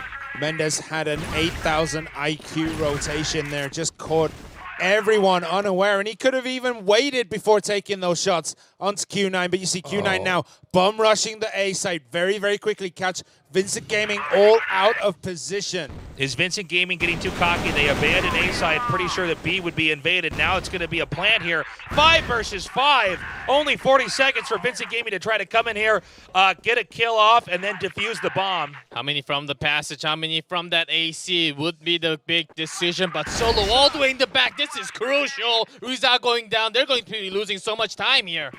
Yeah, it's going to be a difficult nut to crack, and he takes down Fefe. Notsane goes down too, and this is looking like it's Q9's turn to get a win as they take down Mendez and get a win on the board. Completely smashing Vincent Gaming, and I'll tell you what, do not give up a site because you're ahead. I think they thought, certainly because they held A so well, that B would be the obvious spot, and of course Q9 just going into A, and Vincent Gaming giving a game away to Q9 there. Q9 just having 2 splash and 1 smoke. That's not enough to actually pull the entire squad back into a site. I think VG's feeling confident that they're making the right decisions, but that was totally the opposite for that round. Q9 striking back finally in this first half, getting 1 up in the score. We usually see a few players hanging around like Central Passage or trying to get information on the opponent's team, and VG had none of that, and I don't think they have any of it now as Q9 starts pushing into B. Flash goes out, but are they going to be incapacitated? No, Jway gets Mendez, Lucão gets Bean. Jway gets Lucão down as well. Long takes Fefe, and it looks as though a comeback is on the cards for Q9. Knotson coming in. Long and JY in the fight here. A flash comes down here. There's no way he's going to take out that many shots from that many sides here. Ryuzo's done it before, but will he do it when it's most important here? 3 versus 1. He knows that there are in the base spot, not just, but maybe 1, not 2. Long Solo, they're on a pretty good angle. And they have 100 HP. Rizal really low, only 11 left in his hit points. Again, I just don't see it happening. This is too hard to break into. And look at the patience here from Q9. They can sit on the bomb all day. That is a win, and that makes us 2-3 as we go into Game 6 here. Vincent Gaming started out strong. They're not looking in the same shape anymore. Yeah, the pendulum swings once more from VG to Q9. 2 in a row And it looks as though VG have been out of sorts these last 2 rounds. They need to solidify real quickly as there is a huge push by VG down quarters. VG coming forward here. JY bites the dust. Knotson goes for the reload. They are just coming in here and going right for the spawn.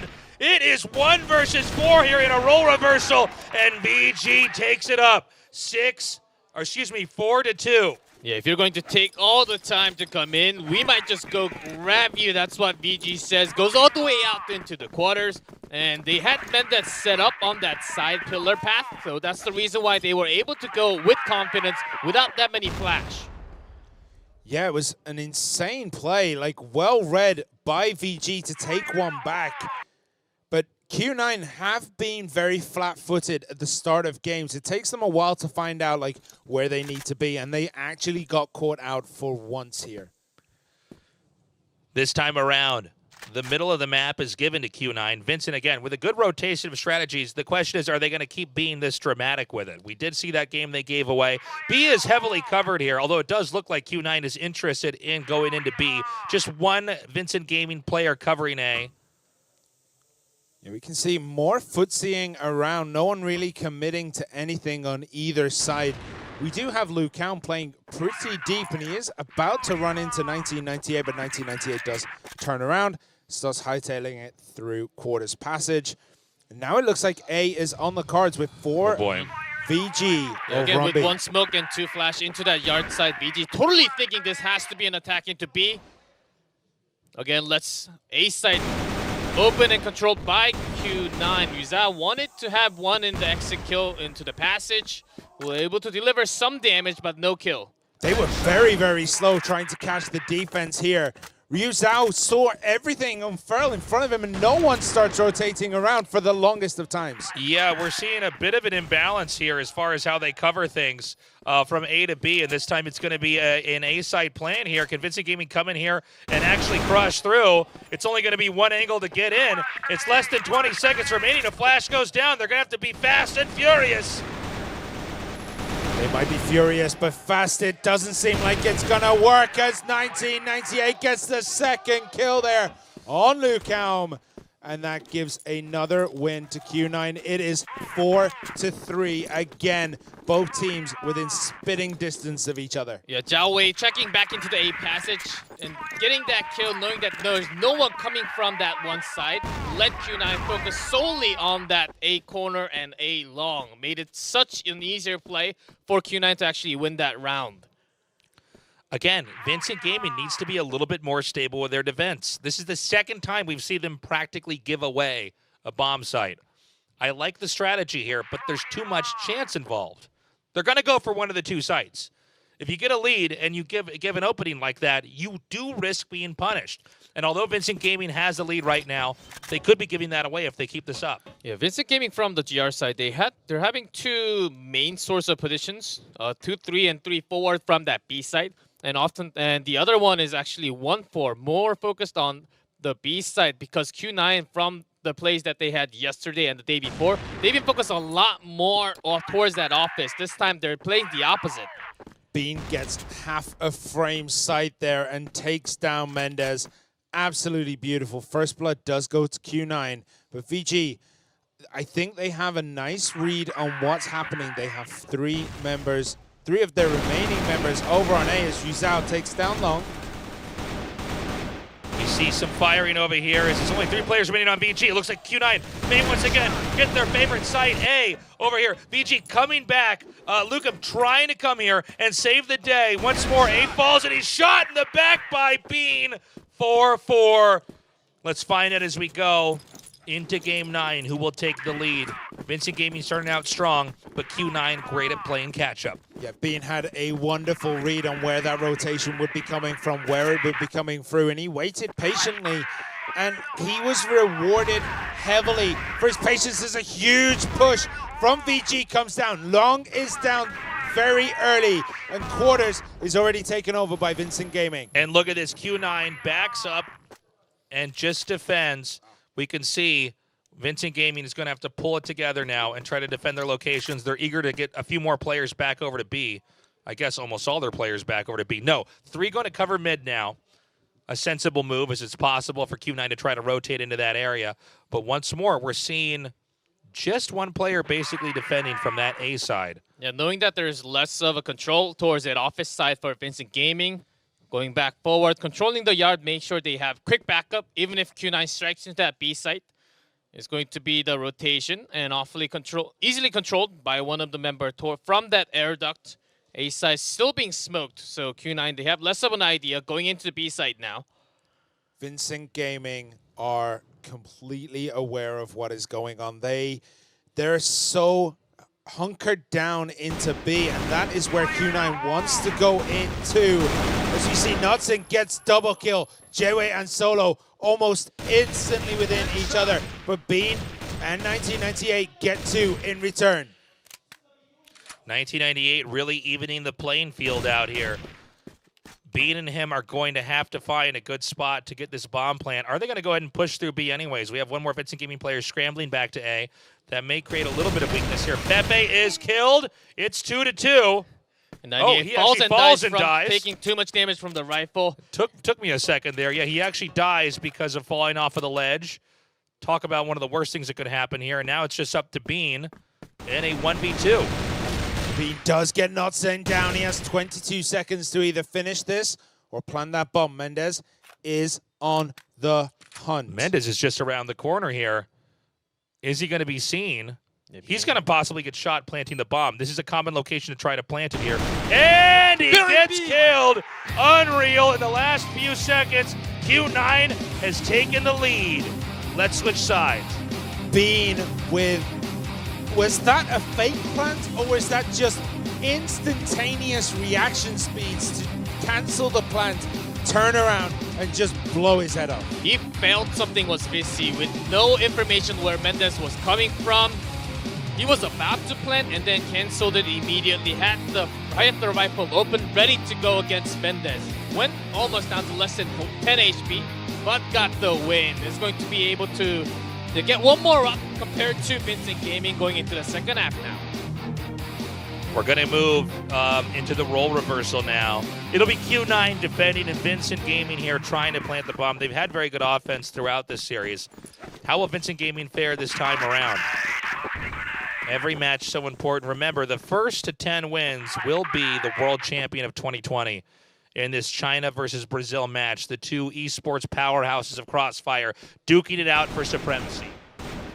And it looks as though they're feigning, at least right now, quarters. It's what they're showing to Q9, but Q9 do have 4 members waiting there for them. Grenades start going out. This is going to be chaos here. No one dies yet. Lucan takes Solo, 98 takes Lucan, and everyone is just back and forth shooting each other. Knudsen is still up. He gets 2 kills, but Long also does get taken down. In an insane moment here, it's Bean.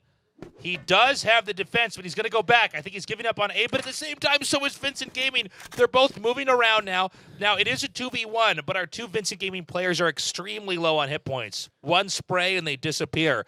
But it's not easy when you're that one player, even if you have a lot of HP, to cover every location at once. These maps are built so that you can't just hide in one spot and always be safe, and that's exactly what we need to have here from our Q9 players. Constant movement, constant checking. And it is the beginning of the second half, so they don't really know if Bean's holding an AWM or that M4. I think they are actually thinking, of course, he can just pistol them down, but still not knowing which gun he's holding. It will actually give them a lot more questions before going into that A site. With 50 seconds remaining, we see Vincent Gaming quietly crouch walking over towards the A site. We had Q9 covering B, Bean realizing there's nobody here. He better go back and check A. He's going to be in between the bomb sites. It looks like he should be at A around the time the plant happens, so there'll be no ambiguity about what location he has to cover. Bean coming up now, and Bean takes out the first player. Fefe shot through the box. Again, very low. Bean backing up. A nade connects, chipping Bean away. More shots fired. Fefe, though, to the side, and Bean does it. China, one more win, closer to actually becoming the champions here. He just knew, like, he was looking in completely the wrong spot. That's where he was pre-firing at. And as soon as he steps up and notices that turn was rapid quick, straight into the path of Fefe. Yeah, right decision to have that rifle instead of that AWM. Q9 going to have a 2-round lead now, as Vincent Gaming thought about poking into the office because of this many smoke coming into the entrance. We'll just back up all the way back into near the BL spawn. Here we have Vincent Gaming hovering over here towards A site, and this may be lopsided defense here from Q9. They're going to send one of their players back to A. In fact, I think their senses serve them correctly. It looks like they're getting closer and closer to having more of their players covering A. Vincent Gaming itching to pull the trigger. Again, if Q9 wins this, it's going to be 7 wins to 4. And the grenades start coming in, and it is go time on this A spawn. Everyone's just rotating around Azuzu, and Mendez get 2 kills each. Q9 in a lot of trouble. Bean, could he have the miracle play? The bomb is now planted. Bean with the pistol and the sniper rifle, eating a grenade and a bullet to the skull. That's going to be it, as Vincent Gaming is winning in the game of catch-up. And there, the flash to the A bottom was incredibly good, but the jump from the aisle was a little bit too late to catch them when they were blinded. Yeah, VG just not having the right push. Q9 really having wrong signs given to their teammates. Really let that round go to Vincent Gaming.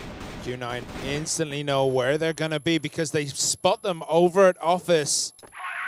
And we see that 1998 now starts to rotate around to the B. Can Q9 lay the trap that they need to lay in order to get this victory here? Some darting back and forth there in the back for Vincent Gaming. 3 players covering B solidly. A pretty wide split here to cover A. And we're having Vincent Gaming inch in again towards that A raid site where they will flash and then barrel up the stairs.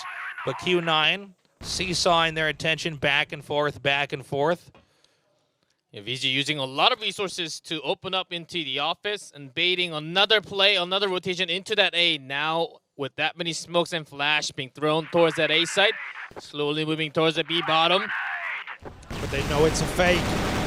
Q9 and their nuts and does take down 1998. He was looking in the wrong direction, and it's all going wrong for Q9 as VG completely overwhelmed the B site. Luca just with insane playback there, instantly killing off 2 of the players upon that invade, and Bean is getting all too used to this situation. The impossibility of the sniper taking down 4 players as well as a planted bomb. The Brazilians have caught up. And there seems to be a bit of anger between each of the members of Q9. Some people kind of accusing each other, maybe instead of trying to rally the cry. When you start blaming your teammates, that's when things start to go I think awry. that angle had to be covered by 98 because he was in that box baiting spot. Had no reason to actually look towards the back at that moment. It's certainly hard to tell exactly what's happening in communication, but communication is key if you're going to be winning in a game that is as team-dependent as this one is.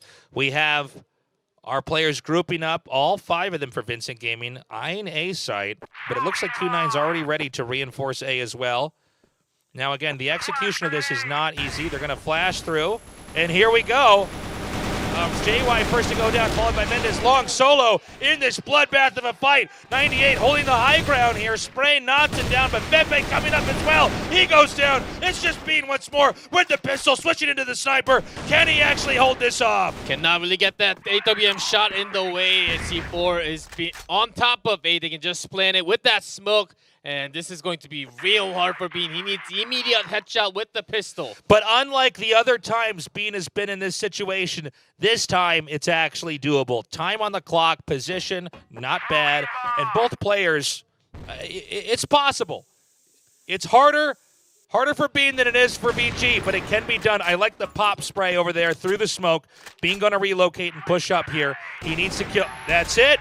That is it. We have Vincent Gaming now getting further and further ahead. Q9, they need 4 wins. Vincent Gaming only needs 3, but it's still anybody's game.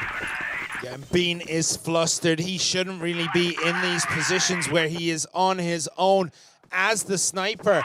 And every time Vincent Gaming pushed down on that A spot, Q9 crumble to pieces. They just cannot hold this spot, but Vincent Gaming are deciding whether or not to test their luck and keep trying to take A. Yeah, a lot of positions from A top has been spoiled. I think Q9 maybe placing one at A bottom if they want to defend it perfectly would be a greater choice, but Bean gets taken down immediately by Mendez from that B bottom. Yeah, he doesn't really need to worry about being the last man standing anymore. Hey, Lukem coming up here. We've got to push right through mid. And that's a great shot there. Maybe Vincent Gaming making the wrong call here. They are dropping like flies here. And that's going to be it as Q9 bounces back. Vincent Gaming going with an alternative strategy they have not tried yet on this map, and it has not served them well. Yeah, Q9 staying with that two-man from the yard, making sure when they are penetrated from one side, making sure they have quick backup either to A or B. Long this time will be able to get that quad kill in a row. And it is 7-7, all tied up. Just a few games left to decide who is our world champion. We see Vincent Gaming. They've done it multiple times today. A side take just works. You're loving the switch for Q9. They are having men down at A bottom, so less flash available. Already solo going down, as well as two more players here on Vincent Gaming, but it's now a 2v2. Ryozo and Naughton, 1998 goes down. Once more, it's Bean. Bean versus Ryozado over here in this fight. Bean on the high ground, Ryozo on the low. C4 right next to the stairs, so it is better for Ryozo to come from A long, make sure he clears the side stair first, and then maybe go back into the air duct trying to reclaim his C4. At least Bean doesn't have that sniper rifle this time round. He is carrying an assault rifle. That might help him out as he starts to slow walk over to B. I don't think he quite know where the C4 had dropped. I don't think he wants to really challenge.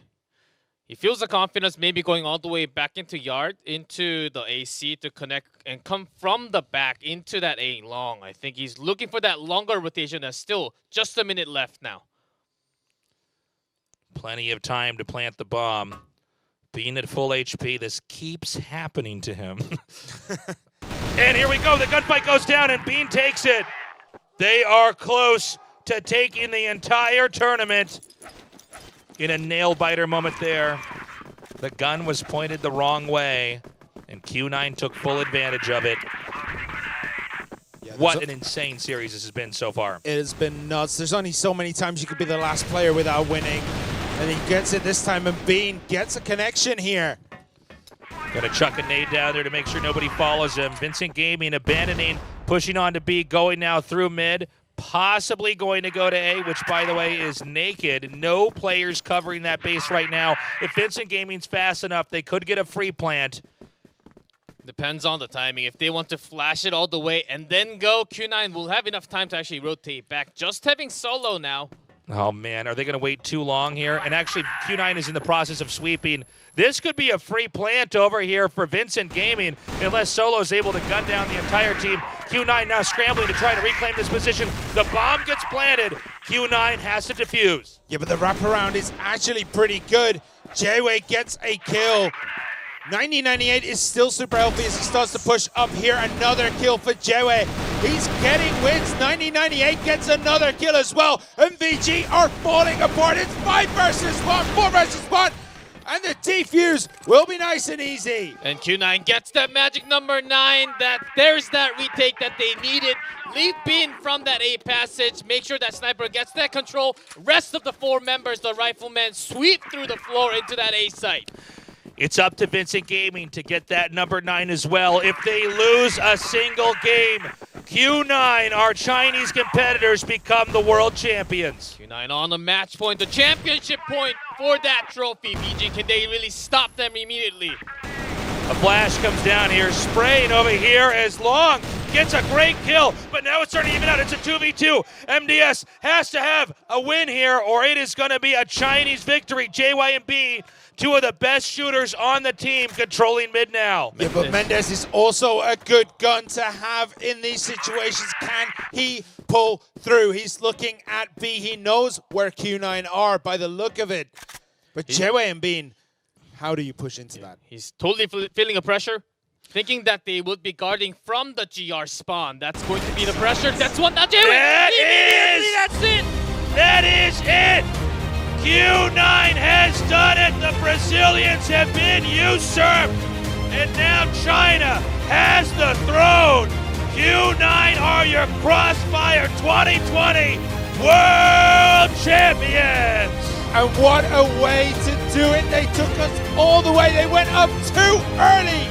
And then they lost 2 in a row. And they managed to close it out on Ankara. And that was still close. And now China takes the trophy back for Crossfire Stars. It took them about 3 years to get that trophy, get that championship spot. And it is actually Q9 bringing it back from Brazil to China. Just incredible play. They are going to raise the trophy.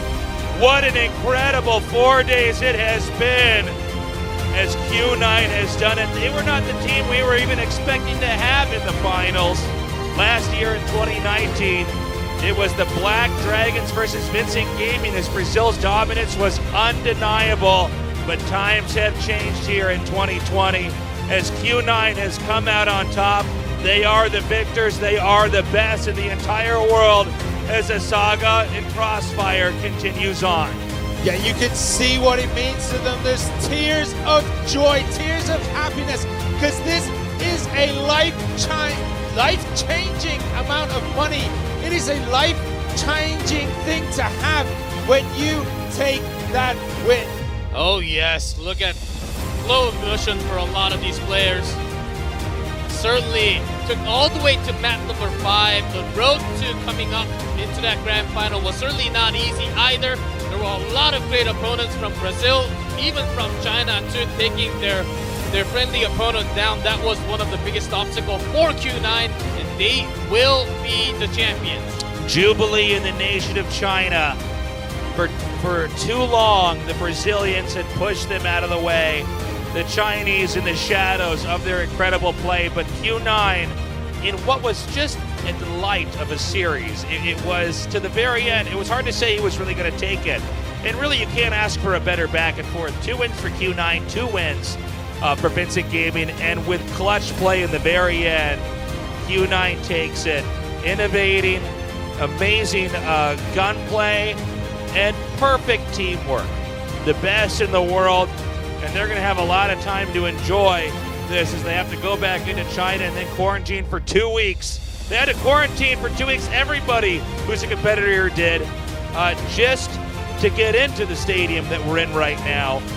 They are the last ones standing, overcoming this national rivalry of China and Brazil. Of course, Q9 the champions, but Vincent Gaming, they put up a massive fight against them, went all the way into Game 5. We thought the reverse sweep was totally happening. The momentum was shifting towards their side. Winning that extra round in that sub-base map number 4 was huge, but just not so.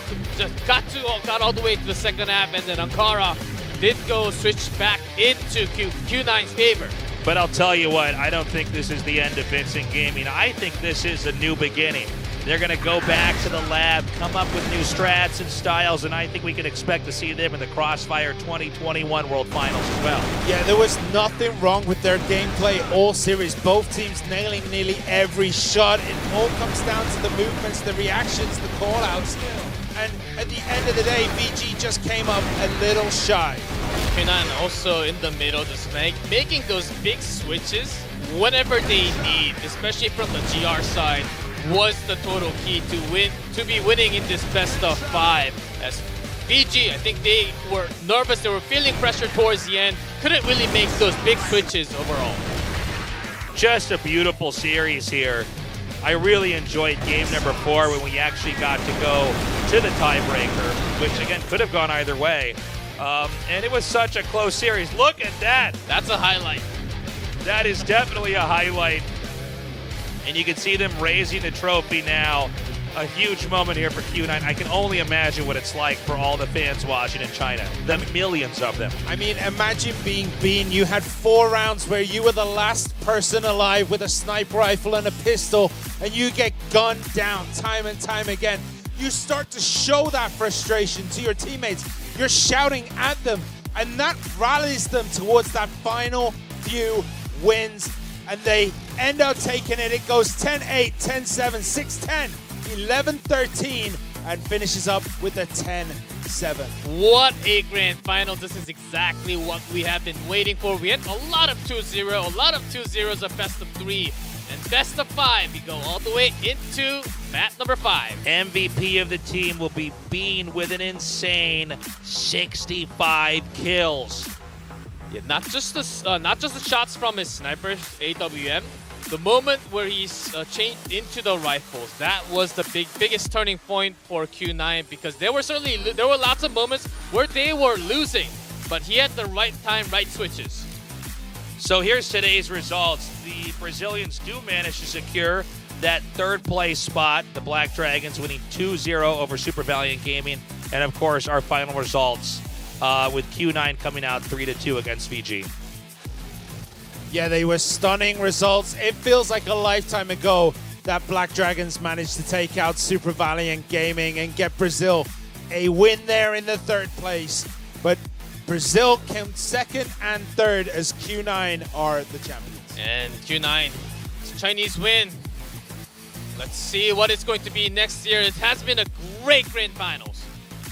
Yeah, and I mean, I can't wait to see if these teams even manage to make it back. I mean, VG have been there for a lifetime. Q9 are the new people to rock the shop. And it looks like our interview is now ready. Ryan, how is Q9 feeling now that they are the world champions for 2020 Crossfire?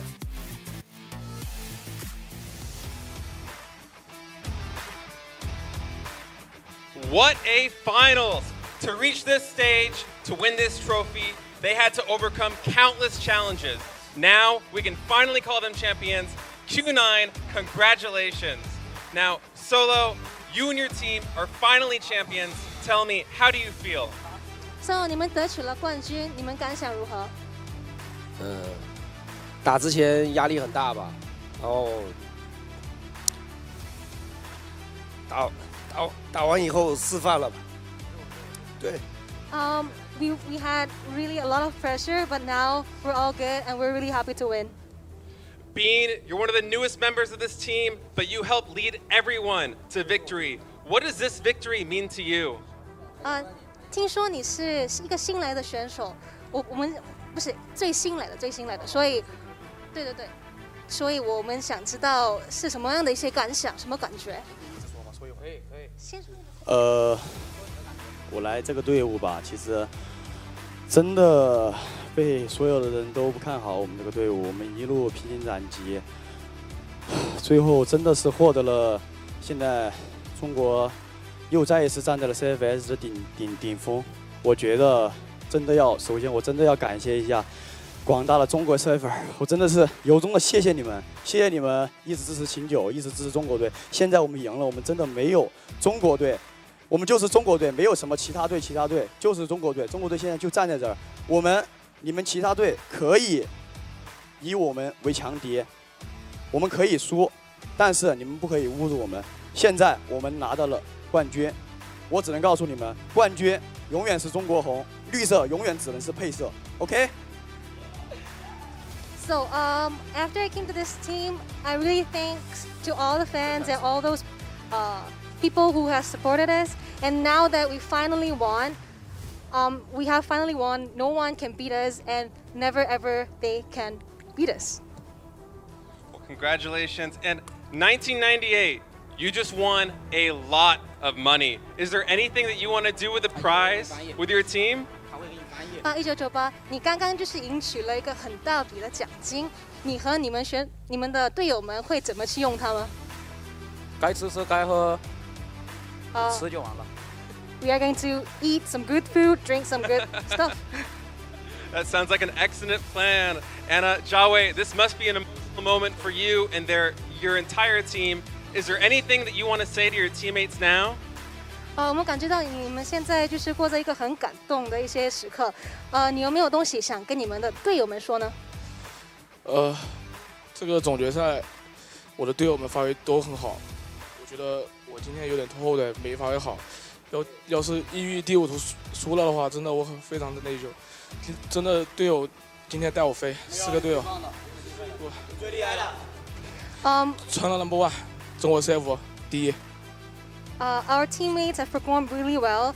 I feel really sorry because I think I didn't play that well. So I'm really glad that I'm in this team and we finally won. We're the number 1. Well, certainly you all played amazing. And Long, finally, you are champions. Please say some words for your fans. 你们真的得到了冠军，你们有没有东西想跟你们的粉丝说？就很感谢中国支持我们中国队嘛，我们只能说我们请就中国队做到了。Thank you for supporting us. We finally made this. Well, congratulations once again to Q9. It has been an incredible journey. I'd like to thank all of our players for making this event unforgettable. Of course, this is not the end of CFS. We'll be back again next year to crown a new champion. On behalf of all of us here today, thank you for watching and congratulations once again to our champions, Q9.